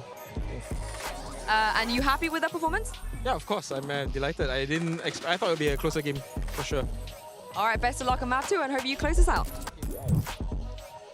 So did we. So did we, Coach Alex. Honestly, I was expecting EDG to come out of the gate swinging over here, but PRX just shutting it down. Let's actually dive right into this and talk about a Verizon high-speed moment. This one is going to be going to PRX over at round 9. You had something in Mind Freak just putting together a series of kills, and wow, unreal stuff. And they're the guys to close this out, but I feel like this was indicative of so many rounds this game. PRX had a simple game plan. A lot of A hits, pop down the Sage wall, get into a post-plant position, and I feel like this was defined by a lot of EDG mistakes on the fundamentals on the retakes and PRX individuals taking every opportunity given to them. When I was watching this game, it almost felt like EDG didn't even have their headsets on in order to communicate with each other. There were so many instances where they were in the same vicinity as each other, but they didn't kind of move together, peak together, and a lot of the situations came down to, like, even if they would get some kills, it was off the back of an individual, and there was no capitalization, there was no trade potential, and I lost track of how many times Chichu was in a 1v1 or a 1v2. It had to have been at least 5 or 6 times. Yeah. And most of those ended up going the way of PRX. I think it was mostly those A anchors as well, where you'd see players flooding in to try and help that A anchor out, and then the way the players would come back in, it would be like swinging after the anchor player had died, then going one by one. So many mistakes from EDG, but I mean, credit to PRX. They had a pretty simple game plan with this composition. They executed on it well, and they didn't start slow, crucially, which has been a bit of a trouble for them as of late. The tried and tested go A, like 12 rounds in a row, basically from 2020, as soon as Icebox got released, is still in full force here. And one of the worrying things is that we talked about how PRX had these slow starts in these other 2 series that they had, and here they're coming out swinging. They're smiling, they're laughing, they're singing, apparently. What, you know, I think it was a beautiful song, personally. Yeah, honestly, a voice of an angel. And when we see this, now the question is, wow, okay, even if EDG can mentally reset to bounce back in this, is PRX feeling so confident right now that they're able to just continue this momentum into the next game? Or are they going to get a little bit complacent, a little overconfident and start, you know, giving up some of these situations? This is basically, is this the mental block coming in? We briefly touched on that. Yeah. What's going on? I mean, it could be EDG has only beaten this team once before, and what has to be fresh in their memory is that 0-2 loss at Shanghai, losing in front of their home crowd, getting eliminated there. If things keep up the way they're going, it's looking like EDG might befall the same exact fate to end their year, which would be a real tragedy for these guys. Yeah, it absolutely would be. I know everyone wants to see this matchup go the distance, but does EDG have it in them? Let's go ahead and see what's going on over at the EDG campus. We have Muggle standing by with Yinsu. I have Coach Muggle here from EDG with me and Luna to do some translations ahead of map 2. Now, Sunset is a map you probably could have predicted. PRX, they love to play this map. So what kind of preparation did you make against them coming into this? 其实之前可能能预想到 PRX 他们会玩日落之城这张图，因为他们就很喜欢玩嘛，打得也很好。那你们之前有做过什么准备吗？为了今天这张图？我们也是预想到他们会选这张地图，然后就是针对他们之前的习性，我们有我们的调整。然后，但是我觉得他们打的我们每一次都会跟打别的队伍不一样，所以我们觉得，比起这个可能更重要的是临场的调整。I think we have already predicted that, but you know, target on their hobbies on that map. But we also feel that they always change their strategy when they faced against us. So we maybe just deal with our instinct reaction. Oh, I can't wait to see it. Thank you very much, Luna, and best of luck, Muggle, on map 2. Well, interesting that he says, you know, they changed their strategy because honestly, they just kind of hit A bunch of times. So I don't know, that makes me a little concerned a bit still going into Sunset. I mean, Sunset, you can reset everything and change whatever didn't work on that first map. You can be like, well, you know, this is what we kind of had in mind, and now let's throw that out the window and go back to what worked before. The thing is, PRX might just hit A a lot. Again, with this comp, this stage comp is also very exec heavy. They have a very similar game plan on their attack, but their defense is a lot more defined by the set retakes. They have a ton of initiator utility with the breach and the gecko, and that wall is such a powerful tool to block up the plant while you have slow orbs in the smokes. It's really brutal to play against. A lot's going to come down to Simon's KO and just making sure that the timing of his knife and his ultimates are going to be really good to disrupt how this goes in. So you trade out that initial set. PRX is using that slow and the smoke to start moving the site, wall to defuse. Okay, stall them out with a paranoia and then stall them with a knife on top of that. That's has to be on point. EDG has always been the team synonymous with their region who has found the heights for China in the past. Now Trace has gotten their upset, they've made their way into the playoffs, and against an old foe after getting stomped on map 1. If EDG can't bounce back here, it might be the end of an era for this team. Their year would end with another disappointment. Couldn't agree more, Mimi. EDG needs to wake up. Can they do it on Sunset? Let's go ahead and send it back to your casters, Brennan Sideshow, for the call. Yeah, it's a mountain that they're going to have to climb, isn't it, here for PRX? When they're looking like they're in this kind of form, they're a scary team, and they have that tendency, I think, to evolve over the course of tournaments, you know, to become this team that nobody was really expecting to do much damage, but they just end up taking out the big names anyway. And here, on a map pick of Sunset for PRX, looking at the pistol round, it looks like they may be shoring themselves up for a little bit of aggression down mid too. Have to wait and see. Could also just be a hold for contact peak. It could easily be a hold that then becomes a push to try to find the lurker as well. They've got multiple options here depending on the pacing. They know that EDG 4-1 all the time. Yeah, the old Chishu hard lurks. And quadruple high-low. Not getting past that. As soon as they see the cam as well, now start moving together. As I said earlier, there's nothing scarier than PRX when they're a hive mind. Chichu barely alive here. He's still being ran down here with a fault line. Still, there's that pressure applied to him. No bodies, though, chasing him. It's EDG recognizing that, and they're going to make sure that they take the space over towards this A site. Nobody has the spike, though. They can't even get themselves on to plant this one. And a fast fight once more. Something's into the fray. A skirmish taken. And PRX raiding the day. Spike down A. They didn't even let the plant get close to going down. Mighty. That's pretty perfect in terms of an anti there. Flush Chishu out, make sure that he can't have impact in the round, though he'll attempt to win the 1v4. But you got no chance in that kind of position. They pushed Chishu so far back He will never get that timing to lurk behind them before PACIFIC have initiated the retake. And even so, they fight the pre-take before the plant is even close. Like you said, it was on nobody, and he was bringing it in way later than the rest of the team. Miles away, right? That is a beautiful pistol to run against a team that likes to 4-1 all the time. And you look at this map, I know as the agents were being selected there and we were going into Sunset, everyone could see the stats, the recent stats anyway, of EDG being on a 3-map win streak on Sunset. But the one right before that, they lost to PRX in Shanghai, 6-13. And that was what forced EDG to make this shift over to playing the Team Heretics comp. EDG might just be stunted and stopped in their tracks once more. Cage triggered. This tournament here of champs. Fight to be taken. It's a double flash and a swing. Through and out here with a util. Doors opened up wide. And players dropped in their place. PRX 3 do survive into it, so going to be able to get themselves a nice and healthy bonus. Yeah, not bad by any means. EDG, even if they get into post-plant positions, are going to have to be playing aggressive. You just can't fall back into those standard busted post-plant spots when the defending team is running a wall that can block you off and then wingman that hops on, and then they all push forwards apart from the diffuser. It's really difficult. EDG are going to have to be pushing in post-plant, setting up aggressively, crossfires on sight. It's tough. It's so tough playing against PRX on this map, as their last 12 wins in a row should indicate. Sunbin, judge in hand. Doubled up. I feel like there's so much danger just drifting over towards this A side. The cam's removed. PRX do not shy away from a fight. But the slow play by EDG. Looking to reap the rewards from this. Smoggy. He was jiggling it.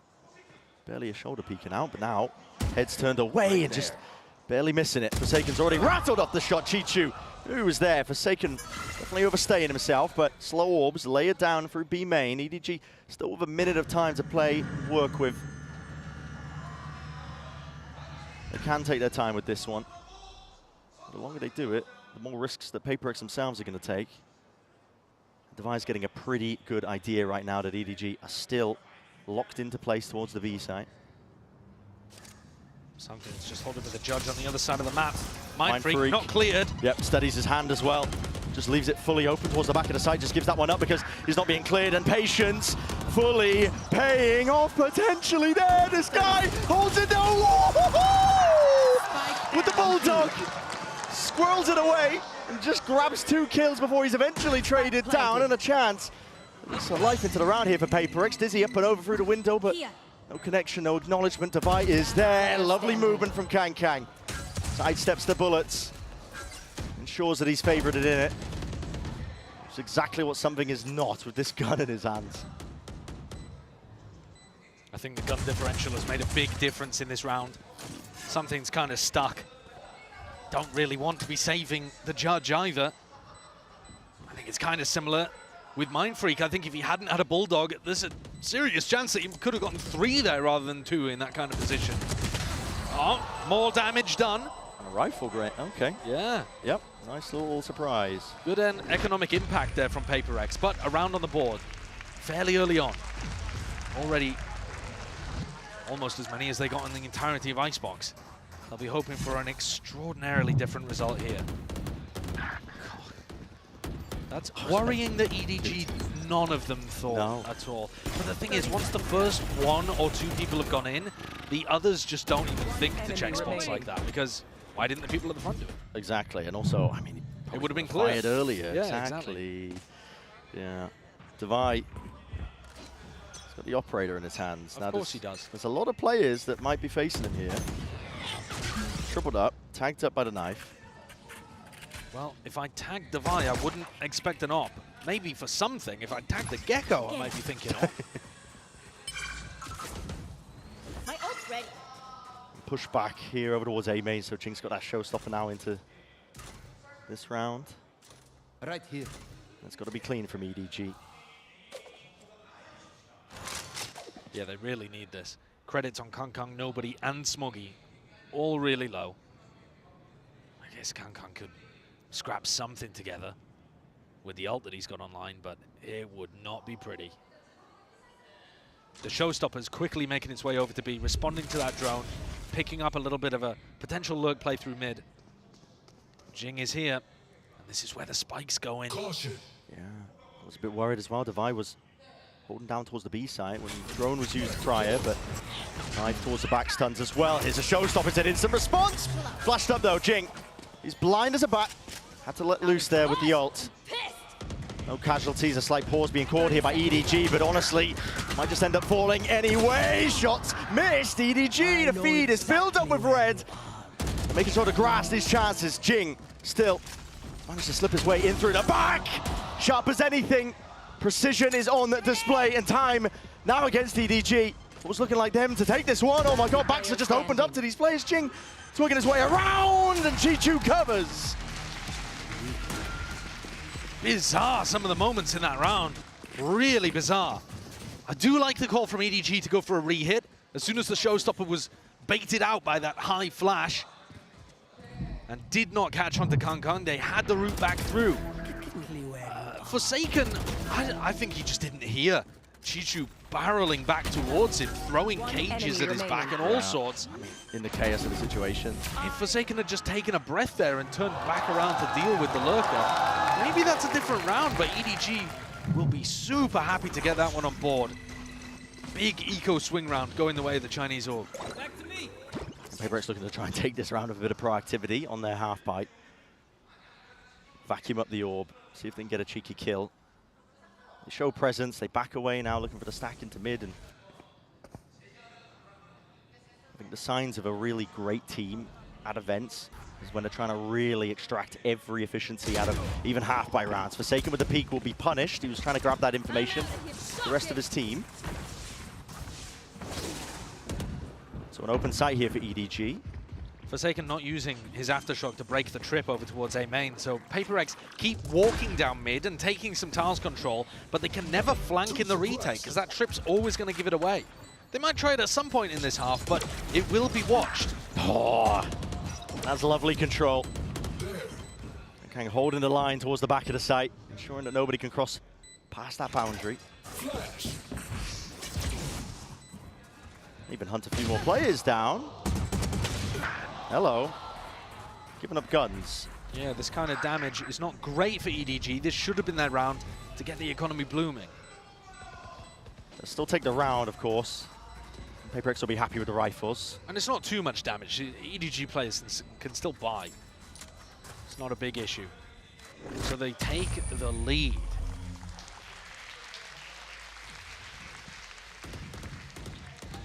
Exactly what EDG were looking for early on here. Of course, they'd have loved the pistol round as well. But in terms of getting themselves cemented, shaking off all of the horrors of Icebox and leaving it like a bad dream behind them in the past, they've now secured as many rounds as they did in the entirety of that map one. And the players, I think you can see there from Kankan's perspective, they're looking fairly sharp themselves. Yeah, they bounced back nicely. Yeah, he was just farming the ecos there. He's got to do that with rifles online as well. That's the round we're going to be watching here. Round 6. With the economy equalised a little bit, Kankang is stepping up to that challenge. Devi rounded about there, he had Mindfreak by his side, and that's a no command going into the B split. This is putting the squeeze on the Mindfreak. Look at him head on a swivel. Doesn't know really which way to look, but still tucked to the corner. Could be trying to strike straight back, but no. EDG got that discipline and awareness. Was there for them. Door busted and broken down, but Chichu's there holding the cross. Making sure to chop up these angles. Nade rebounding to try and clear the way for PRX to potentially get anything going for them, but it will be another round for EDG.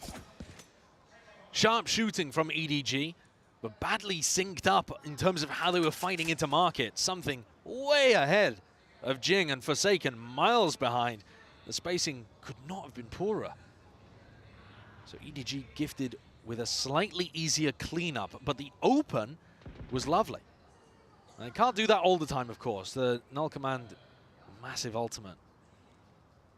But utilized well to keep this lead going and to break the economy of PRX, unless they choose to go to force around this saved Vandal, but I'm not so sure it's going to be saved. Oh, I mean, it will... Oh.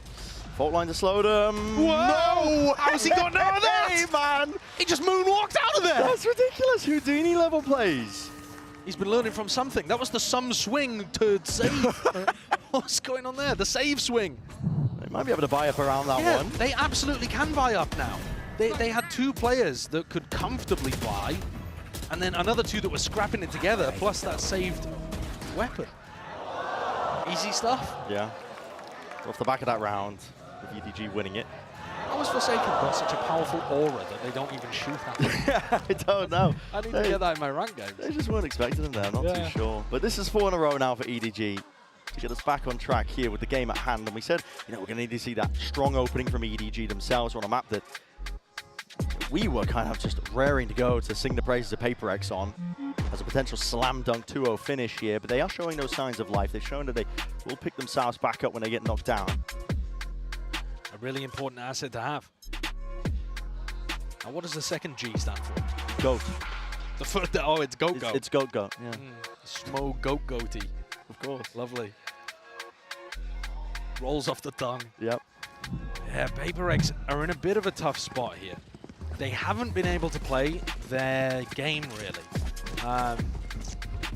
They've been looking to try to set up these big retake scenarios where EDG are in more passive spots. And they've been looking to try to take fights through mid. But ever since the pistol round, Jishu's been extremely cautious. Yeah. He hasn't been taking very much of that space in mid, unless the whole team is splitting. Shutting them down. EDG are showing really good signs that they understand how to control the tempo. They're not getting sucked into the fights. Yeah, and they're also showing, I think, good awareness of how PRX wants to take this map. Yeah. And denying it from them. PRX are set up with a trap play off of Jing's contact. It's just jiggling. I don't like this, though. It's very, very difficult to follow up on any of these kind of trap plays unless you have a showstopper. It's just... They want to go for it anyway. Paranoia does connect. But again, like you said, it's very difficult to follow up on any of this unless nobody, Chichu, are willing to give them the fight for it with a smoke. At the same time, you're at least still closing off B main. So, you know, you're putting another stall into it for the attacking team. But EDG were not fully committed to B. They were split. And they feed that information over to the other side of the map and quickly take elbow. Yeah. It's the benefit of running that slow default here. Something that is... There's no way. This is... Oh my! Damon up close! There's no saving him. So what? No bullets landing. And now defended! Simon comes to his rescue. PRX willing to try and fight over this one. They don't want to give up this territory. And with the doubled up discipline, showstopper, round and a bound. That's a kill. Claim for Jing. Anyone's game here, at least it should have been looking like it, but PRX, they just swarm into the site. It's an absurd spot to go for a thrash, especially considering you're playing against a Neon who could just run you down at any moment. Got the thrash time in perfect, didn't get the follow-up, team bailed him out. And crucially, another point to note, while we were talking about that fight over B main, that allowed Jing to be able to pick up the ult orb and get the showstopper online. So he was one away from it at the start of the round. I was talking about the fact I don't really like that trap play because it very rarely results in a kill unless you have the ult. But he used it to get the ult. He used that B main control really importantly to be able to come in here and help out something. 2 massive ultimates used though, and PRX still trail by 1. We couldn't kill him. Yeah. What the hell? Just disbelief. I mean, I was gobsmacked. Something, of course, is worried that there's going to be other people holding him in that spot. That's why he didn't go for the wide swing. Here's a wide swing. Yeah, we're not slowing down, are we? That's the buy. Head clean off the shoulders of Kang. Jing from the side as well. And a slow orb drop down on top of the wall. The danger zone for EDG. Can't hold a candle to it. And this is one of the first times where they've got the read perfect on where EDG were going to fight. They had so many players there. They 4-stacked the site that EDG decided to go towards. It just looks like you're going into a blender. Yeah, and I don't know why EDG rushed into trying to take that fight through A main precisely. They've been playing these slow defaults and they've been working out a lot. They have, yeah. They haven't really been going for that fast elbow control too much. At the same time, when there's that many PRX players reading the play, I think even they're going for a slow approach. As long as they went A, PRX were ready. It was like man versus combined harvester. Very unfair. They're just chewed to pieces. Oh. That is cheeky. TikTok? Yeah, I mean, I've seen this one before. I remember EDG pulling that this year. There was an op in the hands, though. I think they actually Omen teleported on top of the box to off it. Oh, Smoky! Goodness me, adjustment just spotting it. The res is online, though, so Devi will quickly be able to offset any of the disadvantages that came about from that. But now, because of the TikTok wall, Devi doesn't have it for the retake. So if EDG get in, get the plant. They're going in for it. Still, Forsaken was incredibly committed. Jing on top, on high ground, on from the box. Will be toppled. I know exactly. You can plant and play a B main post plant here. Normally you have to play aggressive, but with that wall gone, you can back up. And that's a huge advantage for EDG. Now happily play for that one. Nobody has also got that ult in his back pocket with a Hunter's Fury. It's an extra layer of safety. Right here. Even onto the angle. The pings are flying forward, just trying to catch the line. Ensure that he doesn't miss any second of it. A tap. There's the ult. Paranoia from Smoggy. Then to supplement here. Mindfreak out into the open arms. Time start to run short. Mindfreak trying to hold this line as well, ensuring that they can try and get this defuse online. Something with the wingman broken. It's running away from them. Device leaping into the frame. Reload. Summon upstream. Something sticking. And defended entirely. You did good. What a fumble from EDG there. PRX, that's the game they want to play. They're so practiced in those retake scenarios, but they didn't even have the Sage Wall to work with. You very, very rarely see multiple players in B main both desperately trying to slam the clip back into their gun so they have enough ammunition to work with to spam. Oh, there it is. We're waiting for that. It's like we played a laugh track in the audience. I'm not even sure what that was in reference to. Yeah, I'm not too sure. I mean, maybe the wall? Possibly. Yeah. It might be because of that. They do sometimes pull things from prior rounds, but PRX have been just winning the last three, so got to assume it was something based on that. But that is, yeah, that's a round where EDG, I think, should have had their opportunity to play things their way. Yeah. Triple up, be able to force PRX to go into them. I guess one of the problems was they didn't have their own smoke. Normally when you get these big 5v5 post plants happening over towards B, the retake smoke that Mindfreak threw there is not that powerful because you just smoke it off yourself. One of the rare maps where you smoke yourself off from being able to see the spike. Just so you can get in and potentially fight B main. Yeah. Yeah, it's weird how it works, but... Simon's one away from getting Null Command online. See whether they decide to fight heavy over B main to get that orb, because that's exactly where PRX want to fight. It's another opportunity where they could try to run this trap play. But again, if Forsaken ults this, I'm not sure you can follow up that easily. Gonna go for a bit of aggro control. Remember that PRX can occasionally go for like the wall on top of that box and, you know, peek into mid. Yeah. We've seen them do all sorts of weird stuff, so EDG have to be careful. They do like to cook. Jing. Drone's been broken. Kang expected the swing. It was too suspicious, I think, when a drone gets broken in that regard. Yeah. Read like a book. An easy book, a young adult novel.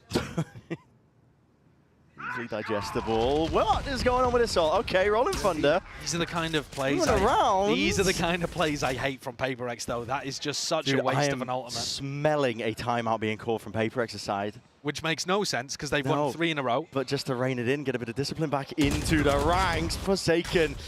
Got walkabouts here. Potential to be punished. No, now the reaction. EDG alongside it. Devi can hear these footsteps. Many circulating all around him. That's lovely adjustment of the rifle aim. Still, he's going to be paranoid. Up. Blinded up. No noise cues. Nobody able to follow up on this one, though, with the solar orbs to defend him still. He just turns away at precisely the wrong moment, and EDG making sure that they capitalize directly on top of that one. That's now down to that 2 versus 3. Mindfreak and Forsaken up onto this retake. Last player standing. Forsaken dropping. Leaves it down to just Mindfreak. Spotted Simon's positioning. TP into the corner. Stray bullets from nobody. It's precarious and now unwinnable. As I say that, he's found himself a corridor, a window, but peeking the smoke. Nobody just hugging tight to the corner. A little sloppy there from PRX. Taking their foot off the gas maybe slightly, or just not prioritizing, perhaps, the big tools that they had to be able to win the round. That's an insane play with the rolling on. Yeah, they wanted B main info. I guess they thought that there were going to be some EDG players over there. And Divide did a decent job at staying alive in elbow. He just got caught at the final moment. A couple of duels got the way of EDG, and they're looking nice for it. We see the Gecko operator picked up over towards B main. And this is an area of the map PRX have put huge value on. And he's hit it. Nails the shot. Nobody's going to be dropping straight to the floor. Jingdo, re-exploration set up by any form of utility. Expecting EDG to be running those 4-1 defaults that I'm talking about. Actually, EDG have been more spread than usual today. Yeah, little 2-3s. And a slower play of EDG.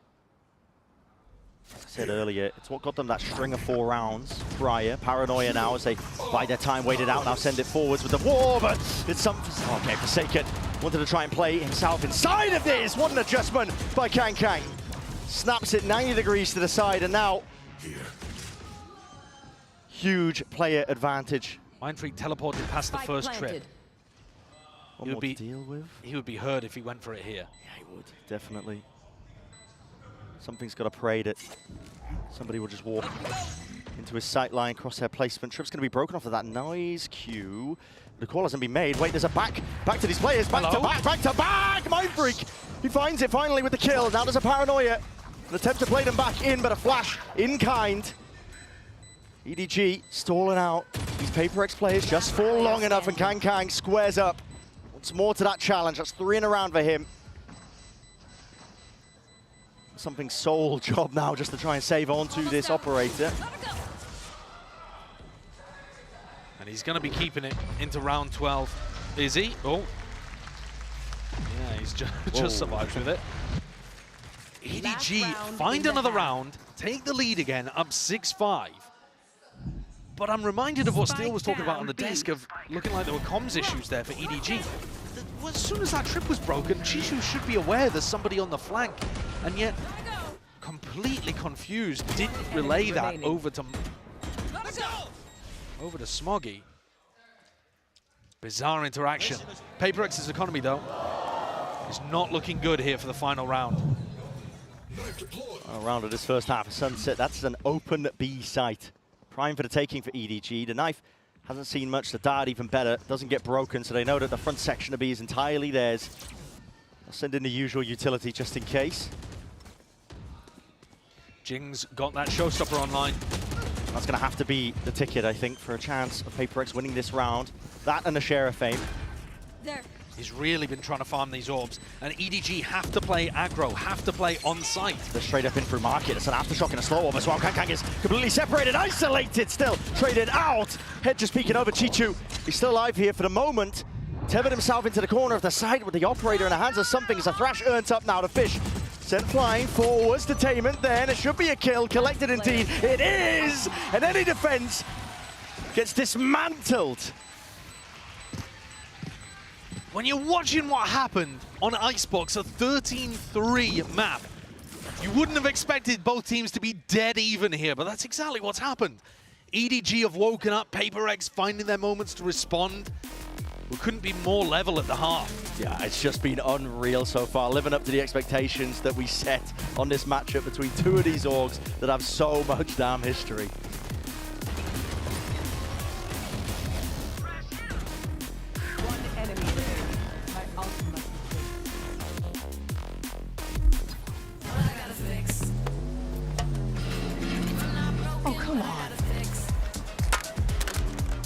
Trade in any phone in any condition guaranteed and get $800 off the new Galaxy Z Fold 6. Only on Verizon.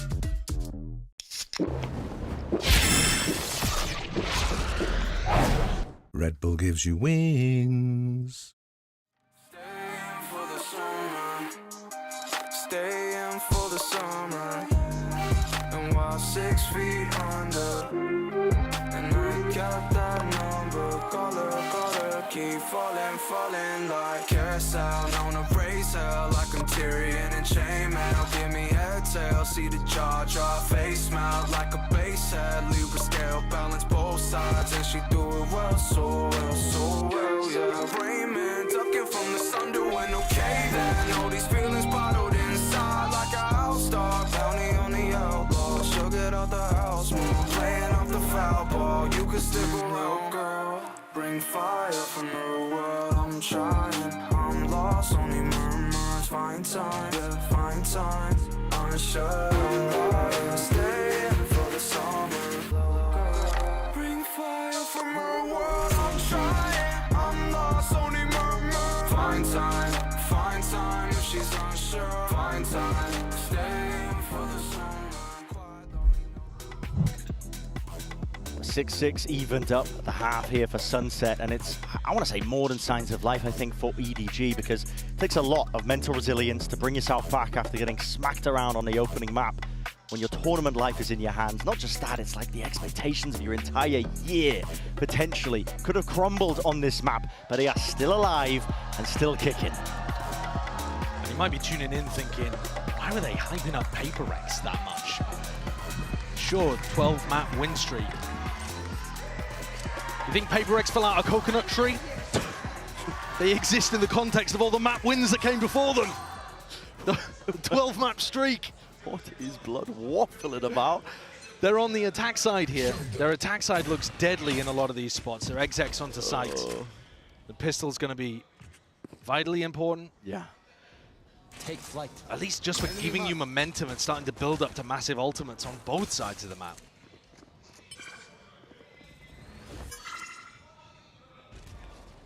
PRX. No one holding this A main avenue. It's not going to be pushed by Kang, of course, with a one-way in his face. Just looking to hold it. Nobody getting some information. Spotting the players now.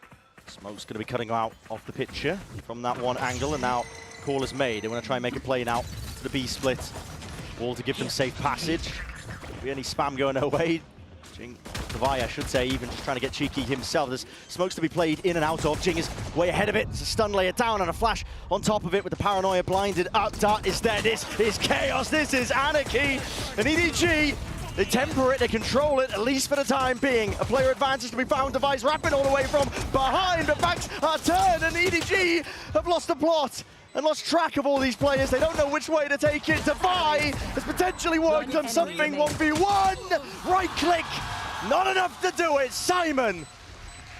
I called him the newcomer to this EDG squad, but he's done it again for them. He's been in these clutch scenarios over and over again. When you're thinking about the way that PRX and EDG are going to battle against each other, these are the rounds you remember back to in their 5 matches previous. And this is what you imagine it's going to be like the entire time. It's just bonkers. Yeah. EDG are going for a big retake, death balled up together, and PRX have got flanks on their flanks. They're looking around, how many shots were just into the back of people's heads there? Twisted and turned around, and yet EDG come out on top. Somehow able to control the chaos. Truly absurd. Yeah, and a huge deal for EDG.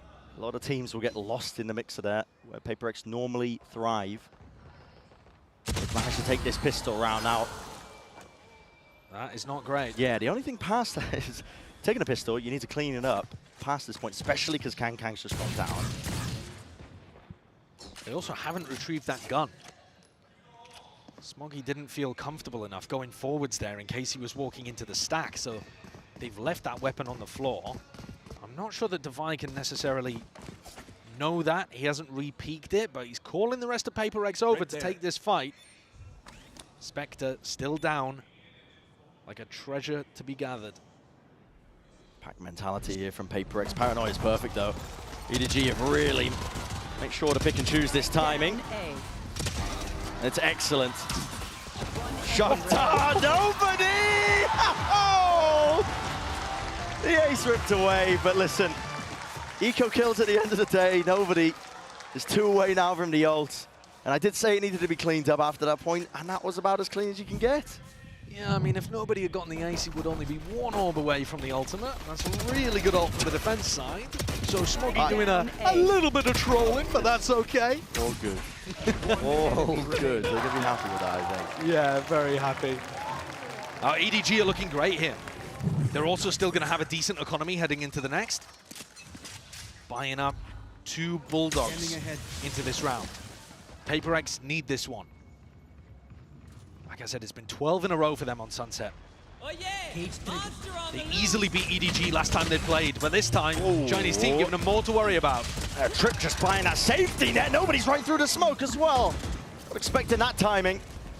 He's taken out 2 of them with just the Spectre in hand. He's working miracles over towards the B site and buying enough time for the rest of the team. What the hell is occurring here? Wingman up and over. Something with the plant still tapping. Paranoia is flooding through an EDG. They want to take that fight. The skirmish is called for. And they swarm it in together. Destroying PRX, not giving them any respect on site. EDG are in as soon as the plant is tapped. Timeout called already by PRX. Because, I mean, look how aggro they are. Dodging that first wave of utility and immediately running back in. And Alex is not happy about the way he's played that. Immediate timeout. Whereas things actually sound quite casual on the side of EDG. But if you compare map 1 to map 2, of course they would be. It's nowhere near as bad. Driving seat. Could bring it to that map 3 of Lotus. So far, so good. I mean, talking about these bonus round conversions, these pistol round wins, fall on the back of it, you just get so much momentum after this point. I mean, EDG have knocked down the economy of PRX. They're now going to be working down with those half buys, not just that as well. You know, you think about how important some of these ultimates are for the attacking side. They're going to have less opportunities to build them because of that. If you want to talk about the ults for a sec, nobody's got his Hunter's Fury online. So this next round we're going into is an anti-eco for EDG. Then the next rifle round, they'll have the Hunter's Fury to work with. Then the one after that, they'll get to Null Command before Jin gets to Showstopper, which means that Jin can't really use that ult. So the fact that you get this snowball happening at the start of halves, it has ripple effects that happen all throughout the later rounds. It's not just the economy in the moment, not just the rounds you get on the board. Who gets to which ults first matters enormously. And at this point, EDG are massively in the driver's seat. It's going to take something special from PRX. But they are no strangers to pulling out miracle moments. Now they've got that potential always there, ready and waiting. There's a punish. Kang. EDG, they heard that all being tapped, and it wasn't quite a tap, it was a full committal. That is quite an overextension potentially there from nobody, but he uses the drone to clear this through as well. Shock darts up and over, something peppered with the bullets, but still alive. Even reclaiming the rifle. I always get a little bit scared, I think, when you open up mistakes or give up plays and players like that, where Kang's just going down, handing over a weapon to a team like PRX. And it's an open A site as a result of it. Forsaken has not been getting that aggressive. I'm not sure he realizes they're playing a retake at the moment. Can't use this yet. If you work your way up a little deeper and you spot trips in certain positions, it can be a read. They're trying to fake A, re-hit B, but there's no one even on the A site to know they're faking. Yeah, EDG here. Still want to try and hold their ground. Look at that, nobody. Ensures that there will be nobody crossing that main area. And most of the danger evaporates with those few kills. Now the rifle is still alive in Mindfreak's hands. Map control has been lost, but with only 17 seconds to do it, the time pressure is probably just going to be a little bit too much here for these players. Forsaken holding in case there is that peak. Forsaken doesn't want to keep a sheriff. No, and he will be falling anyway. 8 seconds here. Does Mindfreak even... You've got to commit to this. Taps. Okay. Just looking to do damage, take some guns out of their hands, maybe keep this rifle. One of his own, he doesn't. Not going to hurt him too much.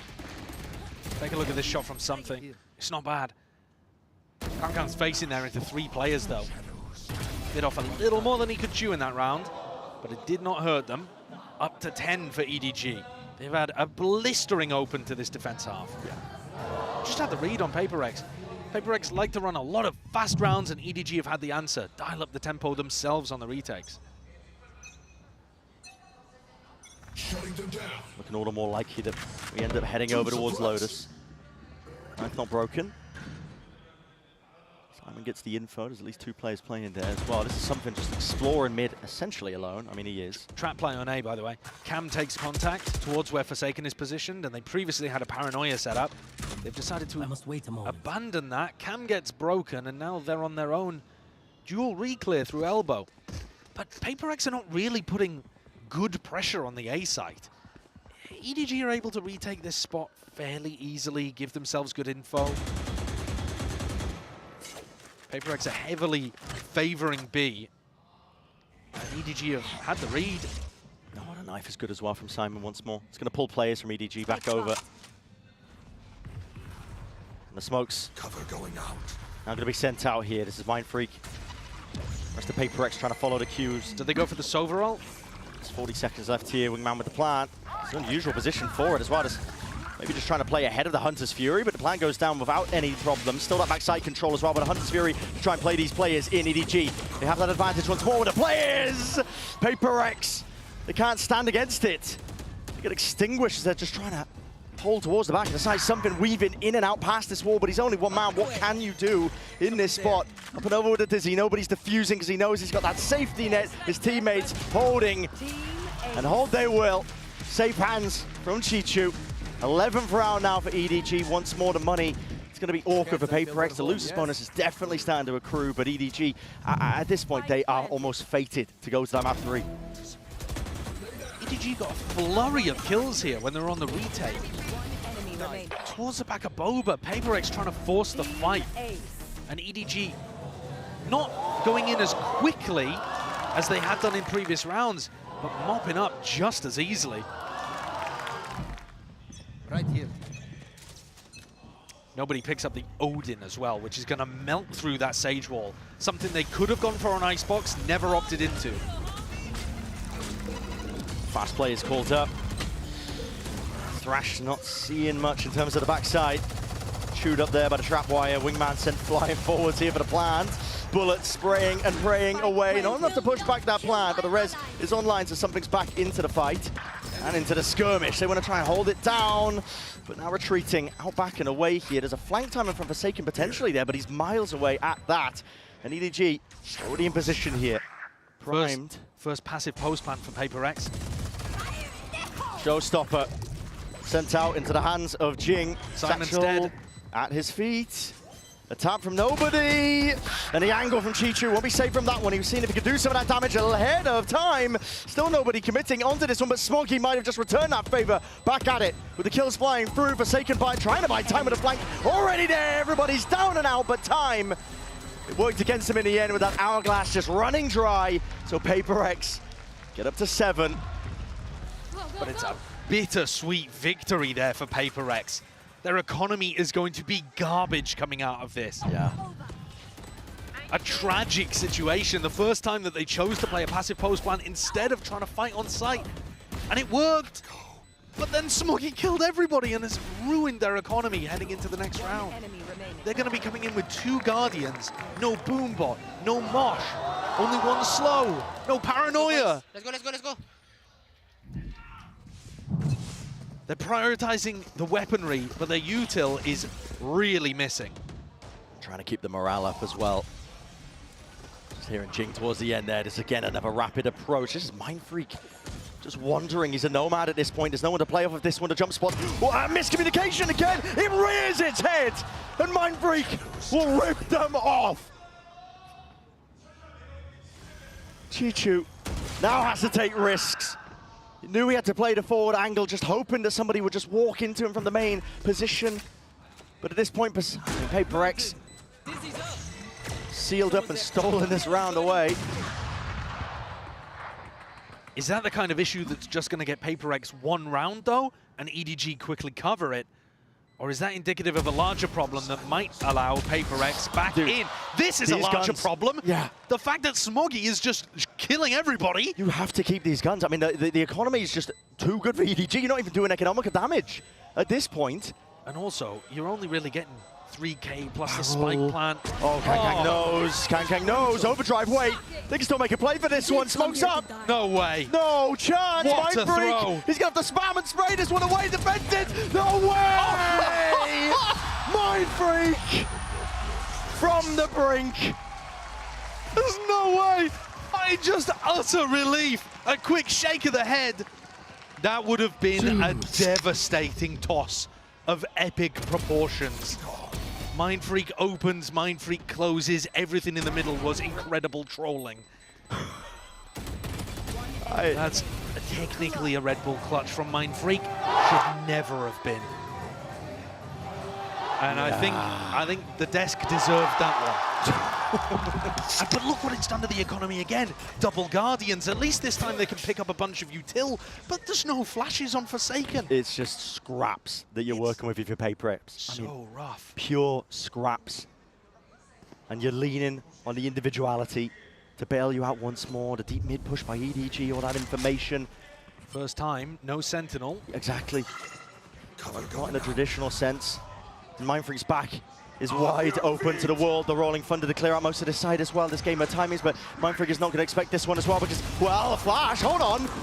Forcing it out, he does at least collect the one here. Forsaken, he's got to try and stem this bleeding. There's a cage up into his face with the bullets. Flying forwards here, bits and pieces of lead. Suppression though, across the board. No abilities to be playing with. Pure gunplay has to try and reign supreme and save the day for them, but there's that uncertainty in the step of the PRX players. Warlock from Devi. Simon will go down, at least post-mortem. It's the ult that just fades away. The player positioning from EDG, it should be known, should be noted, but they're putting a squeeze now entirely onto these players. And individuality will not save something, not out of that spot. Great movement from Chi-Chu. And the 12th round, tallied up, added to the total. EDG now, they can feel it. They're on the brink. A really nice call from EDG on a round where not all of them had full weaponry. And PRX struggled enormously to get into good post-plant positioning there. They're all in solo spots. That's allegedly a Dizzy flash that catches onto Kang. Oh my. According to the assist, not that I saw it at all. But PRX were very slow, like I said, to transition into good post-plant spots there. They didn't play off device contact. They left him until last alive. Big errors creeping into PRX's game.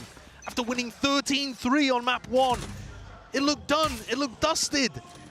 And yet EDG rise from the ashes, still with a chance of going to playoffs. That's what is at stakes here for both of the teams. I mean, of course, elimination. I'm saying it all day long, but to make playoffs. Cage triggered. Last team to do it at that. To the B split. Thrash. There's the way and paves a path open through into market. Trips going to be tangled and Gorging, who's up there, I believe, potentially by some trips, and it's played off beautifully. EDG are right into it, and they want to try and shut this down immediately. Hunter's Fury, peek by Forsaken. There's the punish. 3 left to stand. Insane mechanics, but it matters not against the hand and steady aim of Kang. 13-8. What a resounding flip compared to last time we saw these two teams clash on Sunset. In Shanghai, in front of a home crowd, EDG got beaten 6-13. And now they're here for revenge, breaking a 12-map streak from PRX. And willing to take it to that map 3 as well. Their last chance, the Bastion, to even make it to the playoffs. It's still anyone's game, you gotta think as well, but my God, has it been explosive.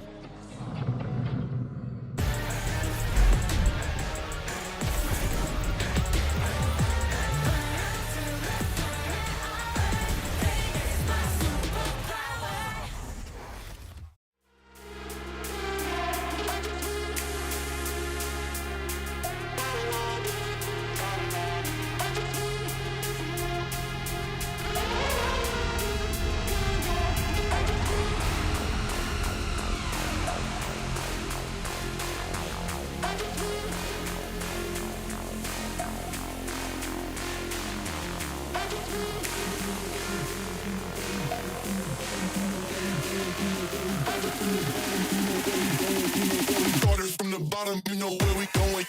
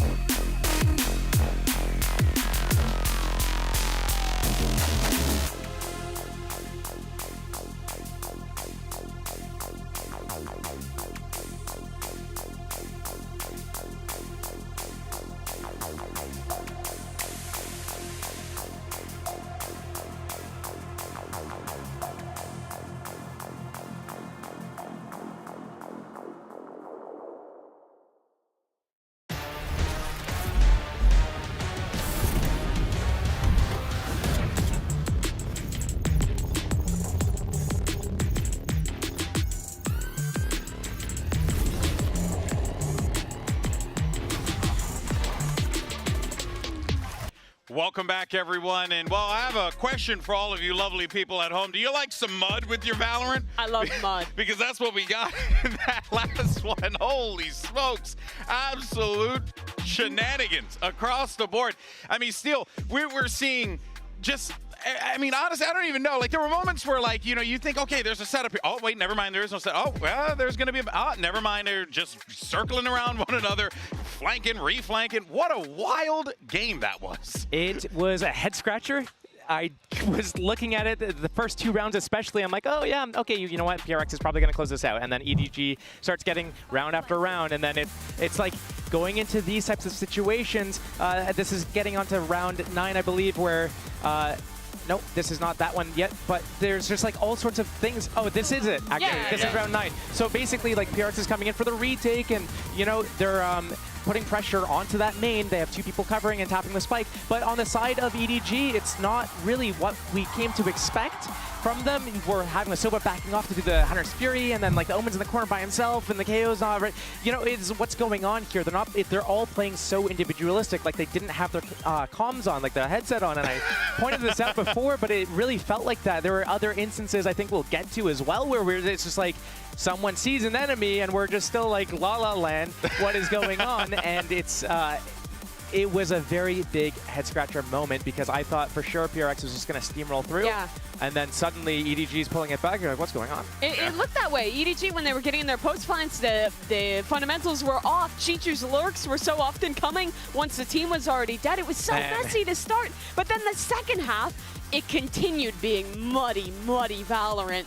But it was instead EDG coming out on top of so many of these moments, stepping up in the chaos, players like Kong Kong having big impact, and PRX, the team, making a lot of those same mistakes, not clearing their corners. Look at the way they're fighting into backside in this round. One player goes it first, then they're getting slowed off by their own slow. One more player fights in it. It's all individual. Like, everyone just turning around, like one person's running backwards, one person's running forwards. They can't figure out who they want to push, and then EDG somehow narrowly comes out on top of that situation. But yeah, just piggybacking about that Chichu thing, there was a round 7 where EDG is going out aim with 3 people. You know, they're going out elbow onto this site, and it's just like Chichu just starts his B main walk, like starting to walk from T-spawn into main, right? Not even like walking onto the site, he's walking into the main choke point. Like, what is going on with those types of situations? He's got to be with the pack more. But speaking of second half, all the hits are going towards B, and that's where Chichu is, so he's involved in the game that way.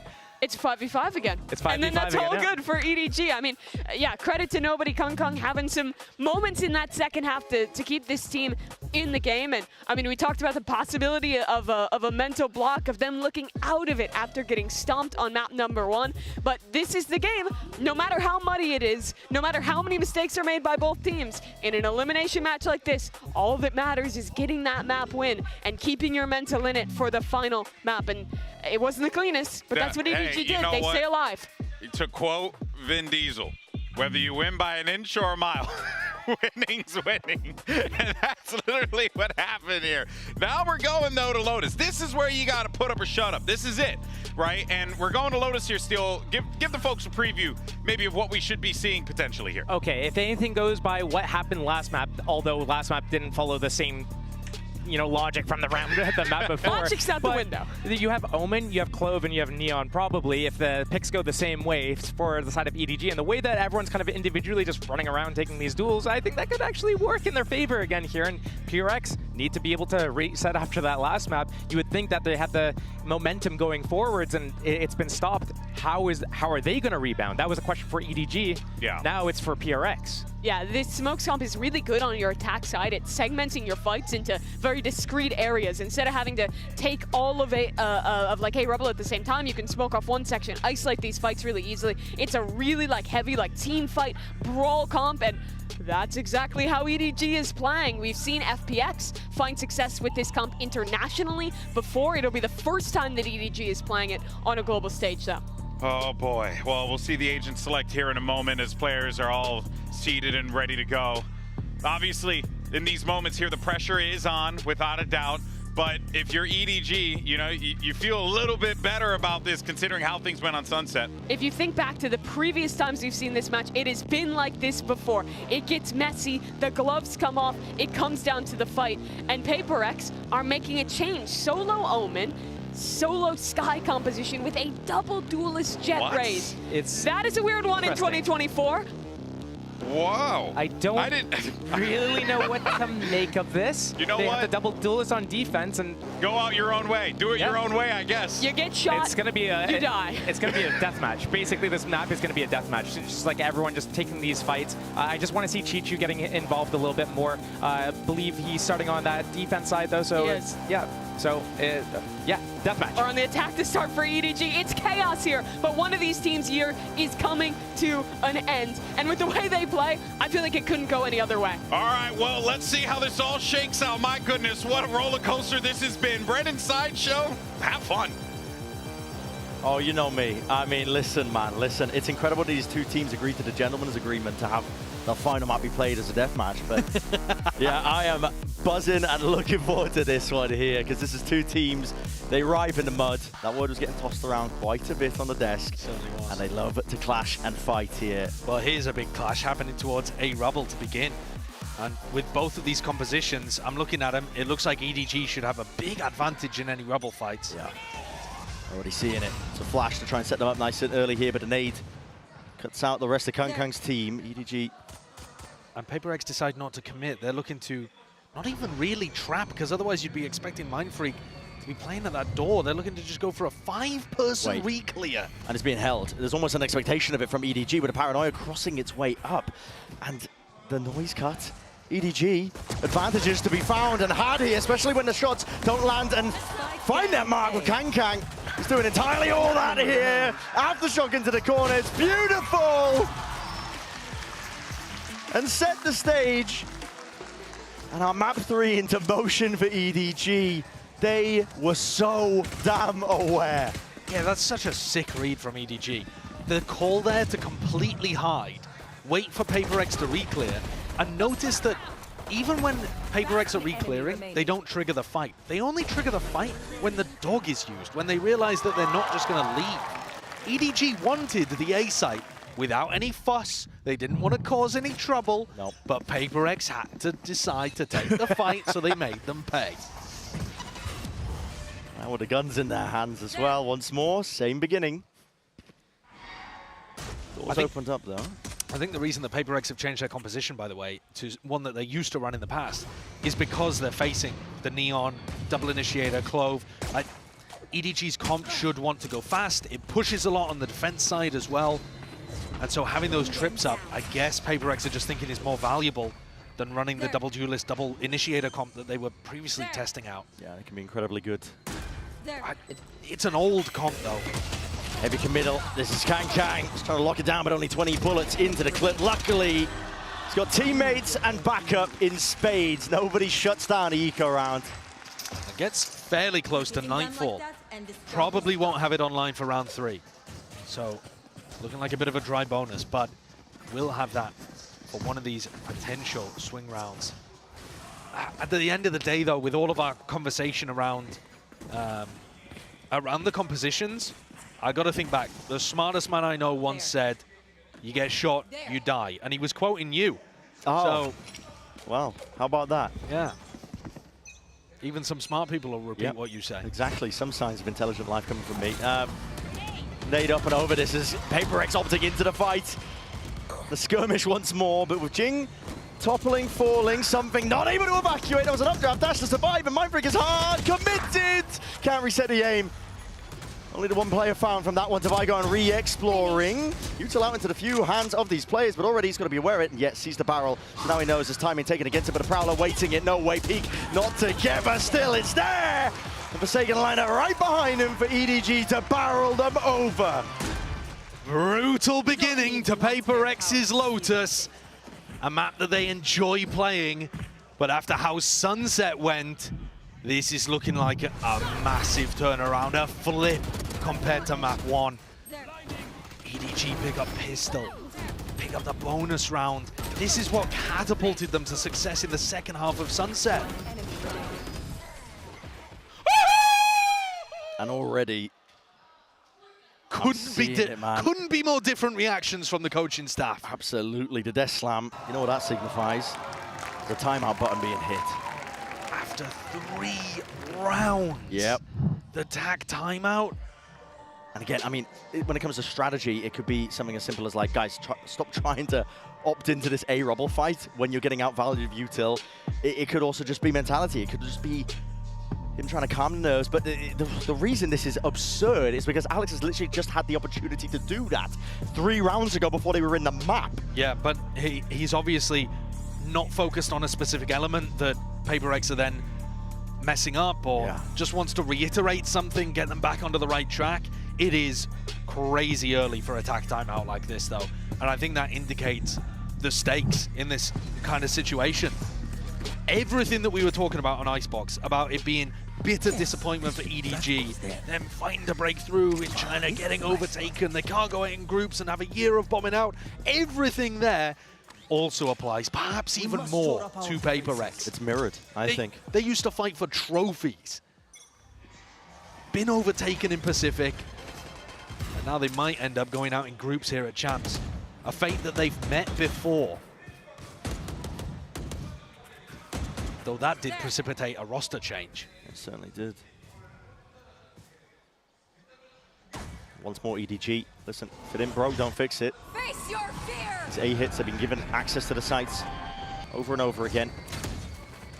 They realize it's a retake setup. They don't have very much retake utility on PRX, so you've only got to worry about a Sky Flash and a Paranoia, really. Trailblazer and the Boombot's already being used to try and... Are they leaving? Lay the path for PRX, yeah. I mean, the util's already been used. PRX have read it. This is strange from EDG. They had the read, and now they're going into the stack. Kang! Goodness me, close quarter combating. He's hoping and opting in for that upgrade, but it just opens his backup prime for the bullet to the back here. Smoggy also supplements off to the side, off angle from Divide, but not enough to stay alive, Simon! Goodness gracious me. He has been so consistent for them in those tight situations, in the tough spots. Simon has been there already, paying dividends. The value that he's brought to this team. He's not always at the top of the scoreboard. He doesn't have the prettiest stats in the world, but he's good for big moments. That's an important asset for a new player to have. Bailed them out of a tough spot there. All smiles and laughter for Haodong, but that one got a little dangerous. And something has the off. I mean, how do you even play this? The posture of the util, though, EDG faking like they've taken this A. Rubble control once more, this time walking into a different direction. PRX are leaving gaps all over the map. B is open entirely, and it's being read by EDG. They're already into the fight. Sometimes, yeah, I mean, Divide, spam down. What is that? Just into the corner, tucked. Maybe seeking to play spoiler. Nobody pushed back. Off and away from the plan. Once more, another tap. He's seeing if there's any more util. Well, that came from PRX. Shut out entirely from this B site. Planted. The composition itself is just not situated for these retakes. The amount of util that they have is essentially gone. As soon as Divide falls and gets taken out of the fight here, the Haunt dealt with something with the dash as well, but there's no value to be had. Nobody's giving him that fight. And what a call to make. It looks like they're just going for the save. That's brutal. Dude. If you don't want to play these retakes, though, why are you putting all of your Cypher utility and your operator on the same site? That's the question. And leaving B completely open. They 3-stack C, they put their op and the Cypher A. So both of those sites, very difficult to crack into. And you could give credit here to EDG that they've been conditioning A fights over and over at the beginning of this game. So maybe PRX felt comfortable in some degree that it wasn't just going to be a fast B hit. But if you do leave it open like that, there is no Viper Wall you can put up to flash yourself in and try to isolate the entry. There's no way. No Snakebite, no Nanoswarm, nothing like that that you can use to try to isolate Kangkong from the rest of the team. Yeah, and listen, I'm not saying no way at your analysis. It's all fine and dandy. I'm saying no way at this. It's a second timeout called for PRX. We're in round 6 of map 3. It's an elimination game. It's the final game of groups. your final path to playoffs for the final event of the year. And this signifies to me just a complete collapse. Yeah, it's brutal that Alex feels like he has to hit the panic button after 3 rounds and then after 2 more. He just spoke to them. If you want to think about how PaperX's year has gone, a bit of a miracle run by their own words for them in Madrid to be able to make 3rd place. They got a podium finish, something they're very used to, had many of those last year. But they went from that 3rd, slipping down in Shanghai to a 5th, 6th, now looking like they might end up getting grouped here at Champs. Are they getting worse? Is there more competition? Is this a signifier that something doesn't work about their playstyle, that they're going to have a reboot? All of these questions are going to be asked if indeed it plays out like this. Yeah, swirling and circling around this team. Because it has to be pulled back here and now for PaperX. There's no more time for the coaching staff. Alex to step back in. This looks like a much more sensible defensive setup, though. I think Alex is already calling to spread out this stuff. Get the Cypher over C, get the op posted B. What's going on here? Mindfreak, he's just opened up the door wide here. The sightline called. Holding over the shoulder with the operator through to Mountain is called for this pause. EDG making sure to let these PaperX players simmer. Time has been bought, though. Following the sound cues, PaperX are in position to potentially take this fight forwards with the Boombot. Tagging it up into the corner. They're going to be aware that there's a player holding onto the corner into this angle with the Seekers and another flash to play themselves in. This time, the gunplay, it does come out for the goods, and they are winning the day, paving the way to a successful round. But Kangang's got something to say about it. Up and over the box, cannot stop Jing. Feeling empowered of the rest of his team behind him. They get that round on the board, eliminating the goose egg. There's only 2 pieces of plant denial in PaperX's comp. The nade and the showstopper when Jing has it online. So they've got to be more creative in ways of slowing EDG down. Instead of throwing utility to get ready to set up for a flood retake like that, they open the door, which slows EDG down and stops them from getting the plant until PaperX are in position. Beautiful end. Go. There was still some anti-synergy even then, though, because they opened the door and popped the cage at the same time. So they cut off their own op sight line. Another rubble fight. You gotta be kidding me. EDG are gonna be loving this. Yeah, mass pings all about here. Showstopper, no worries or concerns because of the rolling thunder still. Adjustment, Showstopper, the kills, and the bullets at least lay claim to the life of Chi-Chu, and now the rolling thunder to get EDG back in there. A bullet to the back of the head of Devi, could not evacuate in time. Something trying to get aggressive on the flank. And he's going to be finding it, Smokey. Standing his ground. So going to plug in the gaps potentially there in case the flanks were online. Brought to that 3 versus 3. EDG now with that tempo increase. They're going to speed this one up into the ace. Jing, there's no way you're taking this, man. You have no teammates to back you up. You want to take the fight straight up. You could have waited. Still, Forsaken has been played in and does get that trade in play.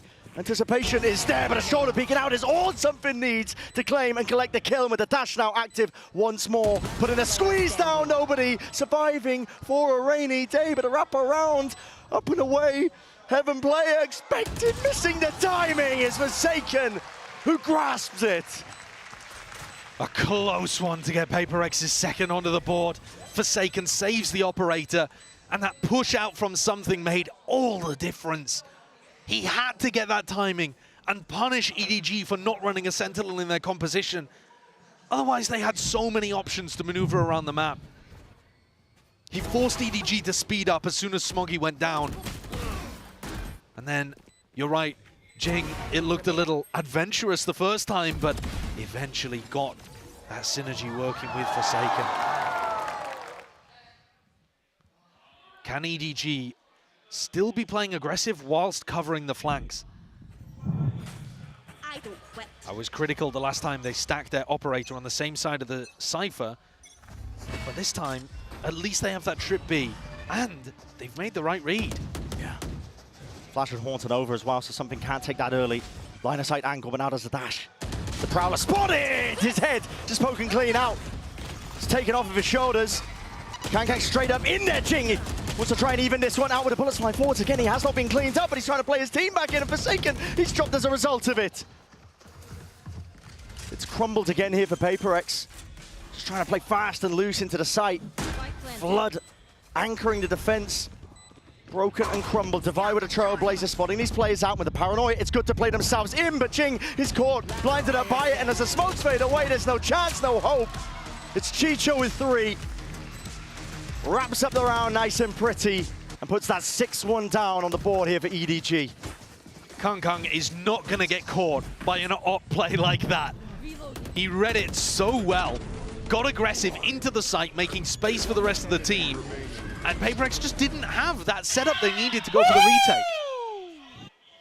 Nice! I am loving the Haodong. Wow! We've heard it a couple times now, and it's getting better and better.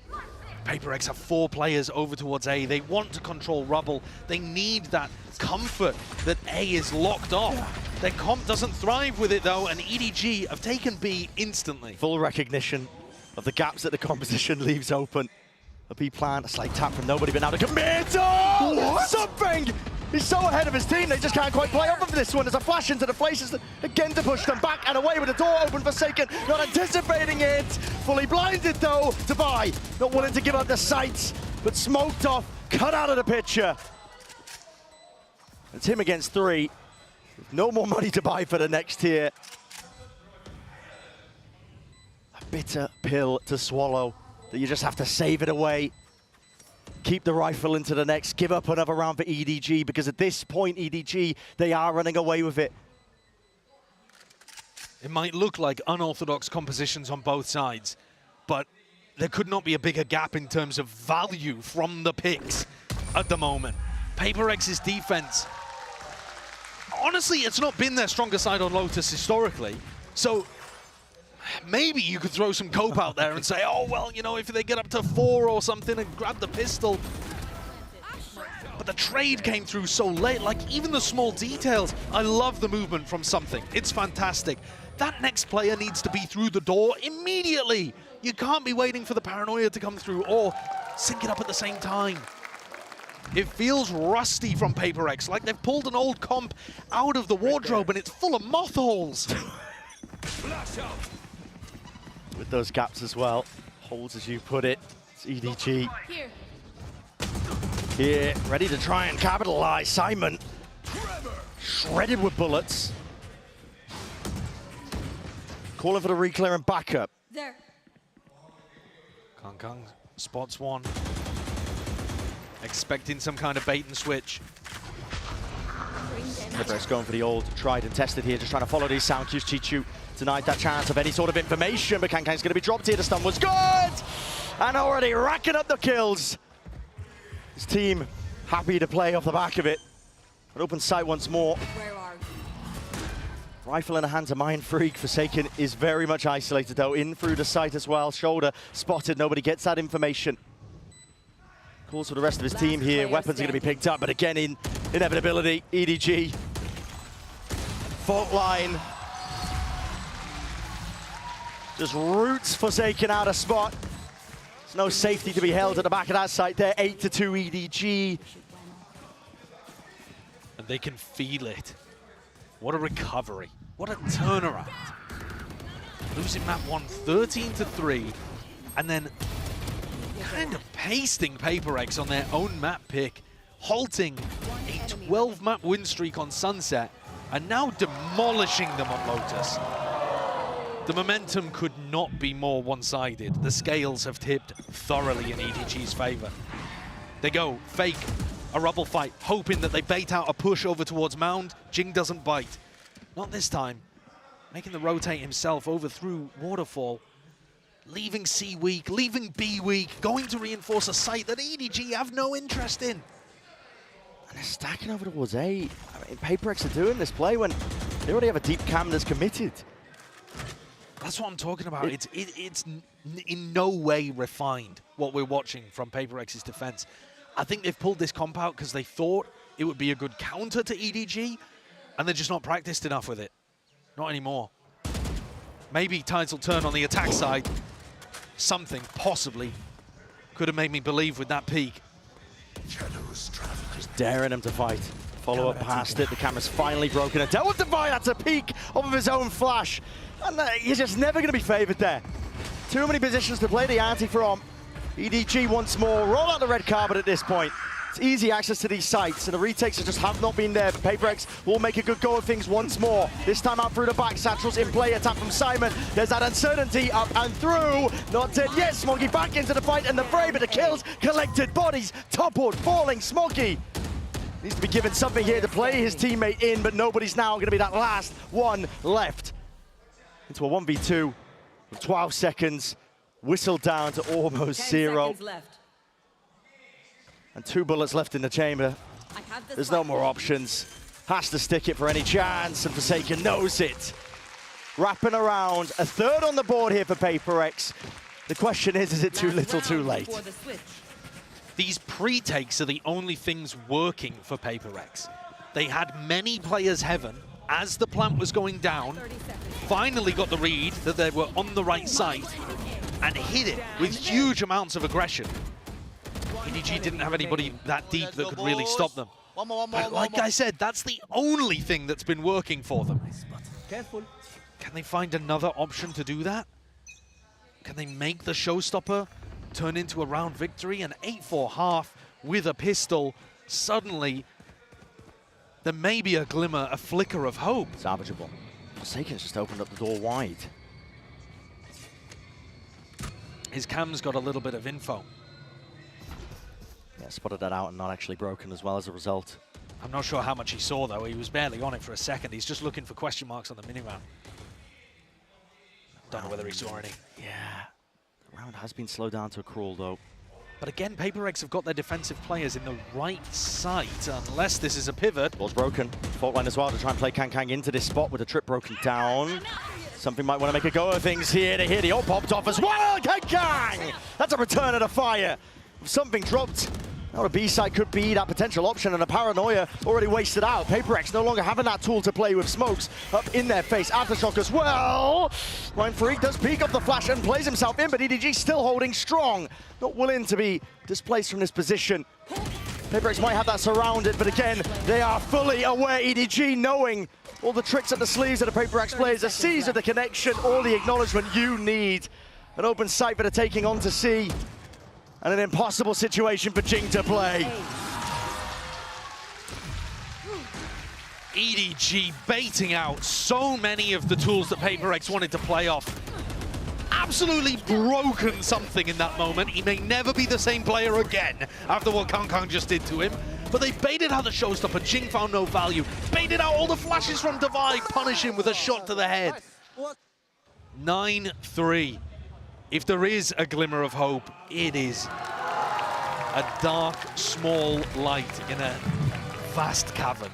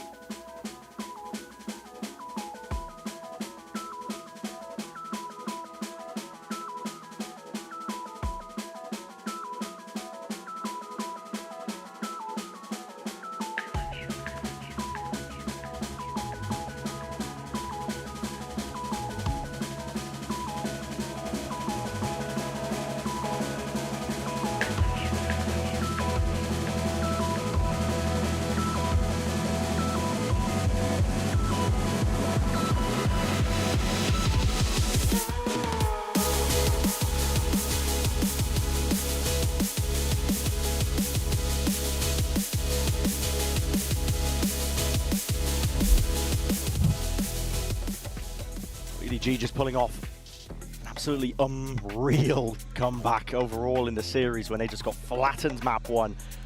The resilience is on display, and at the back of their minds, an unwillingness to go home. They need to prove that they can reach greater heights than they have done before in the past, and it starts with getting past an old rival. It starts with getting out of the groups.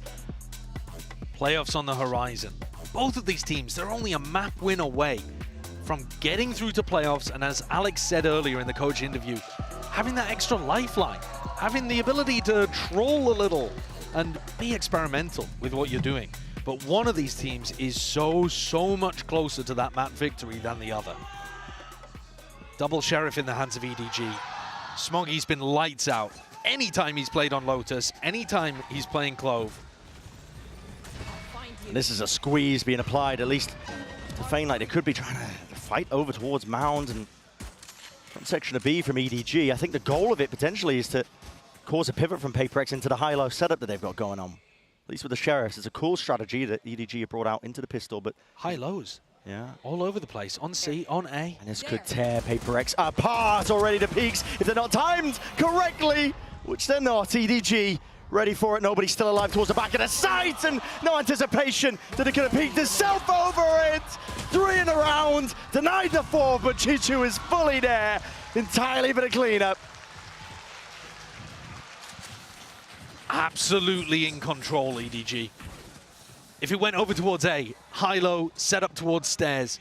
Horn didn't get broken, full information, dropped back into a high-low setup, and Simon and nobody, the IGL and the newcomer, doing so much work.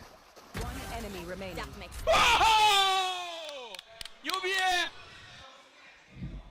And that is elation because EDG can feel it. Primed and ready to pounce. That last spot of the playoffs. It's almost theirs for the taking. No force in sight from PRX. Not opting into this one. They need the guns, but it is just shambolic. Oh. Smoggy. Pure mechanics on display. And he will just rip them all away. 11-3. EDG with no concept of mercy. No thought in the back of their mind of taking their foot off the neck of PRX. Friends outside the server, bitter rivals inside. One enemy remaining. Smoggy is wiping them away. And it is just pure elation, isn't it? A matchup that just failed in so many times against this team for PRX. Guns in their hands. Now is the time to make the most of it. That a bit over aggressive. EDG making a go of things here. They're still hard committing into the fight. They make the call as well to try and at least collect themselves together, but the weaponry not favored on these long sight lines at least. PRX essentially just swat away these EDG players. This was a strat that Foot very much struggled with. They found the right reaction by pushing into C, but then couldn't play the post plants properly. This time, PRX hold on. And like you say, use that advantage of having the better long-range weaponry. EDG are not going to fight like that in every round, though. It's something they'll throw in occasionally, and maybe less so now that PRX have showcased they're willing to stand their ground and fight. Forsaken, it is good to see him popping heads. He was notably absent on Sunset. A bit more passive, a bit more supportive on the breach, and he couldn't find the rifling. Round by round. Dude, I mean, that is like water off a duck's back with the pressure for PRX. They are just having fun with it. I mean, they've been in these positions before. They know the secret. It's just to have a short-term memory. Exactly. But at the same time, I mean, that's just so funny. Devi is right on the money, though. It has to happen round by round, one at a time. Orbs farmed up. Mass migration now over towards the A side here. Chichu is alone taking this angle, but there's less to really threaten him off this spot when there's no Viper in the play as well. He can just jiggle this one for a bit of util, and he's even got Simon to help him out. When the Trailblazer cleared its way through, I believe both rifles fired off something, but a dash to disengage and pull that one back. And around, Forsaken. Cam up forwards, he spotted Kang, but doesn't want to try and take that fight towards it. Nobody with the door opened up wide will have to at least concede that space, give it up and hold the C's. Now into his hands, lets it loose. What a connection! Just absolutely running over these players. PRX steamrolled in the process. Jing, he'll have to do it all.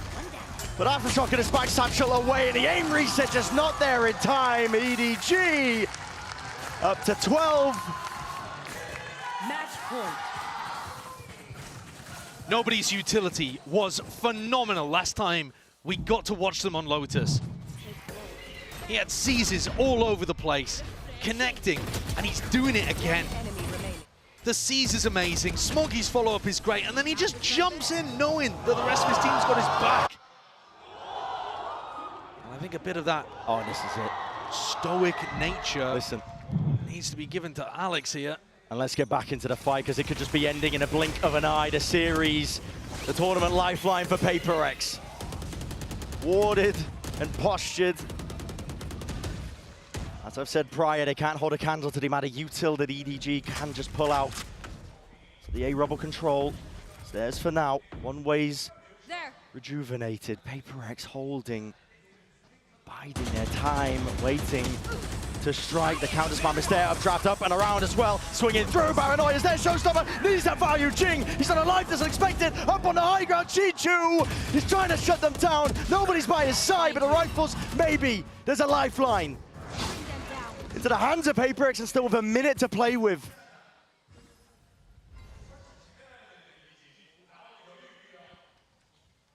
Nobody's pushing out through B. Smoggy still with his ultimate. An eerie calm drops towards Rubble. An area that's known so much bloodshed and almost all of it going into the way of EDG in this map. PRX have carved out a small opening. Do they think of the flank? The flank timing, nobody could shut this down, Dubai! The awareness is there. Surely too difficult of a situation for Smoggy, even with how well he's been playing. There's no time. There's 15 seconds. This time pressure could just spell defeat. And for Smoggy to be the hero his team needs in this spot, Defy planting, medal is used first, lowering them down! And spraying them down! Smoggy destroys the hopes and dreams of PRX. Knocks them out of groups, revenge has been earned, and a playoff picture potential there. EDG, the chances for them to go on a run now, to reach greater heights than they have in the past, have never been more present. Well, after map one, it did not look like we were going to be seeing EDG making their way to playoffs. The second Chinese team to get out of groups, behind explosive Trace, who surprised us all. But it is bitter disappointment there for PRX. A team used to fighting for trophies, who've been in those spots before in grand finals appearances, overtaken this year domestically by Gen G, and now grouped for the second time at Champions in their history. A rough year sliding downwards for them. It's a long off season to think over what could have been, but it's hugs on stage. They respect EDG, and how could you not? This team rallied back and put on a show. And Smoggy's individual performance was outstanding. That was elite. 21-6 is where he's ended it all. Very fitting way for it to end. Yeah, it really is. Despite EDG being the last to qualify here for our playoffs, they are right on time for it. And as I said earlier, the world is essentially their oyster. You get that fresh reset as you head into the playoffs as well. And for them, a chance as well to do a little bit better than the disappointment at Shanghai. And not just Shanghai, this is only their second win this year at a global event. Had they gone home, it would have been devastating, their year as a whole.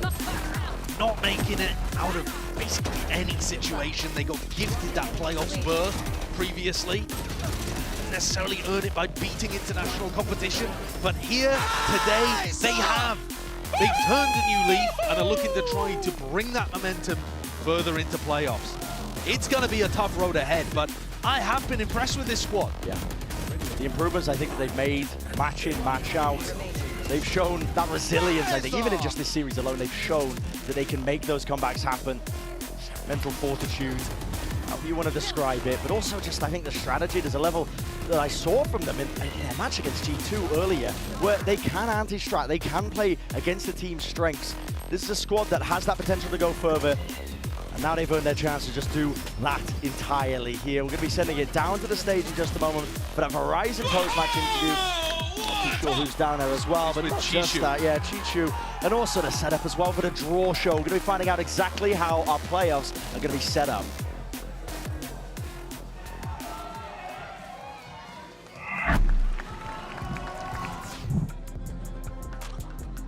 Welcome down to the stage, everyone. I have EDG's Chichu here with me and Luna to help with the translation, of course, for our post-match interview.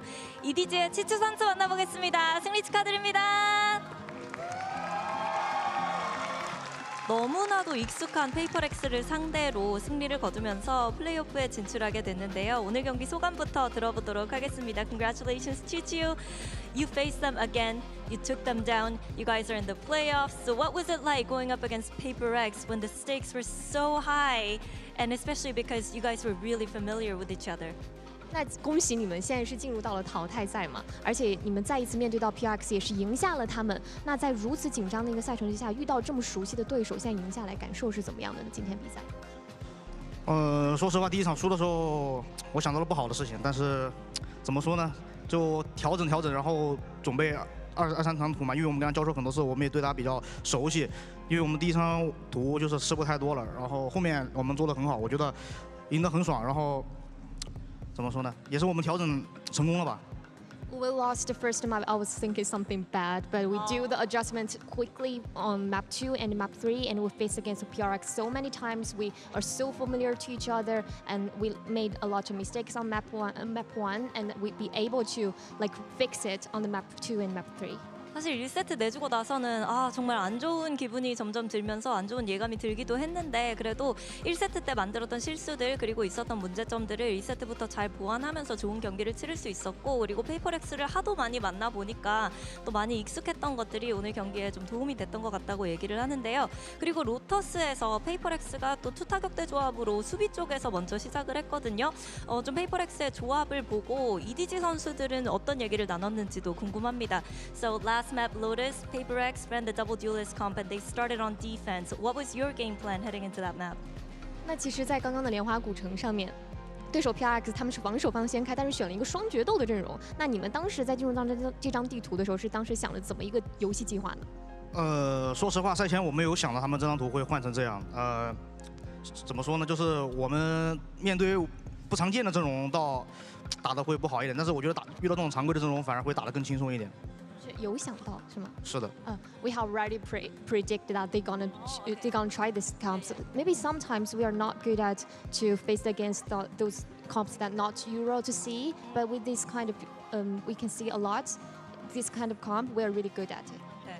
So you were familiar. You knew they were gonna pick something like that. 所以其实还挺熟悉的。你觉得你就知道他们会拿这种阵容是吗？是 Yes.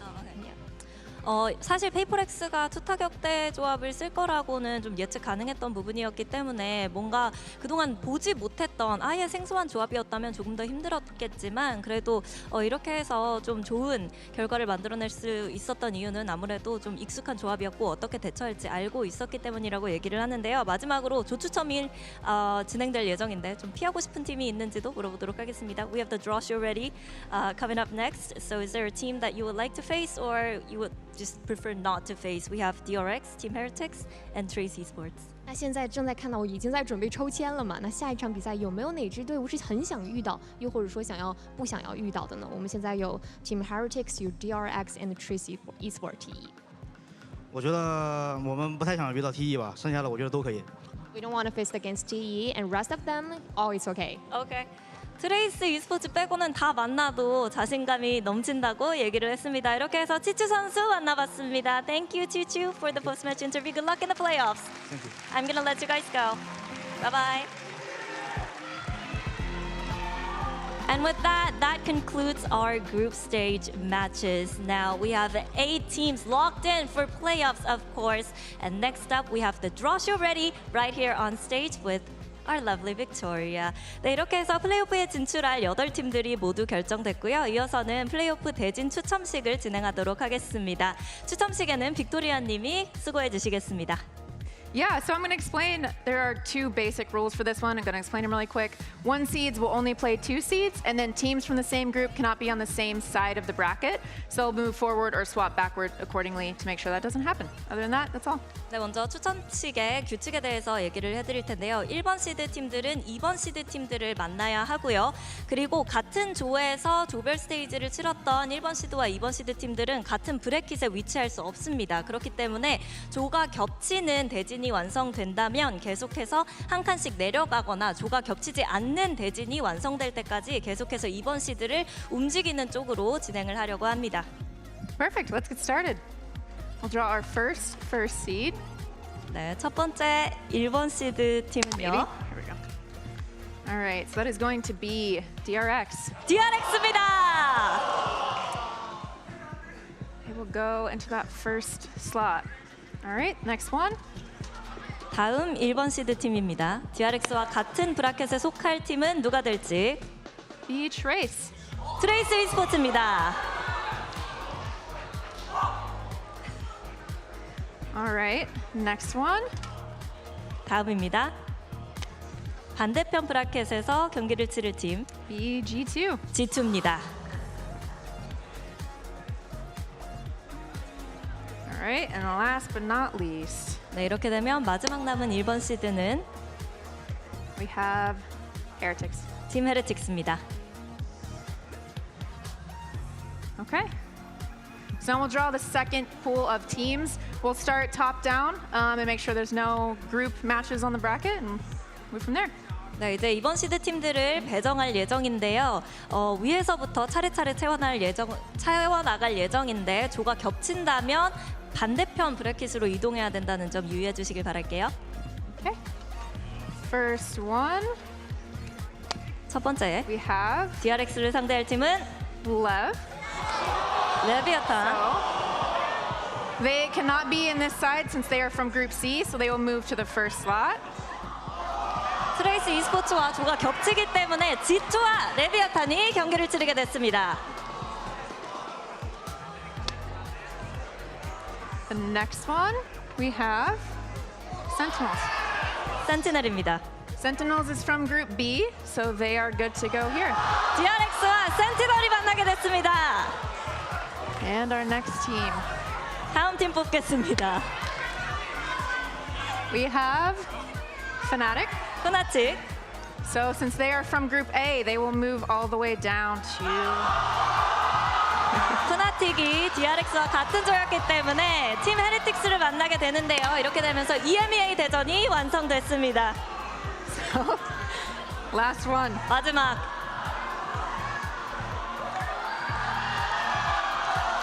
트레이스 e스포츠와 EDG 중국 대전입니다. 네, 이렇게 해서 그룹 대진이 완성됐습니다. 아까 EDG의 치추 선수가 트레이스 e스포츠만은 피하고 싶다라고 얘기를 했는데 이렇게 해서 대진표가 완성이 됐고요. 이어서 아메리카스 대전 그리고 EMEA 대전 퍼시픽의 유일한 플레이오프 진출팀 DRX는 센티널을 만나게 됐는데요.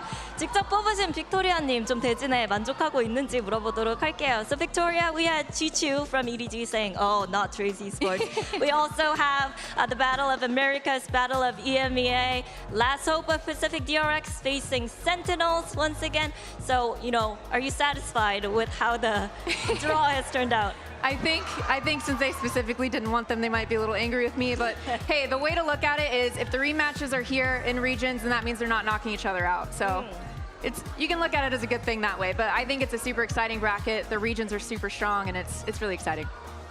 먼저 이 중국 지역 쪽에서는 좀 피하고 싶다고 했는데 화낼 수도 있겠지만 이렇게 되면서 조금 더 골고루 많은 팀들이 더 높이 올라갈 수 있는 지역별 다양성이 좀 많이 추가가 되기 때문에 그래도 괜찮은 대진을 뽑은 것 같다고 얘기해 주셨습니다. 그러면 이대로 혹시 경기가 진행되는지도 물어보도록 할게요. So, regarding the match schedule, is this how it's gonna go? It is not. Match schedule will be released within the next 24 hours. So we'll solidify the actual order that's being played. Okay. 12시간 이후에 여기 보시는 대진이 일정이 아니기 때문에 자세한 일정, 매치 스케줄은 12시간 이후에 발표할 예정이니까요. 여러분들의 많은 관심 부탁드리도록 하겠습니다. And we return on the 14th, right? Yeah, on the 14th. We'll see you back then. 저희는 며칠 쉬었다가 14일에 돌아오도록 하겠습니다.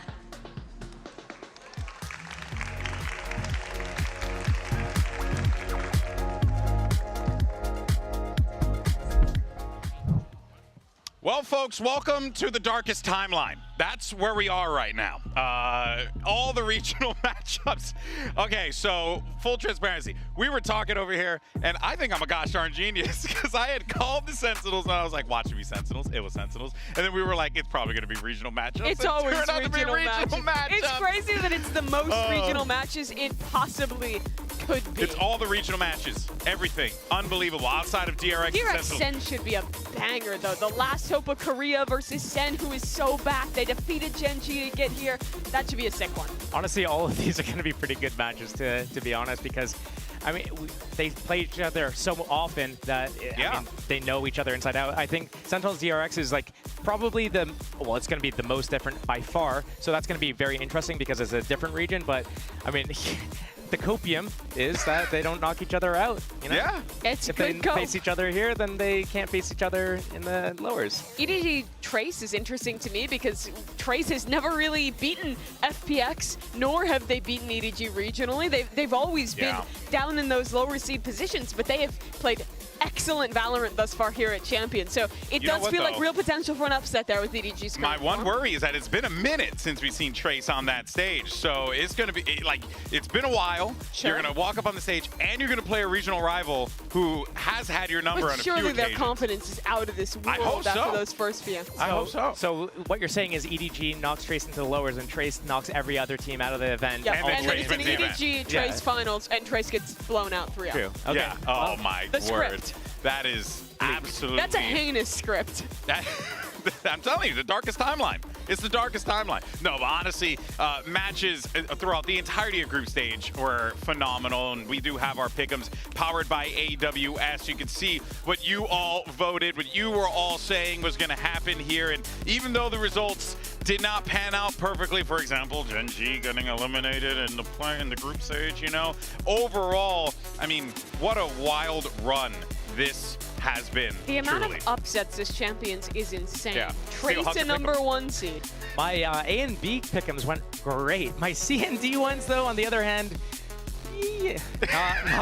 not doing too hot, I'll tell you that much. Oh, man. Well. Yeah, people were so close with the Group D one. Yeah. A little too much PRX cope there. EDG impressing. And now DRX with Gen.G gone and Talon gone, the last hope of Pacific, the last Korean team in this tournament heading into playoffs. It's a lot of pressure on those guys. It really is, you know, and heck, I mean, even for EDG, right, they're coming into this one having to go up against their regional rival. Can they, you know, find that, what they found on this stage today, can they do so against Trace? You also got G2 and Lev. That's another battle that was literally our America's finals, so, you know. And G2 couldn't get it done despite their excellent performance globally. They haven't been able to really best Lev this year. That's another good match. And then you got Fnatic and Heretics, which you know all about that. I'm trying to remember the last time they actually had a head-to-head because I'm pretty sure Vitality took out Heretics from this one. I don't know if Fnatic and Heretics face each other in the uppers, though, this time around. But, you know, Fnatic won the last two splits, basically. So, and they did face off, I believe, split one playoffs against them and had the better of Heretics in the BO5 there. Yeah. Oof. Man. Off the top of my head, so I could be wrong. Yeah. Hey, but you know what? Overall, though, not bad. I believe you. You say it with enough confidence. That's how it works. You know what I'm saying, baby? All right. Well, of course, with that being said, we do have to say goodbye to our final two teams in the competition to be eliminated, Vitality and PRX. In groups. Yeah, in groups, excuse me. There's going to be 7 more eliminated in playoffs. But it is a tough road for these guys. Vitality showed up and I think had a lot of people hopeful. There was a lot of people talking about how good Safe could be on a global stage, how impressive this team was to make the finals of the EMEA, but unfortunately, not going to go any further. It's unlucky. I mean, they had the good run, though. They made it all the way to champs. It's unfortunate that Safe lost that rematch versus Aspas. He was looking so confident in that. And honestly, they looked pretty strong until they didn't, obviously. It fell apart at the end, yeah. Then, of course, you got PRX. Yeah, I mean, these guys from the high last year of making it to the Americas final, thinking it would be their last year with Jing, to him getting to come back, play again this year, and not quite reach that same height, going out early in Champions instead is definitely a disappointment for those boys who have achieved a lot on the global stage before, and it really brings questions as to what PRX looks like into the future. They really Will did W go Gaming come back another season? They went out in the most PRX way possible. Yeah, double duelist solo Sky. Deathmatch. Don't get me started with that one. The questions about everything in that, there needs to be a serious overhaul because, I mean, there's going to be serious people in shambles right now. Pool Chan, for one of them, is going to be really upset about that. But honestly, they need a little bit more depth in that last map, that death match. I mean, we were calling it before it happened.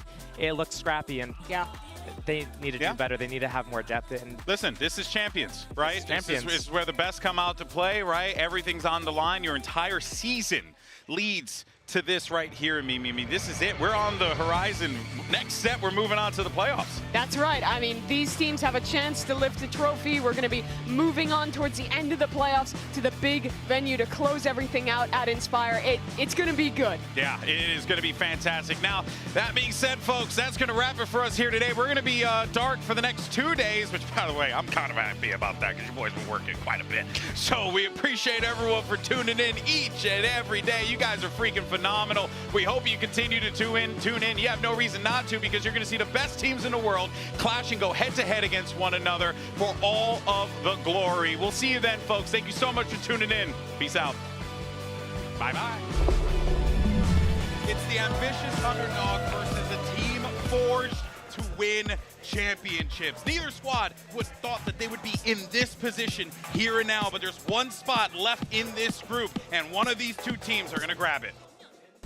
Safe getting pushed off the angle, and Mazino's going to fill in right behind it. The dart is good. Huh? Aspot's getting two with the op. Tex pushing forward. Sender falls. That's going to be the pick going down as well as Comp's gotten the defuse to half. Make that 3/4 of the way. He's going to stick it. It's going to come through. Leviathan takes the lead back. He intended to manipulate the rotations back towards A, but discipline from Vitality once more. Again, there are 10 seconds left in the round. Almost all of Vitality is here with the lighter weaponry. Nice. They still have a meal of Leviathan. As the walls go through, Trex gets two, make that three! Mazino left alone. And it's not really, well, it's just barely planted for him, but I don't think he can get that angle in time. He's asked to get up close and personal. Kicks waiting on the other side. It's been half, but the Red Bull clutch for Leviathan. Leviathan weather things out. They close out Icebox, 14-12. Some jump spots already. Look at the dart, look at the paranoia. That's such a gorgeous setup. Jeez. Does he have the timing? No. Safe with three. Com catching one on the way out. Spam's coming through. Com has to play this so carefully. It's only one found. Com's gonna have to get an ace to win the round!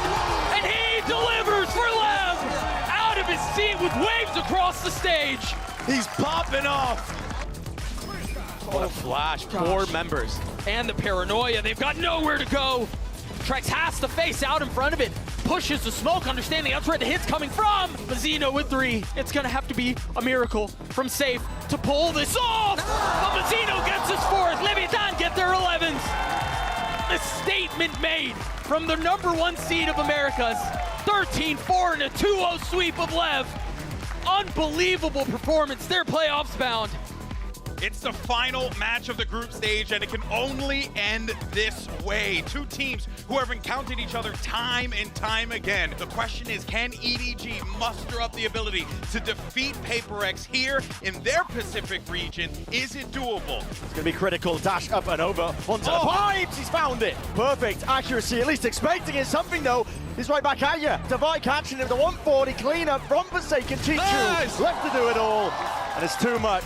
Jing has not revealed his position at all in the slightest, but potentially played right back in from all the sound cues. Noise made. Mindfreak ripping their hopes and dreams up, tearing them apart and tearing them asunder. It's 12 for PRX, 13-3. It's domination. It's a sweep and a flawless finish for Icebox. Pack mentality here from PRX. Paranoia is perfect though. EDG have really make sure to pick and choose this timing. It's excellent. Shot down, nobody! Just wondering, he's a nomad at this point. There's no one to play off of this one, the jump spot. Oh, and miscommunication again! It rears its head!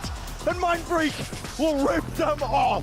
They can still make a play for this one. Smoke's up! No way! No chance! What a throw! Mindfreak! He's gonna have to spam and spray this one away, defended! No way! Mindfreak! Guys, please, guys. Guys, please. And they want to try and shut this down immediately. Hunter's Fury, peek by Forsaken. There's the punish. 3 left to stand. Insane mechanics, but it matters not. against the hand and steady aim of Kang. 13-8. What a resounding flip compared to last time we saw these two teams clash on Sunset. The skirmish once more, but with Jing toppling, falling, something not able to evacuate. That was an updraft dash to survive, and Mindbreak is hard committed. So now he knows his timing taken against it, but a Prowler waiting it. No way, Peak not together. Still, it's there. The Forsaken liner right behind him for EDG to barrel them over. It's almost theirs for the taking. No force in sight from PRX. Not opting into this one. They need the guns, but it is just shambolic. Smoggy. For mechanics on display, and he will just rip them all away. Smoggy destroys the hopes and dreams of PRX. Knocks them out of groups. Revenge has been earned, and a playoff picture potential there. EDG, the chances for them to go on a run now to reach greater heights than they have in the past have never been more present.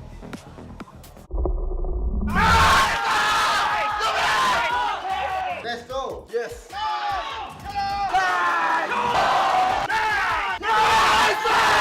Yes. Happy.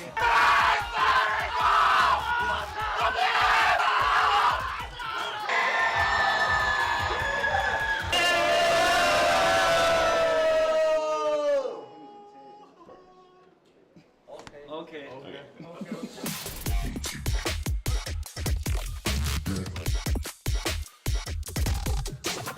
Roll with all.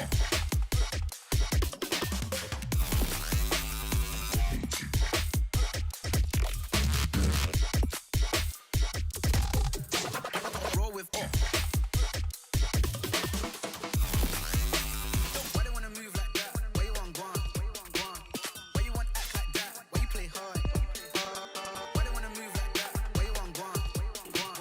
Why you want act like that? Why you play hard?